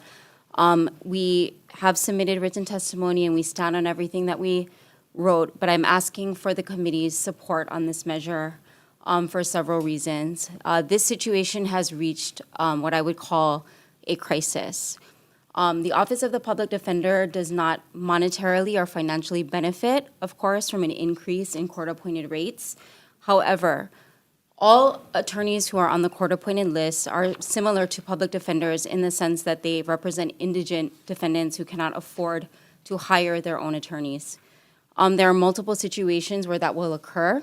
If we have a case where there are co-defendants, the Office of the Public Defender can only represent one. If we represent the victim in the case, the Office of the Public Defender is not able to take on that case. Oftentimes, we are discharged from cases, and conflict counsel needs to be appointed. The shortage of attorneys due to what I believe is the low rate is critical. We are not being able to get clients appointed counsel. The attorneys who are on the list are not willing to take any more cases. The fee has not increased in over 20 years. The federal court-appointed rate is, I believe, at over $170 at this point, and we are still stuck at $90. Also, the caps are significant. For a petty misdemeanor DUI, and there are, I believe, some private counsel in the room who have handled cases at all these levels, you will not find a private attorney to take a DUI case for $900. You will not find a private attorney who will take a felony case for the caps that they are currently set at. So we, of course, are advocates for indigent defense. These are what the court-appointed attorneys do. So we are asking for your help to get this passed. This was here last year, and it didn't go through, and we are suffering the effects of that. So we stand in strong support, and I will remain available for any questions. Thank you. Thank you. Next, we have the Judiciary in support.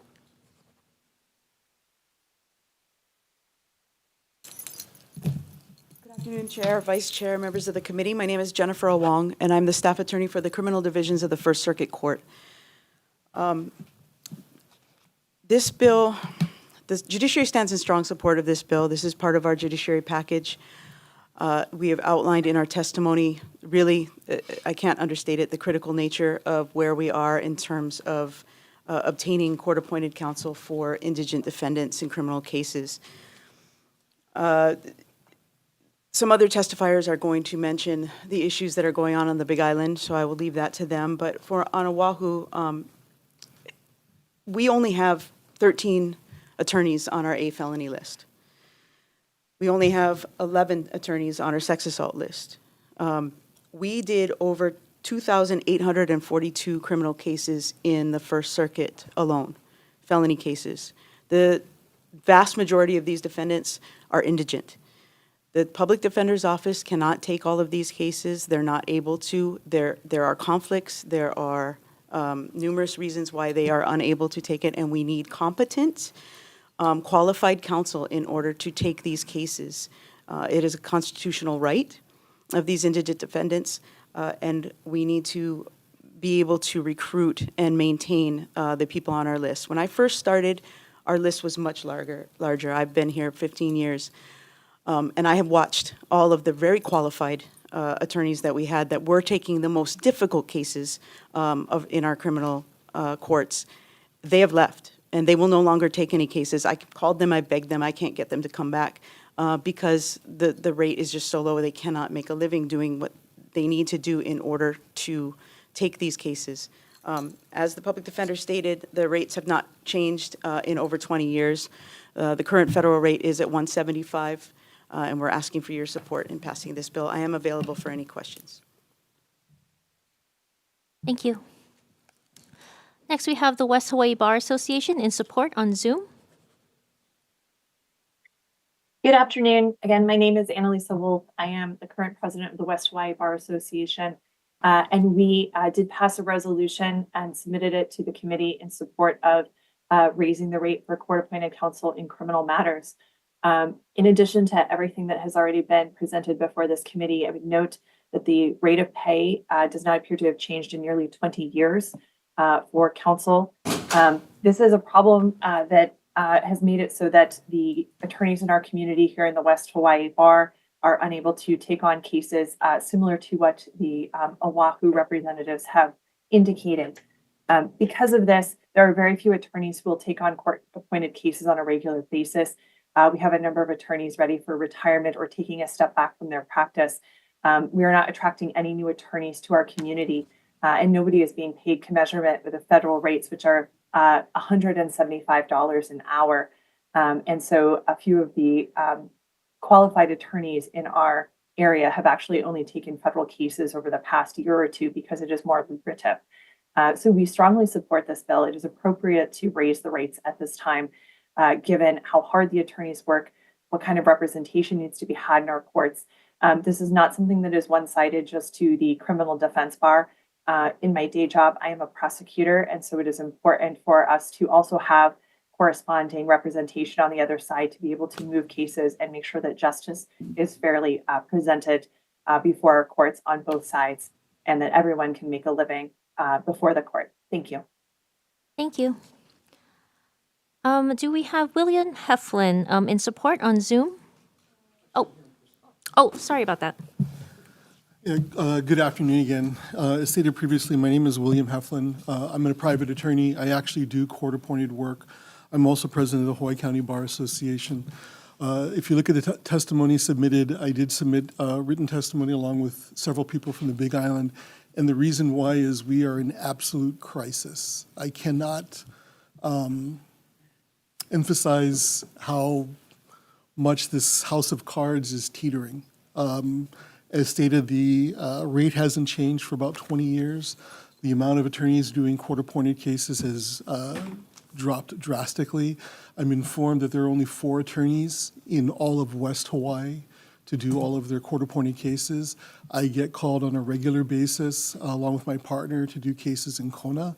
I've gotten calls from First Circuit to take cases in the First Circuit. I don't want to just keep sounding apocalyptic, but this system is going to collapse. Because of this, we're having unintended feedback loops. Previously, we talked about the courts in Kona. I was on a bench bar conference call about 6 weeks ago. They had over 70 DUI cases in Kona that had no counsel, that they had just continued over and over again. They were fortunate that they were able to find 2 attorneys from Maui who were able to take about 30 of them and appear by Zoom. And whether you like defense counsel or not, I just want you to think from a public safety point of view, what is going to happen if these DUI cases cannot get prosecuted and move through the system? Counsel will start moving to dismiss them because of lack of prosecution. Pursuant to the Hawaii State and U.S. Constitution and Hawaii Rules of Penal Procedural Rule 48, you have a right to a speedy trial. If you cannot be brought to court for a speedy trial, we will move to dismiss that case. How will that help public safety if we start letting people who should not be driving continue to drive because there's no attorneys to represent them? And that is happening right now. And this is just the canary in the coal mine. After we're talking about district court DUI cases, we're going to be moving on to felony cases that won't have representation and so on. So I've submitted my testimony. Myself and the members of my association very, very strongly support this bill. I flew down here specifically to answer any questions that you may have. And I know you guys are busy, but I'm happy to answer them now or whenever you guys have chance. Thank you very much. Thank you. We also received testimony in support from 3 other organizations and 9 individuals. Is there anybody else in the room with us wishing to testify? Oh, please. I wasn't going to testify. I didn't submit written comments, but after hearing my colleagues, Robert Kim, currently Chief Court Administrator, Third Circuit Court. I was also a private practitioner. I took court-appointed cases. I also was chief judge for the Third Circuit. I aged out, though. And so it's critical. Public defenders in Kona, 4 of them, they're down to 2. Yesterday, we flew in someone from Maui who took 20 DUI cases. And so we're going to get to the point where it gets critical and cases will be dismissed. I know we're in a budget crunch. We don't know what Trump is going to do, but this is one of the most important bills that you will have to make a decision on because it's affecting the entire state, the whole system. So I could answer any questions. I'm sorry I didn't have time for written testimony. I'll make sure at the next level, if this bill goes through, I will submit written testimony. Thank you. Thank you. Anybody else in the room? Anybody on Zoom? Okay, questions, members? Representative Kush, followed by Liloy. Okay, thank you. Judiciary, please.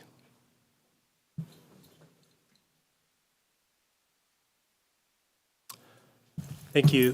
Do you know what the current budget is annually allocated for court-appointed attorneys? I actually don't, but I can get that information. I do know that the amount that we're asking for, which would be the difference between the $90 that is being paid now and the $150 that we're asking for, is $2,890,000. So about 2.9. Okay, that's in addition to what you get now. To what we have. I believe our funds are paid not through the judiciary, though. The defense attorney funds, I believe, are paid through budget and finance. Okay, so 2.9, in addition, though, to the what amount they're that already- covers the 90, so that increase. Correct, Okay, thank correct. you. I could probably figure that out. Thank you. Okay, thank you. Representative Liloy. Thank you so much, Chair. Maybe for Mr. Heflin, just out of curiosity and ballpark figure, I hear loud and clear, like, what is the, like, private practice billable rates? And I'm trying to show the contrast. So if you called me up today, and I actually had 2 calls while I was waiting for this since this morning for 2 family court cases, my hourly rate for a family court case is $400 an hour. If you call me up and ask for help on a divorce case, paternity case, it'll be $10,000 up front for a initial retainer. You'll basically be buying 25 hours of my time. If I could wrap it up quickly, I'm happy to give you your money back. But that's the reason why nobody is taking these cases. And I just want to maybe talk about how the sausage is made just for like 60, 90 seconds. The way a court-appointed case happens, this last Friday, I went, looking at my calendar, I had two 8:30 hearings. I thought, great, I have the rest of the day to catch up on everything else. At 8:10 a.m., as I'm putting my jacket and tie to leave, I get a call from, this is actually more related to 398, but I get a call from family court saying, can you please, please, please, please come down and help us out with a CPS case? Counsel who had the case could no longer appear, and we're having a hearing right now. And I said, no, I cannot.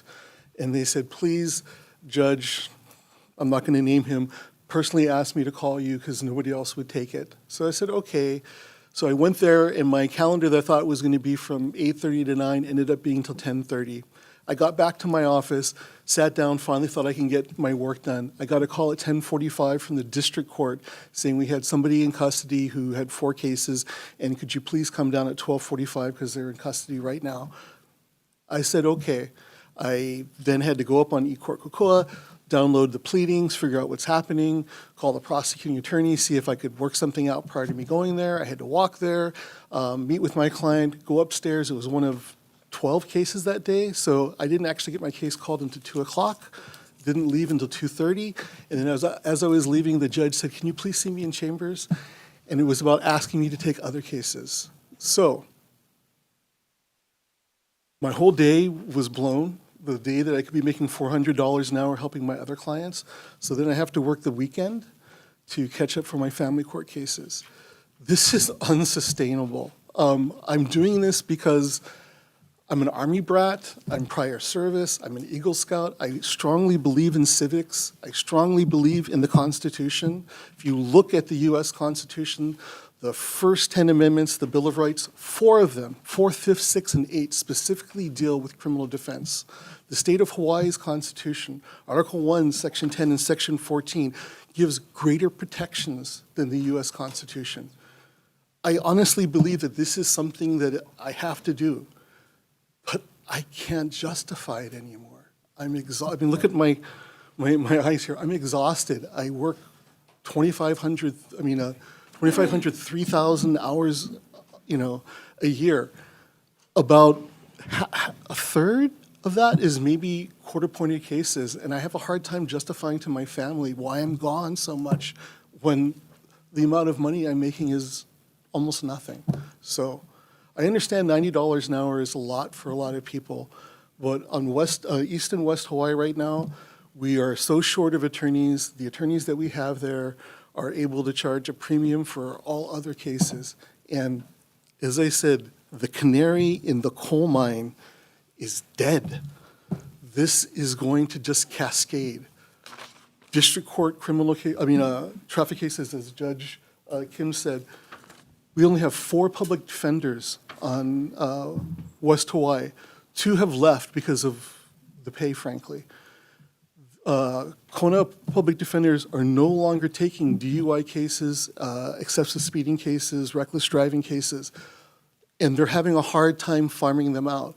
One of the reasons why we need to have another district court judge in Kona, we have a bigger population, commensurate raising of cases, but when the 30 or 40 cases get called and there's no counsel, they get continued to another date. That date already has 30 or 40 cases that just got in. When now the 40 or 50 cases don't have counsel, those get continued, and that's why you have judiciary staff in Kona working through the lunch break and until after 4:30 and barely keeping their nose above water. I don't know about the other circuits, but I suspect they are in the same situation. So we need to fix this now. It hasn't been changed for 20 years. And I'm sorry, I know I went over the 2 minutes that I thought I was going to take. Does anybody else have any questions? I'm happy to answer them. Thanks, Mr. Heflin. Thank you, Chair. Thank you very much. Okay, thank you. Further questions, members? Okay, judiciary. I think in the end, for this committee anyway, it all comes down to choices. So, there's several other bills that need money also. In your budget, there's a lot of money for the startup of the Wahiawa Courthouse. Should we delay that? I'm not authorized to answer those questions. I apologize. Okay, thank you very much. Okay, further questions, members? Okay, moving on to the next bill, House Bill 398 HD1. First, we have the Office of the Public Defender in support.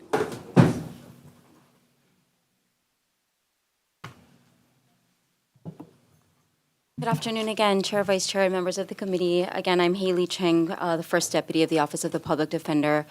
I just want to echo everything that was said about the prior bill, but also emphasize that court-appointed work, as I think the committee can see, is truly a labor of love. You do not make anywhere near what you would as a private practitioner. Many of the individuals on the court-appointed list are former public defenders who are committed to doing this type of indigent work. And specifically as to HB 398, the reason the Office of the Public Defender is submitting testimony in support is this would affect the court-appointed list or the court-appointed rates for those who get assigned to juvenile criminal cases.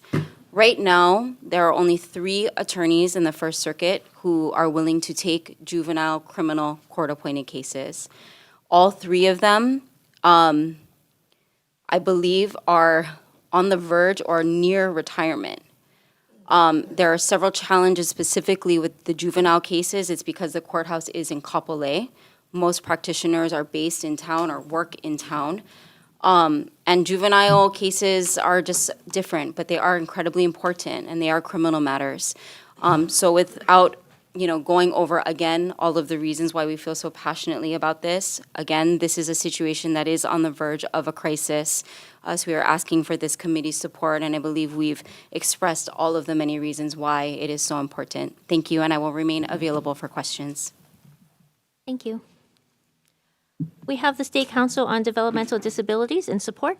We'll stand on our testimony in support. Thank you. Thank you. And we have the Judiciary in support.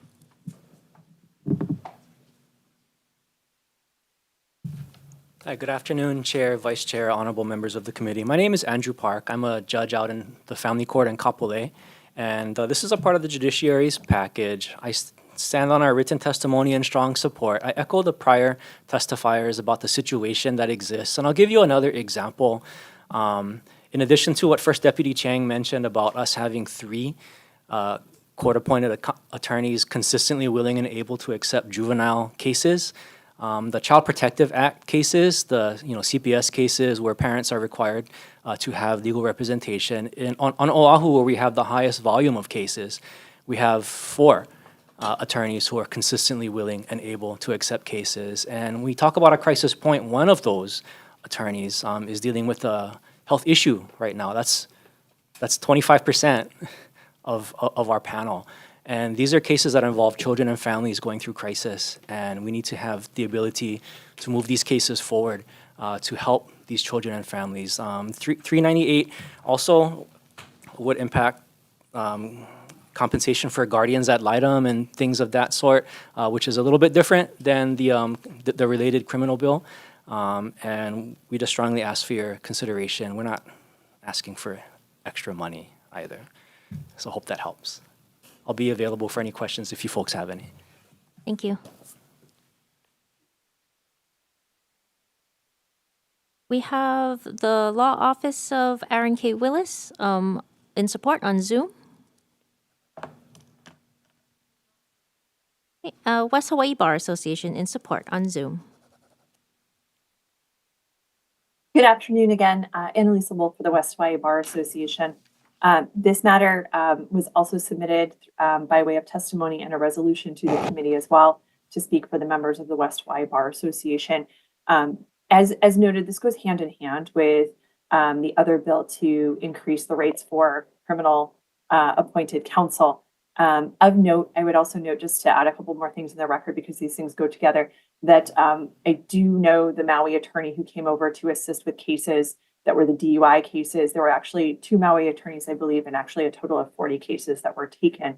Additionally, upon conversation with the Maui attorney, it corresponded with information from many of the members of the West Hawaii Bar Association about what they would charge if they were also free to charge for these cases as opposed to court-appointed rates. And they would all charge between $300 to $400 an hour, either for criminal matters or family court matters. There's even fewer attorneys in the Kona area to take family court matters or provide guardian ad litem services, which, as noted by other testifiers, is a vital part of protecting children and families within the family court system. So we also strongly support raising the rate here to be commensurate with a viable rate of pay, as well as supporting representation for those who need it in the community. This is bigger than just simply the criminal justice system. It is the family court system. It is providing services to children. So we strongly support raising this rate of pay. Thank you. Thank you. We also received testimony and support from the Department of Human Services, 3 other organizations, and 6 individuals. Is there anybody else in the room wishing to testify? So yes, William Heflin, on behalf of myself and the Hawaii County Bar Association again. Everything I just testified to regarding the criminal system is ×2 for the CPS and child welfare calendar. And I'm happy to answer any questions. Thank you. Anybody else in the room? Anybody on Zoom? Okay, questions, members? Okay, thank you. Moving on to the next bill. Sorry, you have one? Okay, Yeah, I just proceed. had a quick question for judiciary. I know this is a really unique space for our guardian ad litems. And is it the same amount when we talk about guardian ad litems and then the court-appointed counsel? Is it the same price? So or the bill same- as written would provide for non-attorneys to be compensated at a rate of $122 an hour versus attorneys $150 an hour for in-court. So the guardians ad litem, for example, when I presided over the child welfare calendar here on Oahu, there was a contract with Legal Aid Services, and Legal Aid provided guardian ad litem representation for minors, and they had non-attorneys, as well as a mixture of attorneys too, but the non-attorneys, would be able to be compensated at a different rate if they were compensated pursuant to like a bill such as this. We have different purchase of service contracts and things like that, so it's a little bit different in the way it works specifically with legal aid, but this bill would provide for an increase in the rate of non-attorney professionals as well. Is it uniquely different when it comes to a guardian ad litem addressing a disabled adult? Are they compensated different? They would fall under, yes. Okay. They would fall under, this would cover proceedings arising out of Chapter 560, which is like the probate, and the guardianship stuff, 571, which is like, domestic issues, and as well as juvenile offender cases, 580, which is like divorces, and 584, which would be like Parentage Act, I think. So like it would cover all of those different types of unique cases that we have in family court that would potentially require a guardian ad litem or other types of service or court appointed. Yeah, I think, this piece really, they really touch a very vulnerable population, and having them compensated and understanding that vulnerability, especially with our disability community, I think is what I'm trying to share with the committee here. Okay, thank you. Thank you, Chair. Representative. Okay, thank you. Further questions? Okay, thank you. Moving on to the next bill, House Bill 560, HD1. Okay, first up, we have Parents and Children Together in support.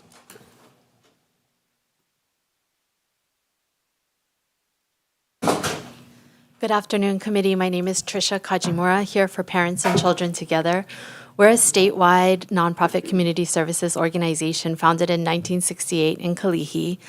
The reason we're testifying today is because we do have contracts with the judiciary that would fall under this bill.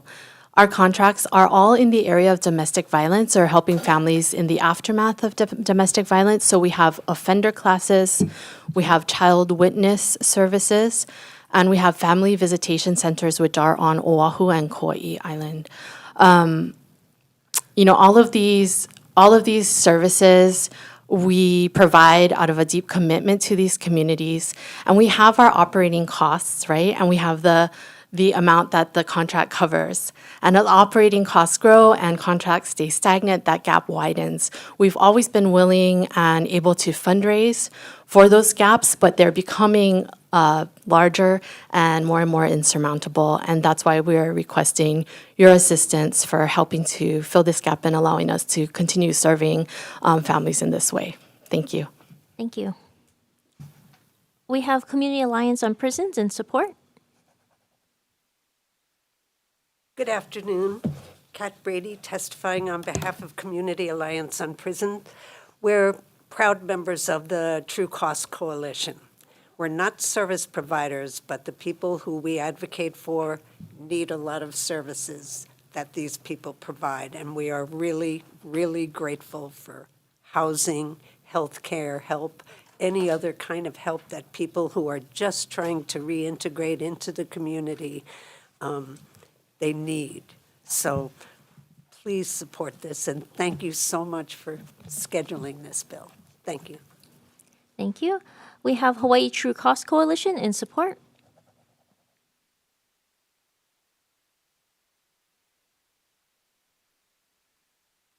Aloha, Chair, Vice Chair, and members of the committee. My name is Hannah Lisiak, and I'm here on behalf of the True Cost Coalition in strong support of HB 560 HD1. Our coalition is comprised of over 70 community-based nonprofit organizations, many of which you heard from yesterday and a few from today. But I just want to emphasize briefly that the true cost of the services that our organizations provide has increased faster and far more dramatically than appropriations from contract increases have. And many of our members provide crucial services for our vulnerable populations. So I want to thank you for hearing this bill and for your support. I'm here for any questions. Thank you. Thank you. We have Child and Family Service in support.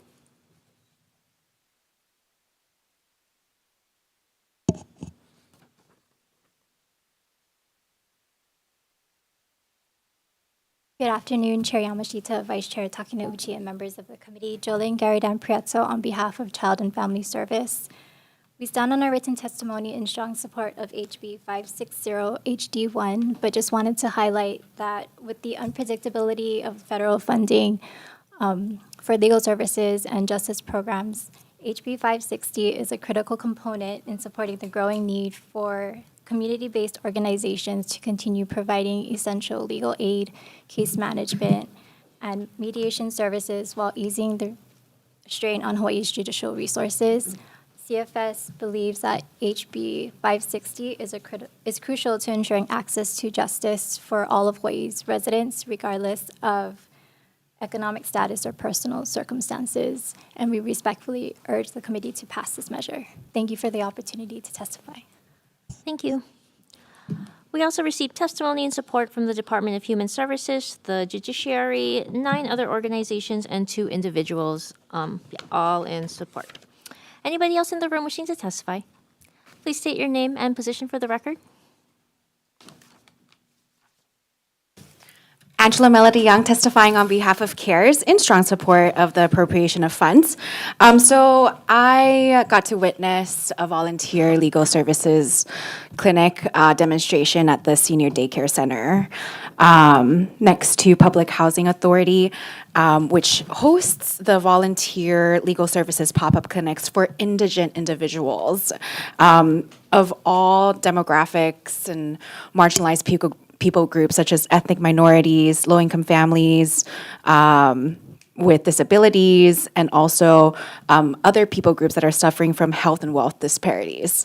And so improving court procedures by appropriating the funds for indigent individuals and reducing these disparities and barriers to access to financial resources for adequate representation for attorneys, I think is a very big deal, and that an appropriation of funds is necessary. And if it's coming from the federal office, if it's a federally distributed grant, that's coming to the state program or wherever it's coming from, I think it's very necessary for these families.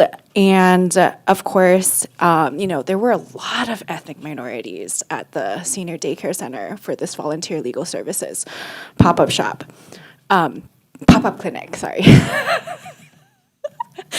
And so according to a data point from DBED, the office declared that ethnic minorities and immigrant households in Hawaii are likely to be extremely low renters. So with incomes at or below the poverty level of the average middle-class family. And Japanese, Korean, Chinese, and Filipino communities have higher ownership rates. And so these people need civil litigation representation because they have rental housing assistance issues, a lot of very intensive home ownership and rental assistance concerns. So it would be really amazing if you can get the appropriation of funds for the attorneys to help with such things. And it will help with these middle-class and lower-income families to help with illiteracy, job insecurity, financial instability, overcrowding rates, and poverty for the indigent individuals. Thank you. Thank you. Anybody else in the room? Anybody on Zoom wishing to testify? Okay, questions, members? I have a judiciary. Anybody from judiciary? Just a quick question. Come on. It's not a hard one. But you might not know the answer. Oh. Yeah. Okay, so, this was something that a couple years ago the legislature saw as a problem, but we gave judiciary money to do a study on the rate increases. But then there was a technical issue. Were you able to execute, or you never did the study? You know? I don't know, but I can find out and get back to you. All right, thank you. Okay. Any further questions? Okay, thank you. Moving on to the next bill, House Bill 648 HD1. Okay, first we have the Office of the Public Guardian in the Judiciary in support.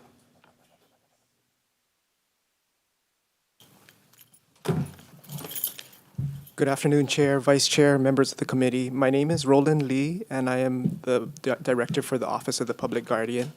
So we are in support of House Bill 648 for the Kukua Kanawai, and as well as the Guardian ad litem services as a pilot project, two-year pilot project. The one thing that we would like to request from the legislature is that you delete the professional evaluations. The reason for that being that we feel that the court should not be put in a position to administer new information to itself, and that the evaluation should really be coming from the petitioner, and that the burden of proof should be the highest burden of proof in these types of cases where someone could lose their civil liberties with just 3 words of the court, which is unlimited guardianship granted.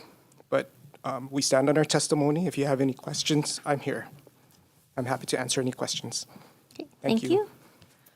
We also have the State Council on Developmental Disabilities in support.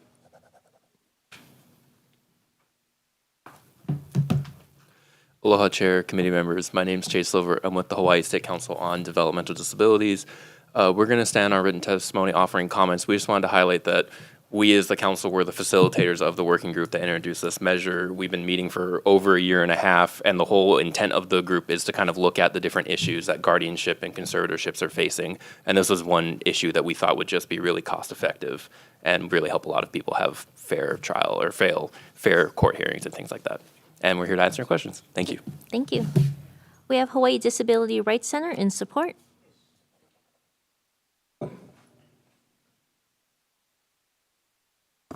Good afternoon, Chair, Vice Chair, members. I'm Lou Erdashek. I'm the Director of the Hawaii Disability Rights Center, and we're in support of the bill.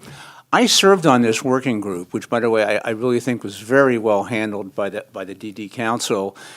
For the last 30-plus years, I've sat on a lot of task forces, a lot of working groups, and I can tell you that there was a huge divergence of opinion on among all the stakeholders, a wide range of opinions, but everybody agreed on this bill. Basically, I think that among other things, they were trying to see, well, what can we agree? This thing started out trying to review a proposed uniform law, which was like 200 pages.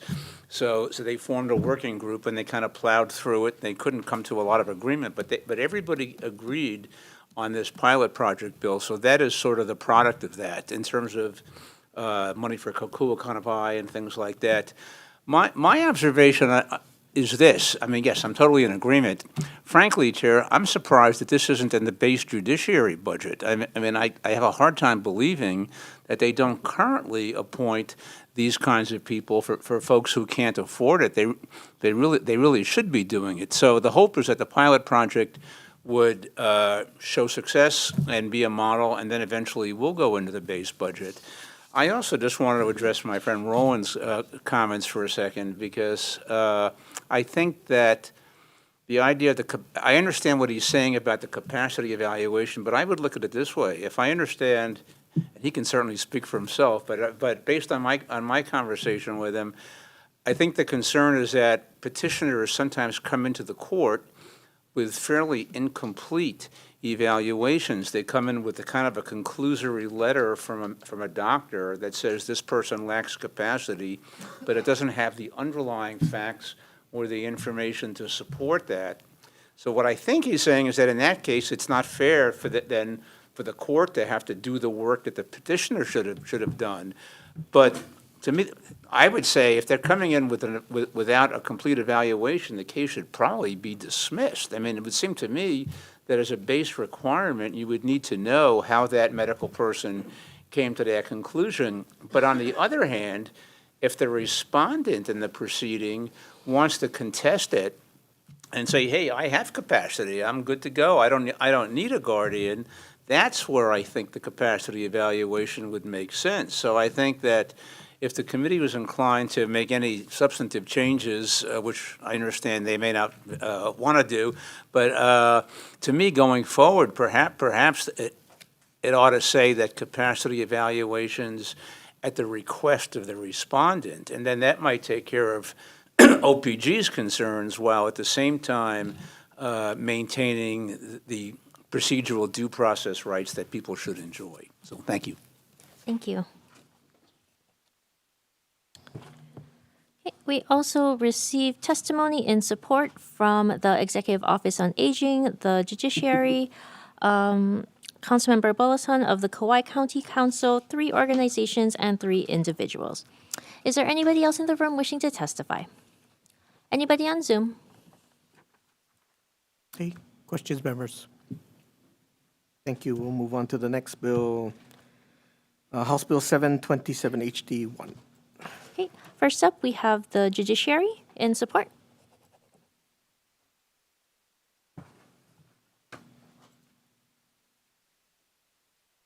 Good afternoon, Chair, Vice Chair, members of the committee, Robert Kim, Chief Court Administrator, Third Circuit Court.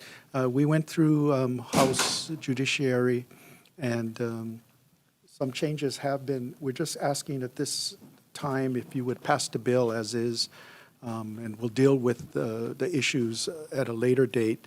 In my testimony, it was indicated that the Fifth Circuit and the Second Circuit, Maui and Kauai, are unable to participate at this time because of various issues. Third Circuit is currently working with Representative Ichiyama in coming up with something.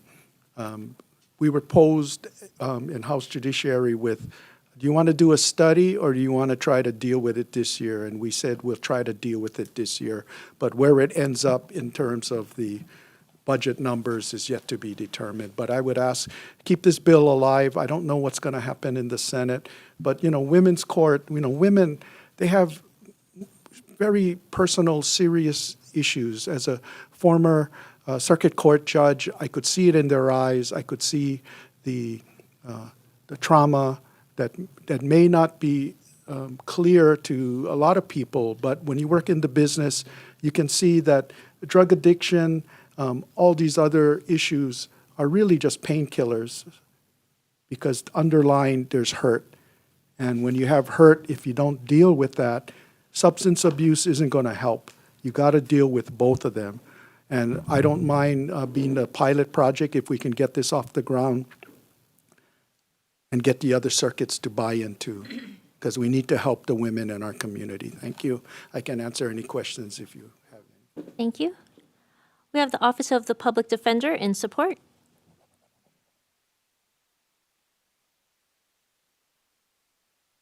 Good afternoon again, Haley Cheng from the Office of the Public Defender.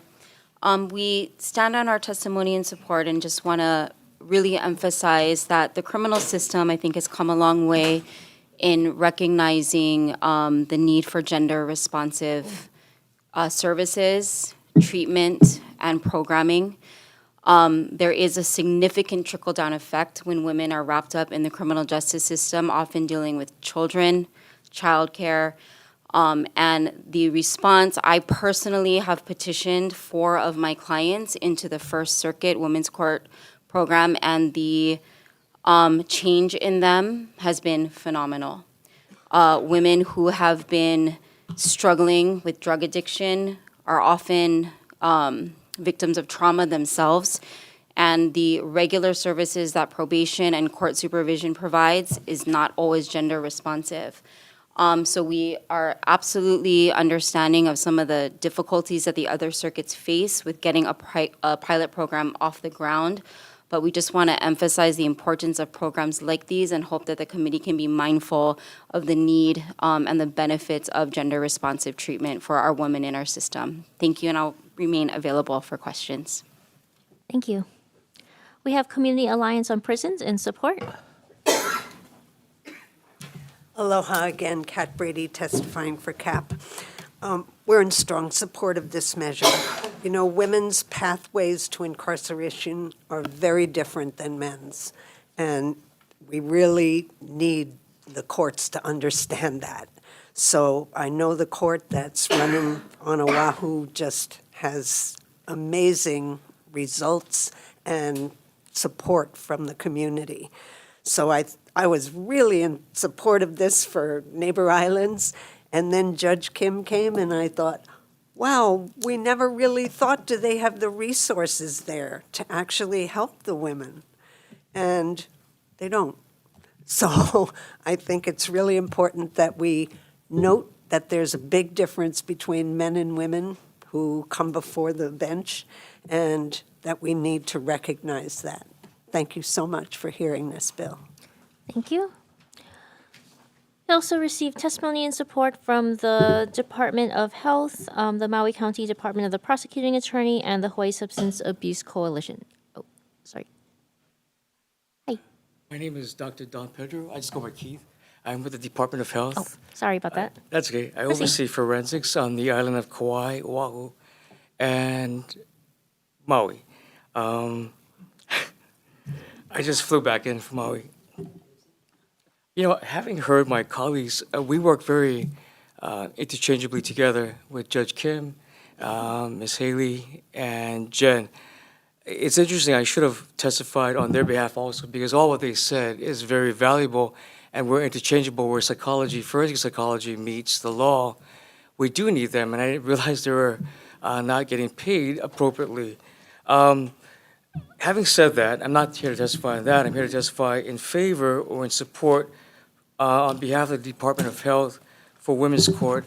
Currently on Oahu, Judge Morikawa and I, it was her court that spearheaded the Women's Court, and my staff, forensic psychologists, did the assessments. I'm really in support of this. I teach at the University Women's Studies, Psychology of Women. I was also 12 years on the Salvation Army Women's Way up in the 12th Avenue as the advisory board. It is really interesting to see that we can duplicate, and as Judge Kim had said, although Maui and Kauai is not ready for such a court like this, we really can't take one model and say that we can duplicate it. I think we need to have a different type of model for the Big Island because it's unique and it's not something that we can duplicate, but we have to adjust to the needs of the community there. And so when Judge Kim sent this bill through, I asked the Department of Health if we could also tandem and work with them in creating something quite different to meet the needs of the community. Rightfully so, all the services are on Oahu. We have very little services on the Big Island or Kauai or Maui. So if we can do the pilot project, which is what Judge Kim is asking, we would like to support him and the initiatives there and see how we can model that for the neighbor islands as well. Thank you. Thank you. We also received testimony and support from 9 individuals and 1 individual in opposition. Is there anyone else in the room wishing to testify? Please come forward, state your name and position for the record. Angela Melody Young, testifying on behalf of CARES. Research currently reflects that for women, histories of abuse, trauma, poverty, mental illness, substance use disorders, addiction, and unhealthy relationships are perpetuated within the low-income women demographics. And so this set of disadvantaged health disparities affects women entering into the criminal justice system. So women, especially very low-income women, are experiencing disproportionate effects of incarceration, recidivism, because of a generational trauma of domestic violence, poverty, crime that gets passed down from one generation to the next. And so when women are experiencing these racial disparities, especially for Hawaiian women, Pacific Islanders, people of color, immigrant women, are amongst those who suffer the most from health and wealth disparities. That makes this vulnerable and marginalized women group more susceptible to experiencing these cycles of abuse and mental health problems. And so this impacts the women's behavior and offenses in community life. And so women enter into the criminal justice system, offend, get incarcerated, and reoffend. And it's just something that I think an appropriation of funds would be very necessary for. So this is for a temporary pilot program, and it's, I think, in the best interest of the women that this could help, because we're all acting in the best interest of the state of Hawaii, and of course we care about a women's court pilot program. Thank you. Thank you. Anybody else in the room? Anybody on Zoom wishing to testify? Any questions, members? Thank you. Moving on to the next bill, House Bill 806, HD1. We have the Department of Law Enforcement in support. Good afternoon, Chair, Vice Chair, and members of the committee. Jared Radula, the Deputy Director for Law Enforcement. The department is in support of this measure. I would just like to add that these types of sting operations can be effective, but they are also quite expensive to run, so we appreciate the committee's consideration on this bill. Thank you. Thank you. Do we have the Honolulu Police Department in support?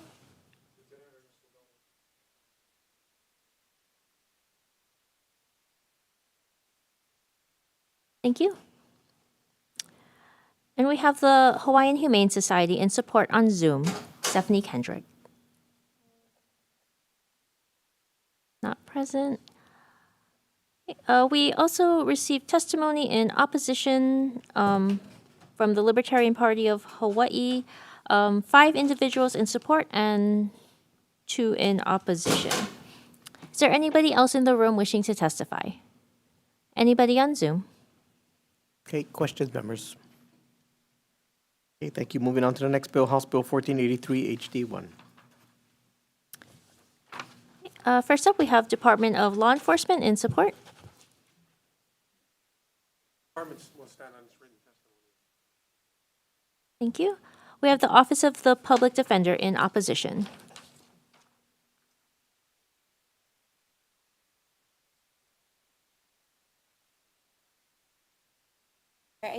May I clarify which bill we're on? If we're on 550 or 1483? Oh, did he say? Oh. I'm reading 550. Okay. All right, well, I'm reading it. Okay, we're on 550. Sorry, 550 HD1. Okay, thank you. Again, Haley Chang from the Office of the Public Defender, and our office submitted testimony in opposition, and I just wanted to clarify and highlight one thing. The subsection that is being proposed in the bill says that the drone footage with certain details shall establish probable cause. We've outlined in our testimony why we believe that is unconstitutional. And we highlight this because, as you'll see from our testimony in the next bill, we have no issue with enforcement, but the way that this bill is worded, I do not believe will stand constitutional muster and will only invite challenges, which will make it more challenging to successfully prosecute people. A statute cannot state that there shall be probable cause. That is always up for judicial review. So we believe, and we have proposed some possible amendments if the committee's intention is to allow such footage to be a factor for probable cause. We don't have a concern with that other than our general objections to some of the privacy concerns related to drone use. But the bill as written right now, we believe is unconstitutional. So I will also remain available for questions. Thank you. Thank you. We have the Honolulu Police Department in support.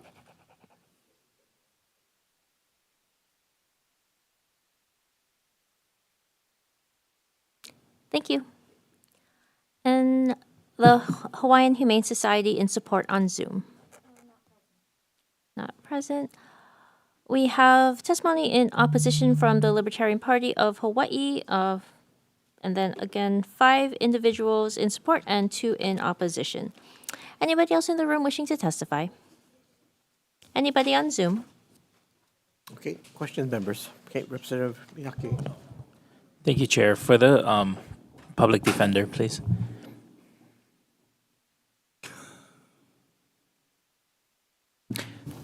Thank you, Haley, for being here.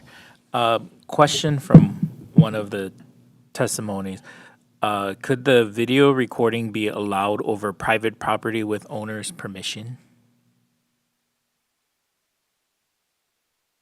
With owner's permission. That I think is a little bit of a challenging question to give a black and white answer on.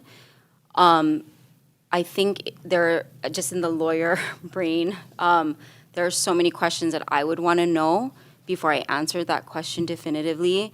I think the extent and scope of any kind of consent, because that is an exception, right, to a search or any type of seizure would be consent, but the scope of that consent would be clear. And that's why there is challenges with drone.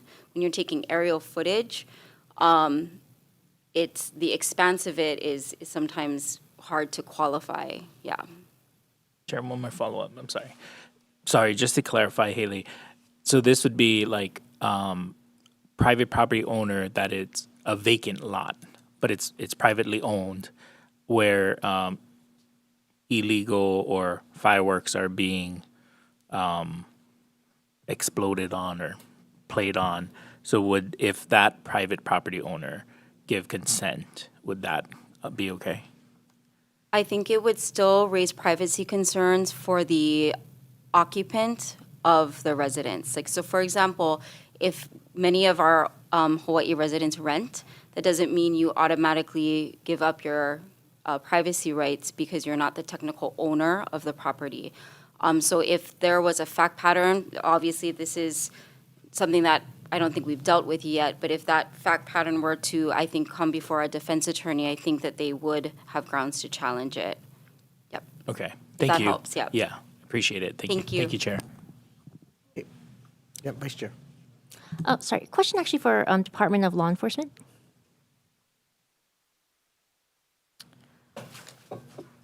If we were to pass this bill, is the current fireworks task force, is there a manpower and capacity to just kind of start up use of this program with the current staffing and capacity of the task force? Yeah. So the task force is a conglomerate of many different agencies. I think what we'd do is that if we started a program like this and the task force was going to use it, we'd draw upon not only our own department's personnel, but that of the other agencies as well. Okay, thank you. Thank you. Further questions, members? Kush. Thank you, Chair. Sorry. So this has an appropriation for $1 million per year. Is that correct? And that's for the purchase, maintenance, training, and operation of a drone that would be specific for this activity, or it could be used for lots of activities, or is this? I think what we do first, Representative, is look at exactly how the monies are appropriated. If it specifically is for this program, depending on those types of limitations. Certainly if we had a piece of law enforcement equipment, there was an emergency or some sort of exigent circumstances to use it, I think that we certainly would in that type of urgent situation, but we'd want to make sure that we're following the rules in terms of how money is appropriated and for what it's used for. Okay, and then just to clarify, you're imagining, as I read this, you're flying over public streets to find people lighting off aerials, say, and then you would have ground units go to that location? Yes. Okay, thank you. Thank you. Further questions? DLE. Yes, sir. You currently have drones? Yes. Okay. So would that be enough to start? Representative, I'm not sure. We have some, but I don't know the exact capacity of what that piece of equipment can do. We'd certainly try to use it under the guidance of this statute or this proposed statute, but I'm not sure if the piece of equipment that we currently have is appropriate for this type of mission. Okay. Thank you very much. Okay, thank you. Further questions, members? Okay, now we're going to move on to House Bill 1483, HD1. The Department of the Attorney General in support.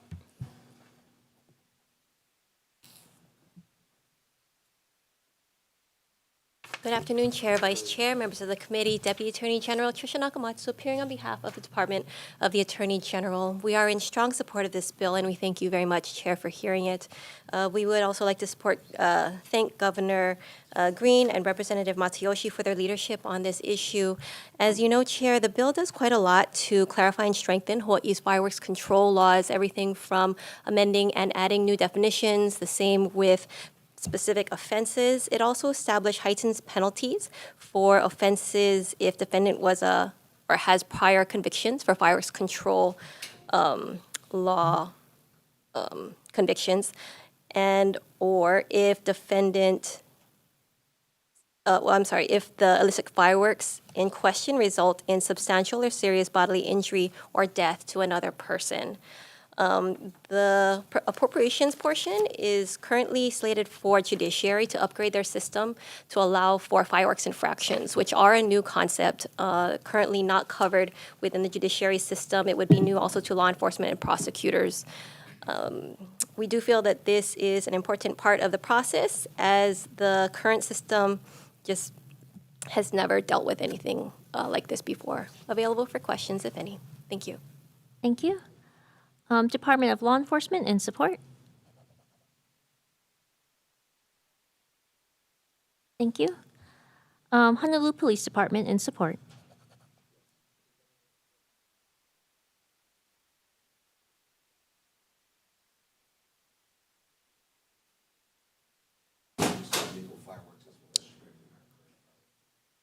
Thank you. Thank you. Office of the Public Defender in opposition.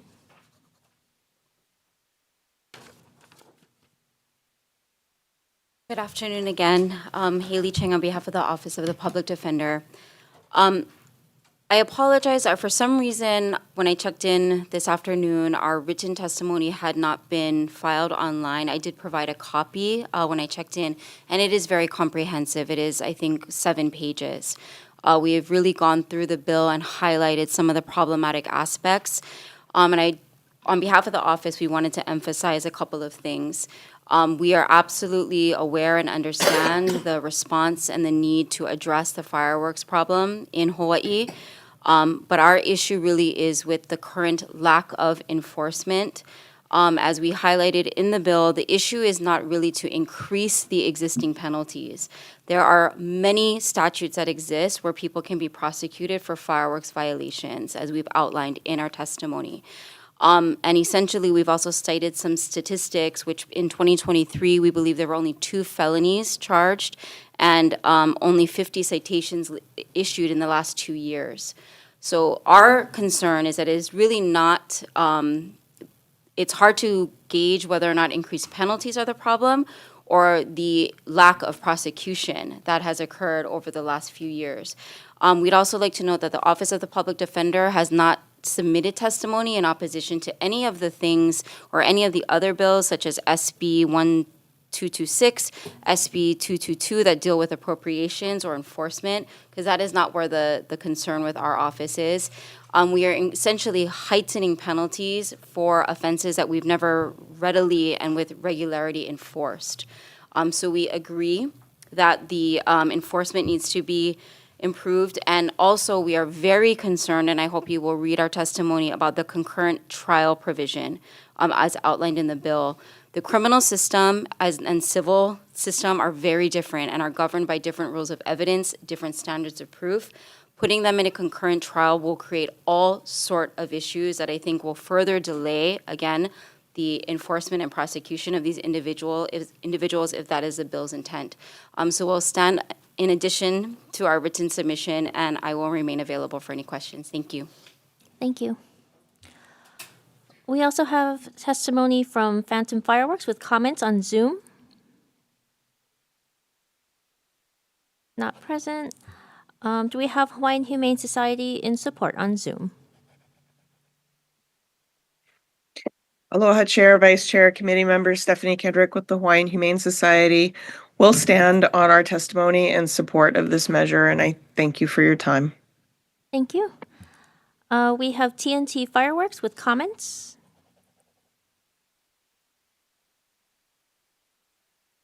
Afternoon, Chair, Vice Chair, members of the committee. Young-O here on behalf of TNT Fireworks, offering comments and some suggested amendments. TNT Fireworks has been operating in Hawaii since 1982 and have had no infractions or violations. They do work closely with local retailers and even nonprofits because it is a fundraising opportunity. Just to clarify, the neighbor islands do allow certain consumer fireworks under the definition of 132D-2.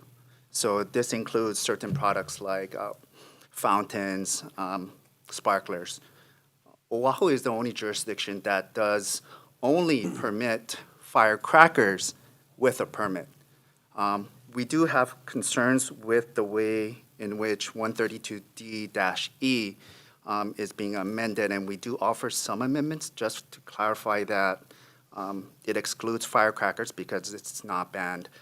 It does require a permit, but also counties where such activities are not prohibited so that it's not sweeping and banning all consumer fireworks with regards to this legislation. I'll be available for any questions. Thank you. Thank you. We also received testimony in opposition from 2 additional organizations, 3 individuals, and there were 4 more individuals who were in support. Is there anybody else in the room wishing to testify? Anybody on Zoom? Any questions, members? Okay, thank you. We'll move on to the next bill, House Bill 126 HD1. First, we have the Department of the Attorney General with comments on Zoom. Oh, sorry, in person.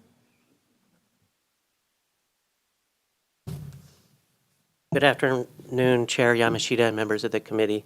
I'm Deputy Attorney General Gurudev Allen, testifying on behalf of the Department of the Attorney General on this matter.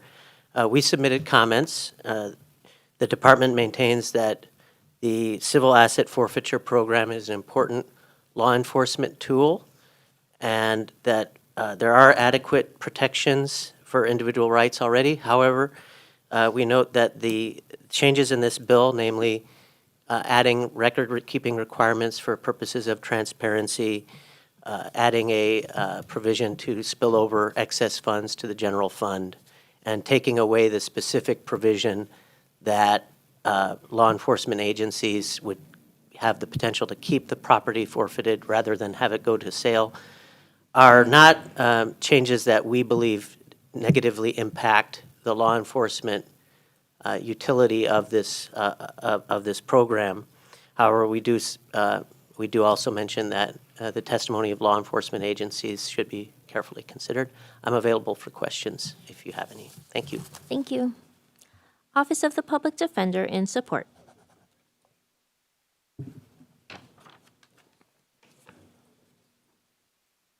Good afternoon again. This is the final time I will be up here this afternoon. Thank you for allowing me to comment on so many of these bills. We are in support of this measure and believe that transparency for civil forfeiture is critical.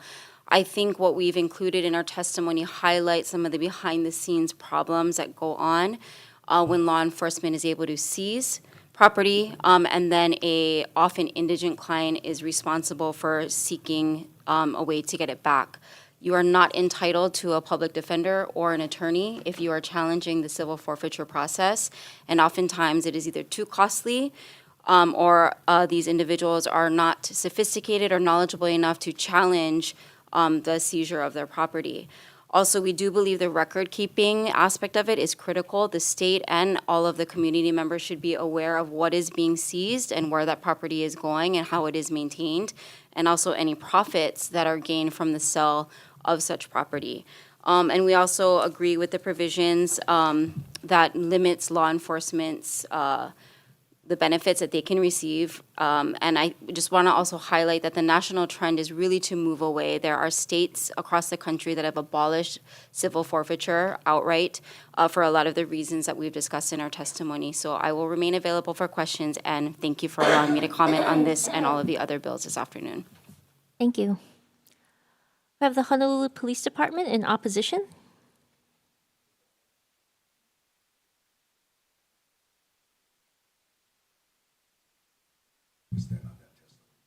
Okay, thank you. We have Community Alliance on Prisons in support. Thank you. I'm still Kat Brady. Thank you for scheduling this bill. We're in strong support of it. I've been following asset forfeiture for decades. There was a 2018 AG report that was scathing, and I think this bill talks about accountability, transparency, and that will build trust in government. Thank you. Thank you. Apology, I think I skipped the Department of the Prosecuting Attorney with comments. Sorry about that.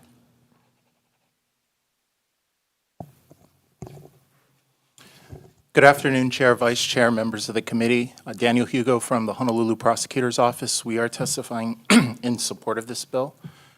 We did want to note that there are differences from this bill from other asset forfeiture bills that are being considered, and the most important one is that this doesn't require a criminal conviction. Asset forfeiture is an important law enforcement tool to deter and to disrupt ongoing criminal operations, and there are three circumstances in which it's important that those proceedings continue even if we cannot obtain a criminal conviction. First, if the person flees the jurisdiction and we can't try them, if they're a fugitive, we should still be able to seize clear criminal proceedings. Second, if the person dies during a pending prosecution, I'm sure the members of this committee are aware of what happened in federal court with Mr. Miskey following his conviction for murder and racketeering. Third, there are some cases where nobody appears to claim the property and the property can't be found. So I'll give a common scenario that happens. There's a murder at a game room shooting and people flee the scene. We're able to obtain surveillance video that shows that the cash that's left behind is indeed from the proceedings of gambling.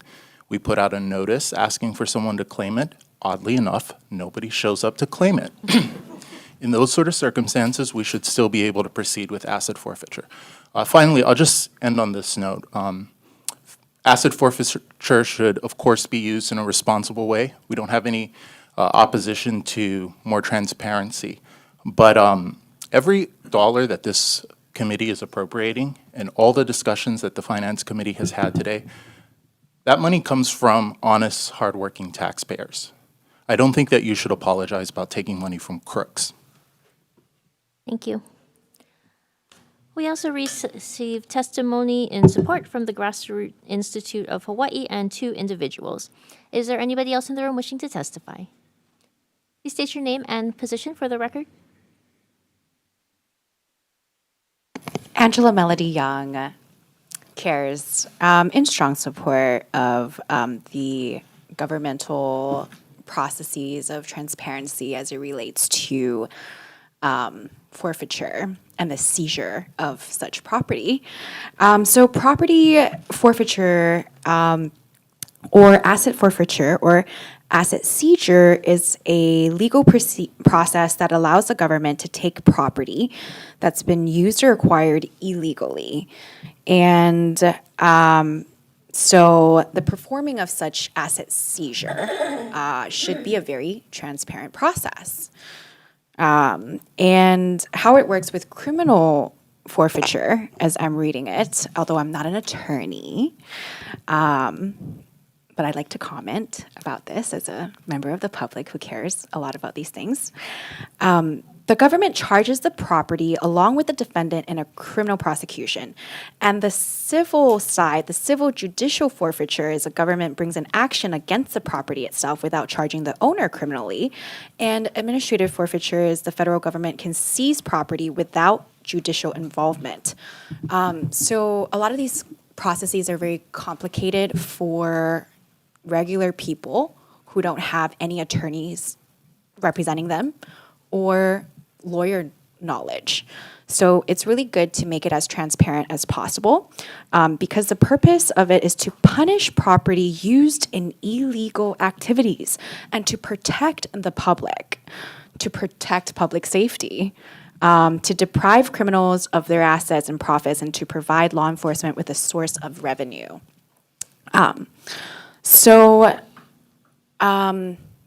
The process of the property seizure, I think, should be something that is just more transparent. So thank you so much.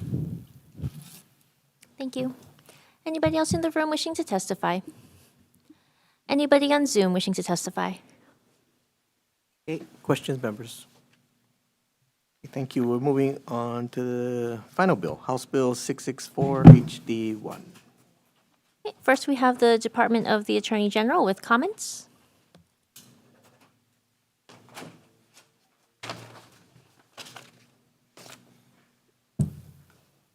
Good afternoon, Chair, Vice Chair, member of the committee.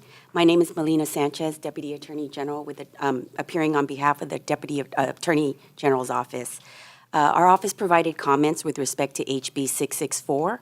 As stated in our testimony, there appears to be overlapping responsibilities with the proposed new office and the existing Gun Violence and Violence Crimes Commission codified under Chapter 134C.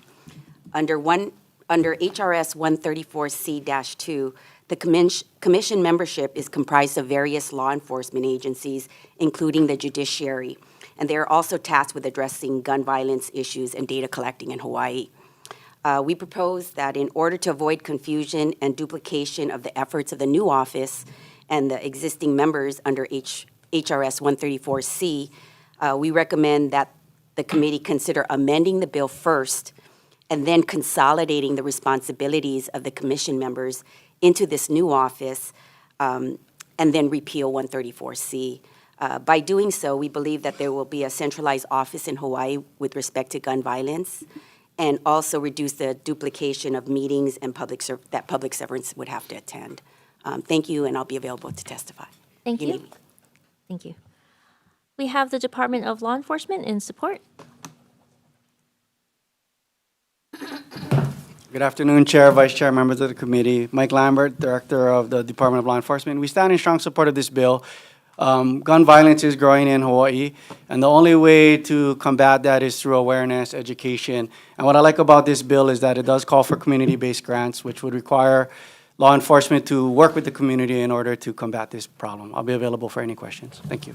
Thank you. We have testimony from Michael Rice with comments on Zoom. Hello. Yes, Michael Rice. I support the intent of this bill. However, I have grave concerns. I've seen offices like these weaponized by anti-gun groups to push an agenda to ban guns. And they've also been, such offices have also been caught tweaking information to their benefit.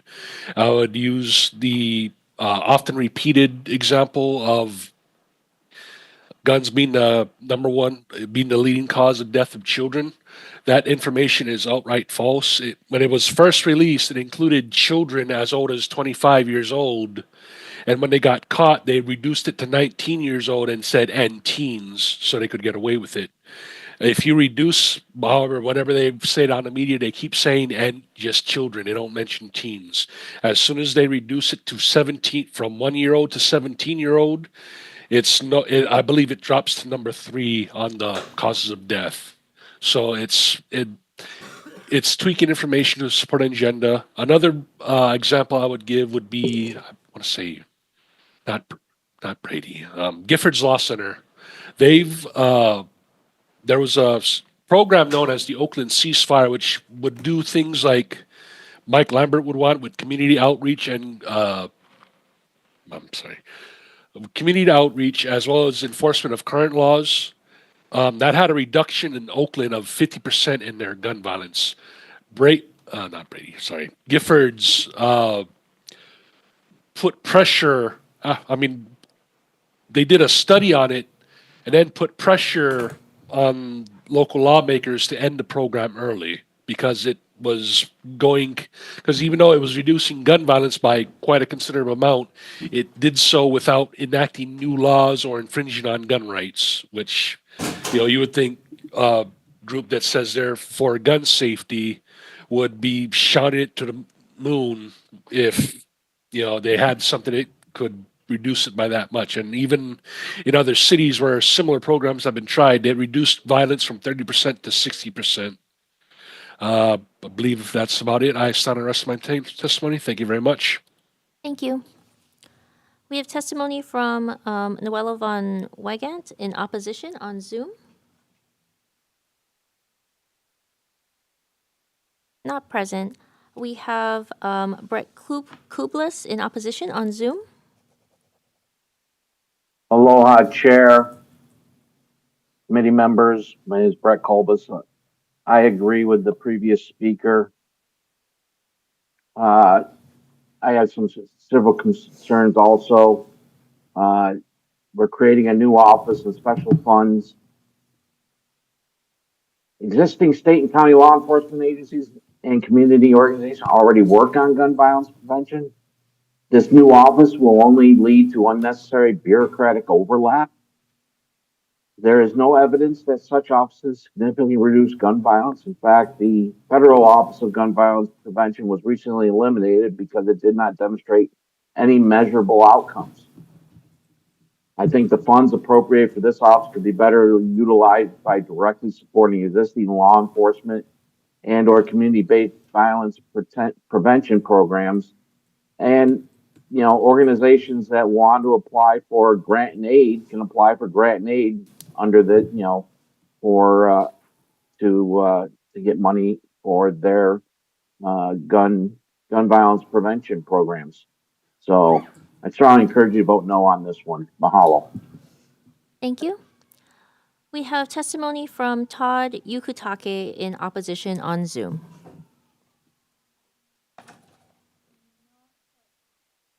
Not present. We also received comments from the Department of Budget and Finance, testimony in support from 2 organizations, as well as 40 individuals in opposition and 5 in support. Is there anybody else in the room wishing to testify? Anybody on Zoom? Seeing none, members' questions.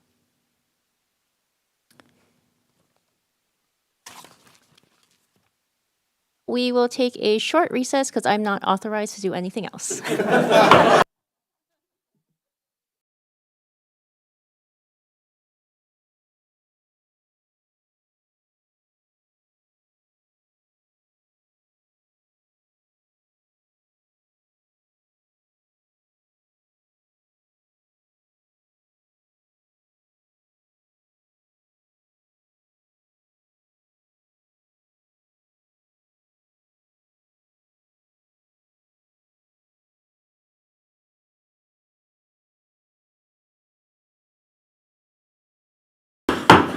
Okay, sorry I wasn't here. Okay, yeah, I thought it was gonna take a little longer. Okay, we are gonna recess, but just so everybody knows, we're gonna come back at about 4:20 for decision-making on this agenda, and then we'll move into our final agenda. So now we're in recess. Thank you.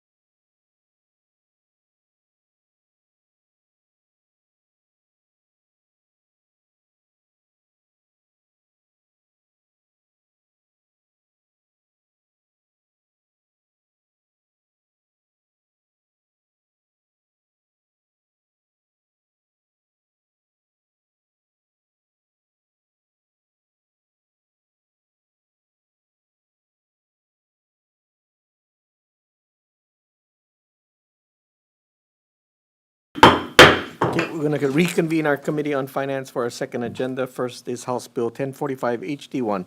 Recommendation, this is the EA. Recommendation is pass as is. Any discussion? Okay, Vice Chair for the vote. Voting on HB 1045 HD1, recommendations to pass unamended. Chair and Vice Chair vote aye. Representative Grandinetti. Aye. Representative Holt. Aye. Representative Hussey. Aye. Representative Keohokapu Liloy. Representative Kitagawa. Aye. Representative Kush is excused. Representative Wamasao. Aye. Representative Lee. Aye. Representative Miyake. Representative Morikawa. Aye. Representative Templo. Aye.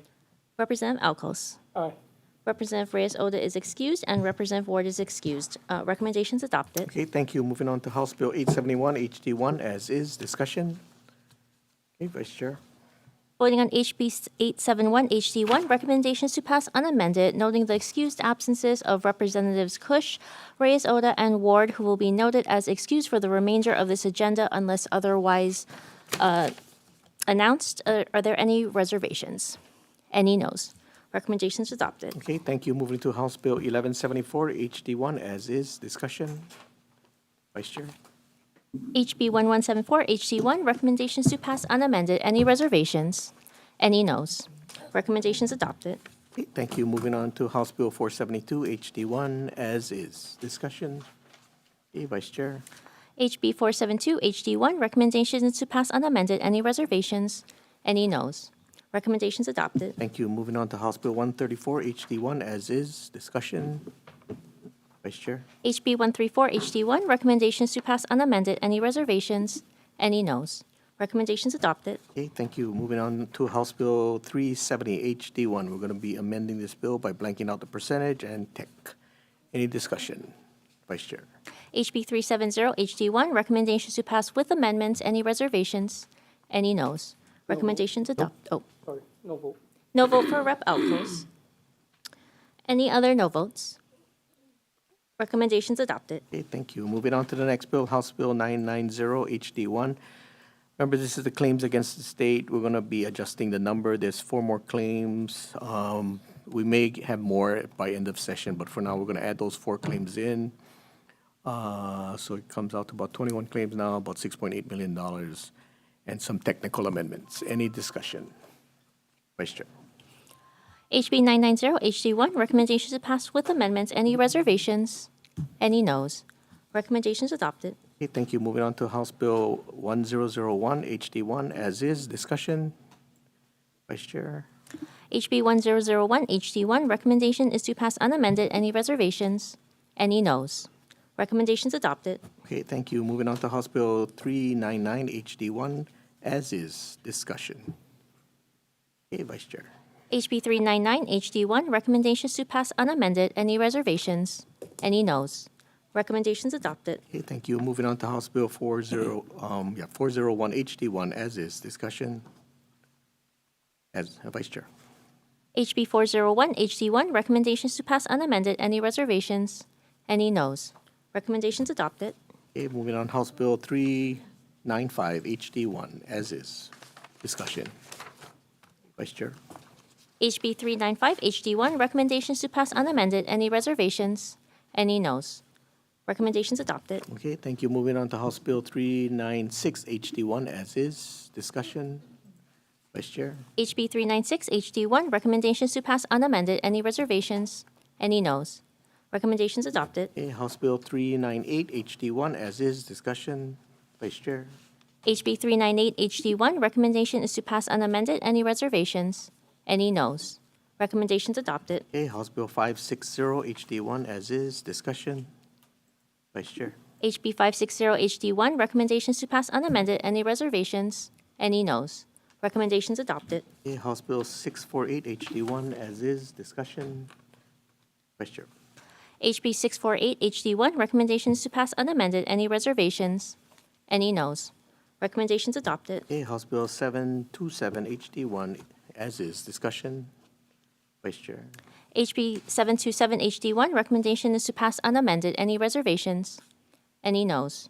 Recommendations adopted. Okay, moving on to House Bill 806 HD1 as is. Discussion. Vice Chair. HB 806 HD1, recommendation is to pass unamended. Any reservations? Any noes? Recommendations adopted. Okay, thank you. Moving on to House Bill 550 HD1. We're going to be blanking out the dollar amount and some tech. Any discussion? Vice Chair. HB 550 HD1, recommendation is to pass with amendments. Any reservations? Any noes? Recommendations adopted. Okay, thank you. Moving on to House Bill 1483 HD1, as is. Discussion. Vice Chair. Voting on HB 1483 HD1, recommendations to pass unamended. 1 second. Oh. Okay, members, in the committee report, we're going to note the amendments from the AG as well as the public defender. Sorry. And then as is. Sorry, go ahead. HB 1483 HD1, recommendations to pass unamended. Any reservations? Any noes? Recommendations adopted. Okay, thank you. Moving on to House Bill 126 HD1, as is. Discussion. Okay, Vice Chair. HB 126 HD1, recommendations to pass unamended. Any reservations? Reservations for Rep. Elkos. Any other reservations? Any no votes? Recommendations adopted. Okay, thank you. Moving on to the final bill, House Bill 664 HD1, as is. Discussion. Vice Chair. HB 664 HD1, recommendations to pass unamended. Any reservations? Reservations for Rep. Alcos. Oops. Any other reservations? Any no votes? Recommendations adopted. Okay, thank you very much, members. We are adjourned. Moving on to the next agenda.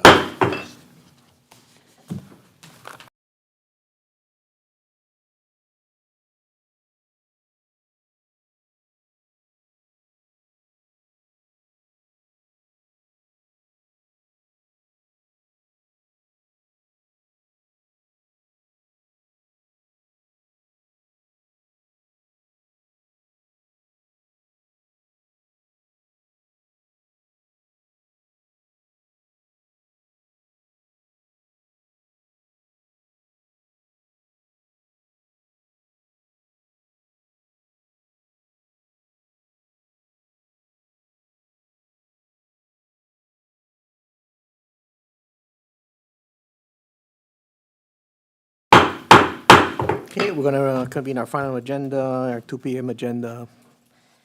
First bill is 1187 HD1. Vice Chair. We have the Hawaii Farm Bureau in support. Thank you, Chair, Vice Chair, members of the committee. Brian Miyamori, on behalf of the Hawaii Farm Bureau, will stand on a written testimony in support. Thank you. We also received testimony in support. Testimony in support from the State Procurement Office and opposition from Watanabe Floral and Cindy's Lay Shop. Two individuals in opposition and one in support. Is anybody in the room who would like to testify? Anybody on Zoom? Okay, members, any questions? State procurement's not here, right? Okay, thank you. We'll move on to the next bill, House Bill 1337 HD1. First up, we have University of Hawaii System in support in person.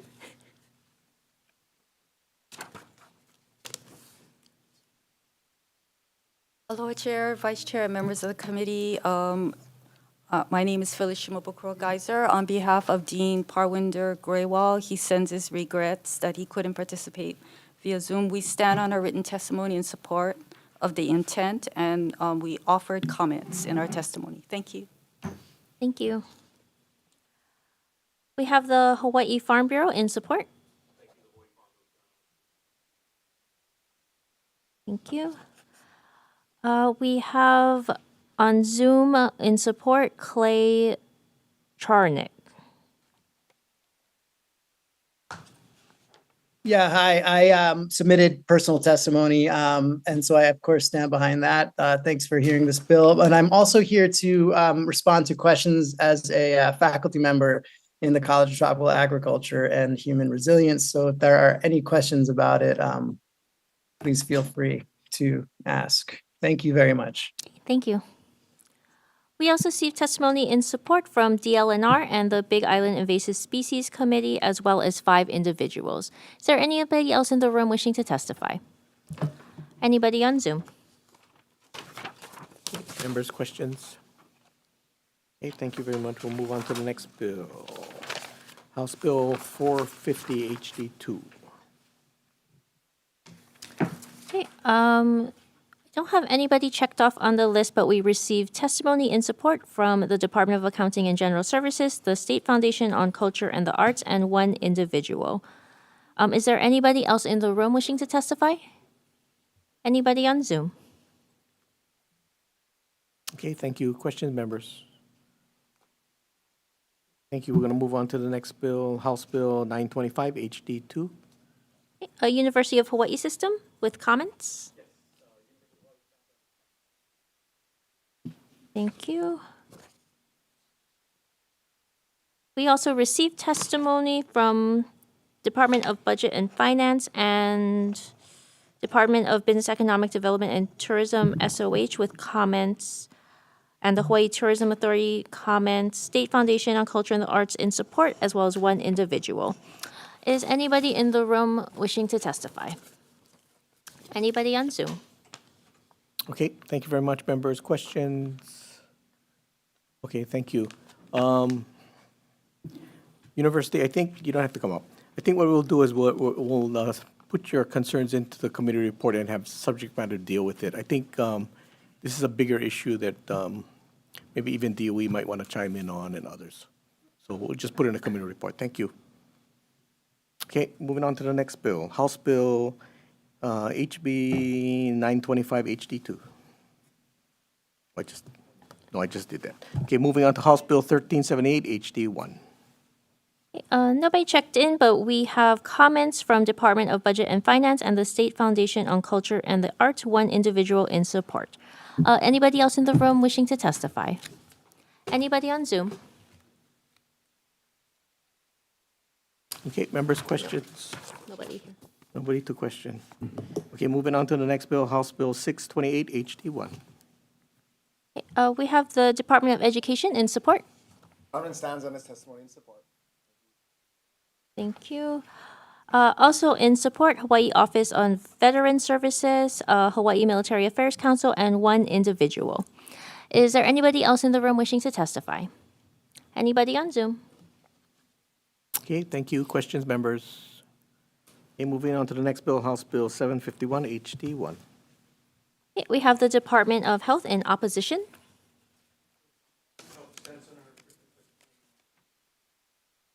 Thank you. Okay, we have on Zoom Jonathan in support. Not present.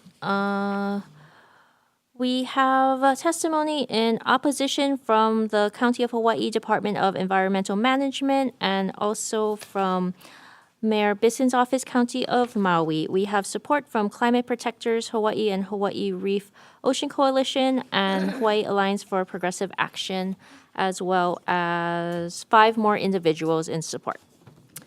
Anybody in the room wishing to testify? Anybody on Zoom? Okay, thank you. Questions, members? Okay, moving on to the next bill, House Bill 549 HD2. First off, we have University of Hawaii system in support.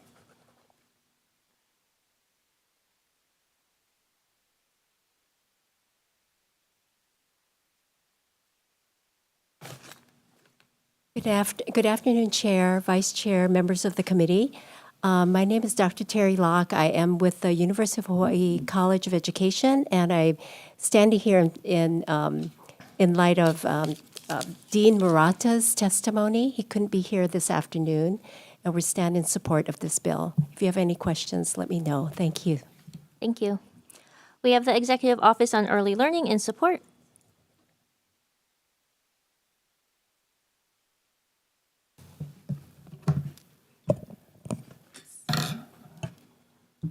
Hi, Chair Yamashita, Vice Chair Takanouchi, and members of the committee. I'm Yuko Arikawa Cross, Director of the Executive Office on Early Learning.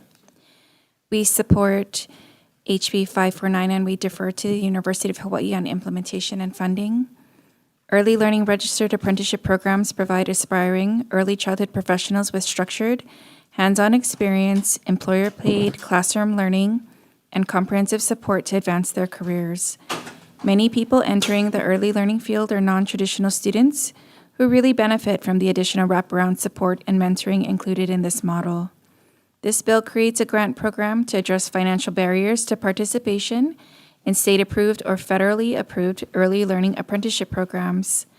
By investing in these programs, we can address workforce shortages through recruitment and retention, improve compensation and benefits, and strengthen career pathways for early learning professionals. EOL welcomes the opportunity to collaborate with UH on the grant award criteria, and we appreciate the legislature's continued investment in our keiki and their families. Thank you. Thank you. We have the City and County of Honolulu Department of Community Services in support. Aloha Chair, Vice Chair, members of the committee. Jordana Furr on behalf of Director Cruckley with the City and County of Honolulu. We stand on our written testimony in strong support and happy to answer any questions. Mahalo. Thank you. We have Early Childhood Action Strategy in support.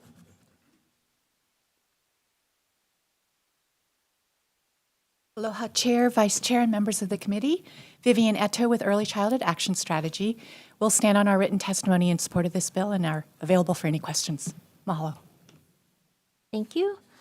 We have Hawaii Children's Action Network Speaks in support.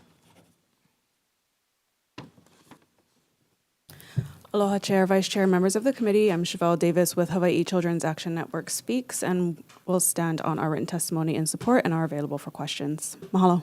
Thank you. We have Holomua Collaborative in support. Thank you. Also received testimony in support from the Early Learning Board, the Department of Human Services, 5 other organizations, and 30 individuals, all in support. Is there anybody else in the room who would like to testify? Anybody on Zoom? Okay, questions, members? Okay, thank you. Moving on to the next bill, House Bill 563 HD1. University of Hawaii System in support.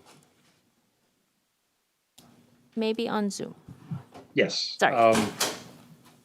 I'm ready to testify. This is Doug Simons, the Director of the University of Hawaii Institute for Astronomy, together with Brennan Morioka, the Dean of College of Engineering, and Michael Bruno, the Provost at University of Hawaii at Manoa.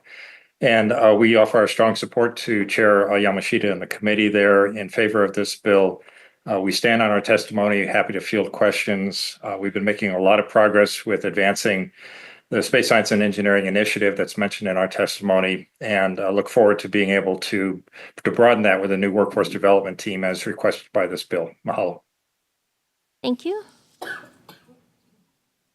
Do we have Hawaii Technology Development Corporation in support?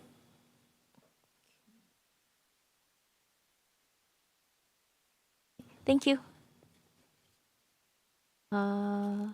We have Mauna Kea Observatories in support on Zoom. Aloha nui kākou, Chair, Vice Chair, distinguished members. Ilihia Johnson here on behalf of the Mauna Kea Observatories in strong support of this measure. We stand on our written testimony, but I just wanted to add that this is not only about developing workforce for the Mauna Kea Observatories.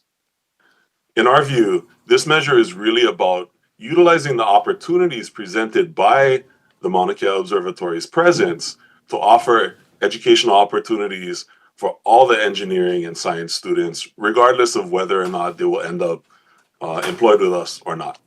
Mahalo nui. Thank you. We have Kona Kohala Chamber of Commerce in support on Zoom. Aloha Chair Yamashita, Vice Chair Takanochi, and the Committee on Finance. I'm Wendy Laros. I'm the President and CEO of the Kona Kohala Chamber of Commerce. With 460 member businesses and organizations, we work to enhance the quality of life for our community through a strong, sustainable economy on Hawaii Island. We strongly support HB 563.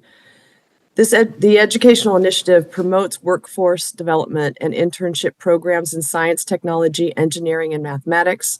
These programs feed directly into the region's key industries, including the astronomy industry on Hawaii Island. Funding the university's Space Science and Engineering Initiative and Mauna Kea Scholars is a strategic investment in Hawaii's workforce. We believe this bill will foster innovation, diversify the island's economy, and provide quality, high-paying jobs for the people of Hawaii. Thank you for the opportunity to testify. Thank you.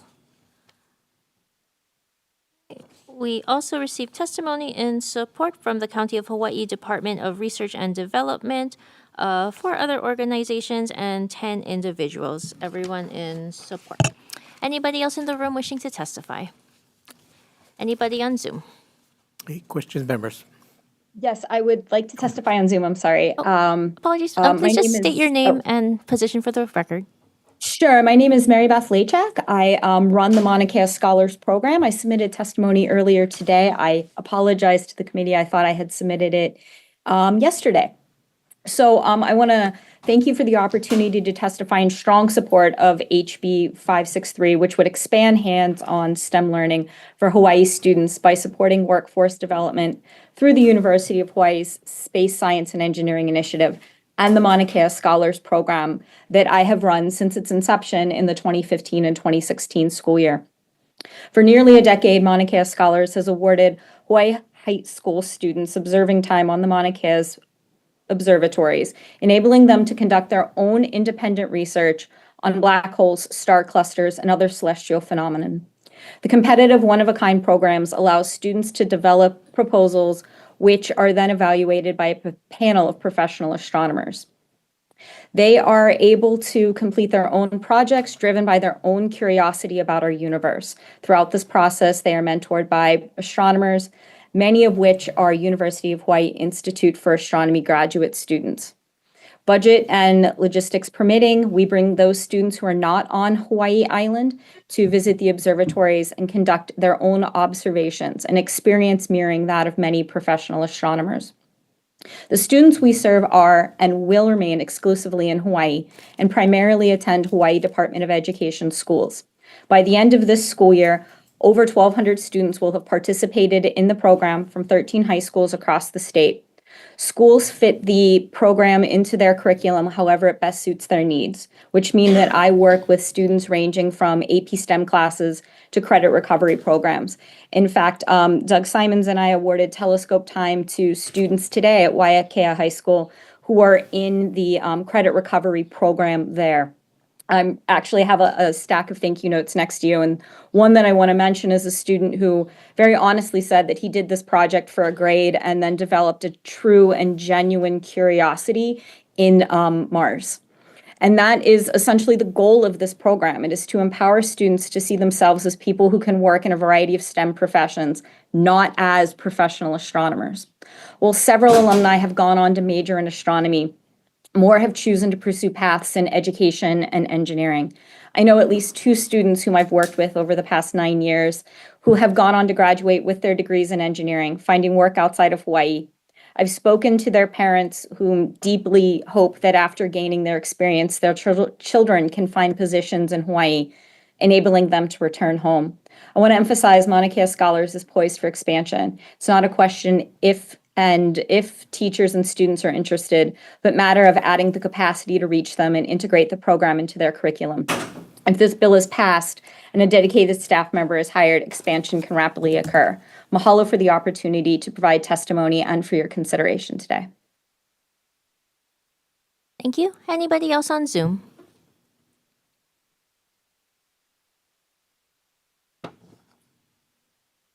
Sorry. Members, any question? Okay, thank you. We'll move on to the next bill, House Bill 1168, HD1. University of Hawaii System in support.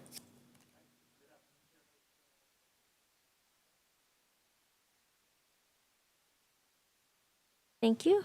That's all the testimony we've received. Anybody else in the room wishing to testify? Anybody on Zoom? Okay, members, questions? Okay, moving on to the next bill, House Bill 214, HD1. Okay, Department of Law Enforcement in support.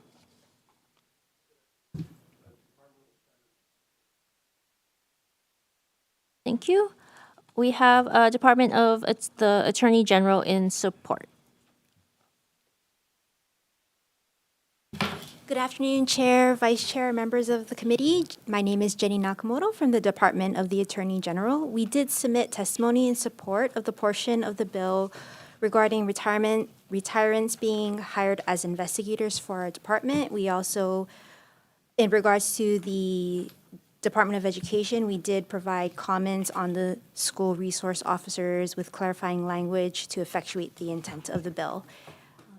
I'll be here if you have any questions. Thank you. We also received employees retirement system of the state of Hawaii with comments. Good afternoon, Chair, Vice Chair, and members of the committee. I'm Thomas Williams, the Executive Director of the Employees Retirement System. And we stand on our written testimony providing comments. And of course, we're available to answer questions. Thank you. We also received written support with comments from the Department of Education. Anybody else in the room wishing to testify? Anybody on Zoom? Okay, members, questions?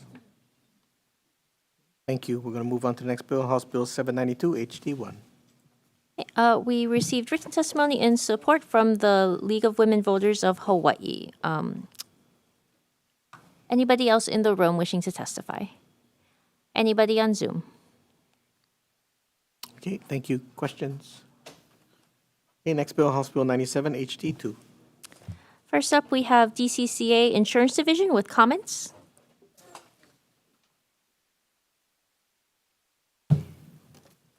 Good afternoon, Chair, Vice Chair, members of the committee. Jerry Bump, Acting Insurance Commissioner.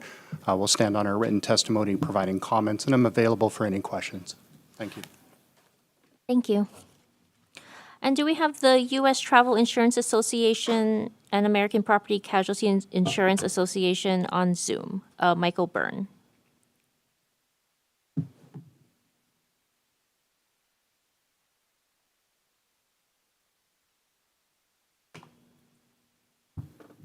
Michael Byrne.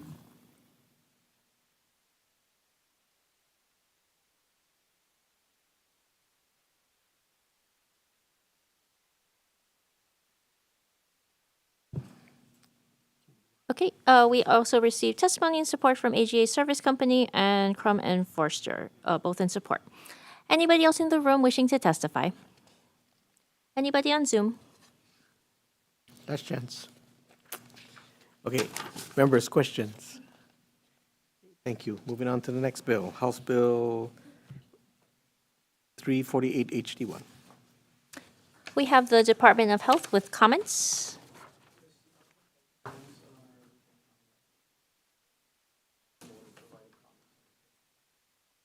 Thank you. Do we have Surfrider Foundation Hawaii Region in support on Zoom? Hannah Lilly? Not present. And do we have Corey Teriyama on Zoom in support?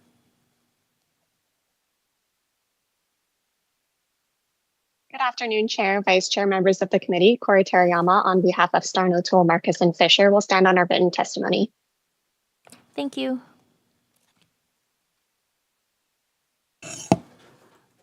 Do we have Olivia Hughes in support on Zoom? Hello, I'm Olivia Hughes, also with the Surfrider Foundation, and I stand on my written testimony. Thank you. Thank you.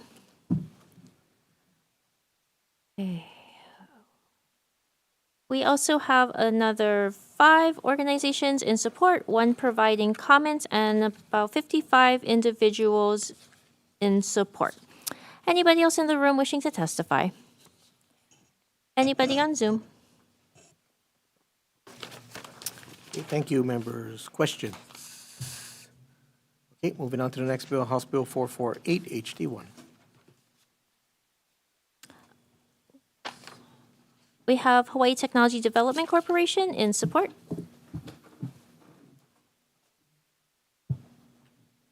Aloha, Chair, Vice Chair, members of the committee. My name is Sandy Kanimura with the Hawaii Technology Development Corporation, HEC. We stand in support of this bill. As we are well aware, Hawaii's tourism sector is not only high value, but also highly vulnerable. So yes, there is a need to assist small businesses, particularly those in the tourism sector, with technology enablement support programs. We experienced and saw a lot during the pandemic, as an example, and we feel that this bill can help modernize our local businesses to become more sustainable and more resilient during economic times. So we feel confident in our team's ability to execute this relevant initiative, and especially in coordination with our industry partners. So for these reasons and more, we ask for your support on this bill. Mahalo for your consideration and time. Okay, thank you. We have the Chamber of Commerce Hawaii in support.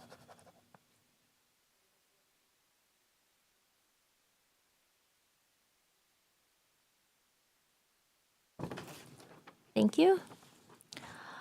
We have the Hawaii Food Industry Association in support on Zoom. Good afternoon, Chair, Vice Chair, and members of the committee. I'm Alexis Chapman for HFIA. We stand on our testimony in support, and I'd be happy to answer any questions. Thank you. Thank you. We've also received testimony in support from the Hawaii Tourism Authority, Mana Up, Aloha Shoyu Company, Maui Chamber of Commerce, and the Hawaii Island Chamber of Commerce. Anybody else in the room wishing to testify? Anybody on Zoom? Okay, questions, members? Thank you. Moving on to the next bill, House Bill 449, HD1. Chamber of Commerce Hawaii in support.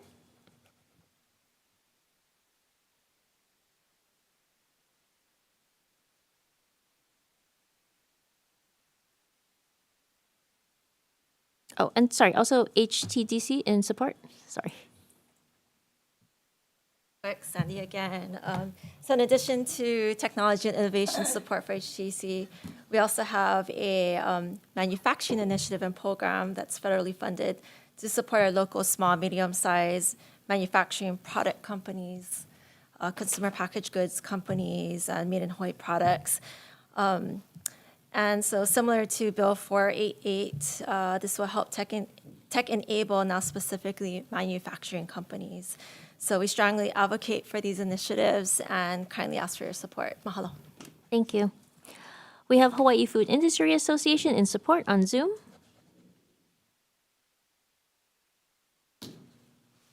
She's frozen. Frozen. Okay. Okay, here she comes back. We also received testimony in support from Watanabe Floral, Mana Up, Maui Chamber of Commerce, and the Hawaii Island Chamber of Commerce, as well as 2 individuals. Is there anybody else in the room looking to testify? Please state your name and position for the record.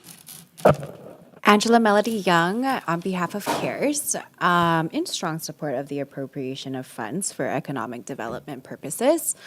So I got to witness the Made in Hawaii Festival this year. It was so fun, fabulous event.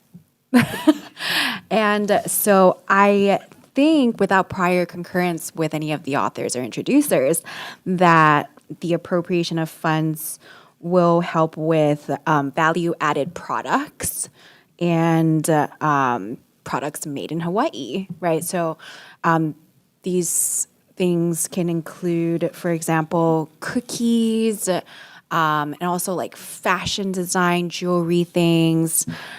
So it'd be really amazing that middle-class families, women, businesses, and also low-income marginalized groups who have small businesses in Hawaii are getting a funding source to help with growing their business. And also the technology assistance from the Hawaii Development Corporation can be really helpful because nowadays in our millennial generation, we have Instagram and all these really fun technological ways to do free marketing, which doesn't have a lot of government interference. And so for the government to really step in here and to facilitate these processes is really helpful. And if, you know, as just someone who loves small businesses, has, you know, been at networking events with the Chinese Chamber of Commerce and loves Chinatown small businesses. a lot of these stores can really benefit from learning about these procedures and processes in the state of Hawaii. And so, yeah, it'd be really interesting to see how fast they can distribute the funds from the federal office for a bunch of these priorities. Thank you. Thank you. Anybody else in the room? Yes, sorry. Alexis Chapman for HFIA again. I dropped off for a second Yes. there. Please proceed.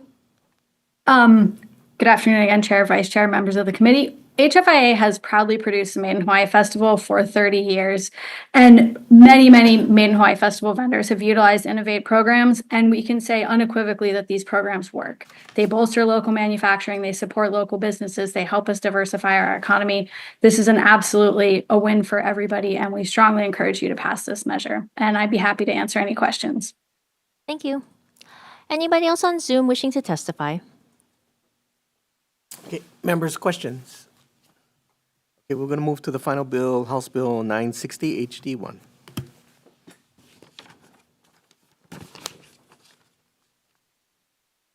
First up, we have Department of Transportation on Zoom in support. Aloha, Vice Chair. This is Dre Kalili, Deputy Director for the Hawaii Department of Transportation for Harbors. Thank you for hearing this bill. This is a high priority bill for us.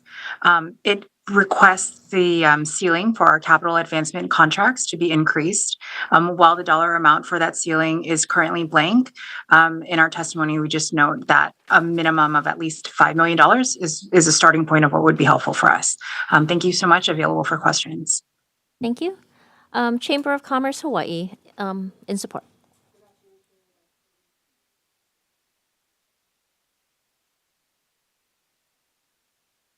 Thank you. We also received testimony and support from Young Brothers Matson Navigation Company, Hawaii Island Chamber of Commerce, and 2 individuals. Is there anybody else in the room wishing to testify? Anybody on Zoom? Okay, question, members. Okay, thank you very much. Okay, we're going to take a short recess.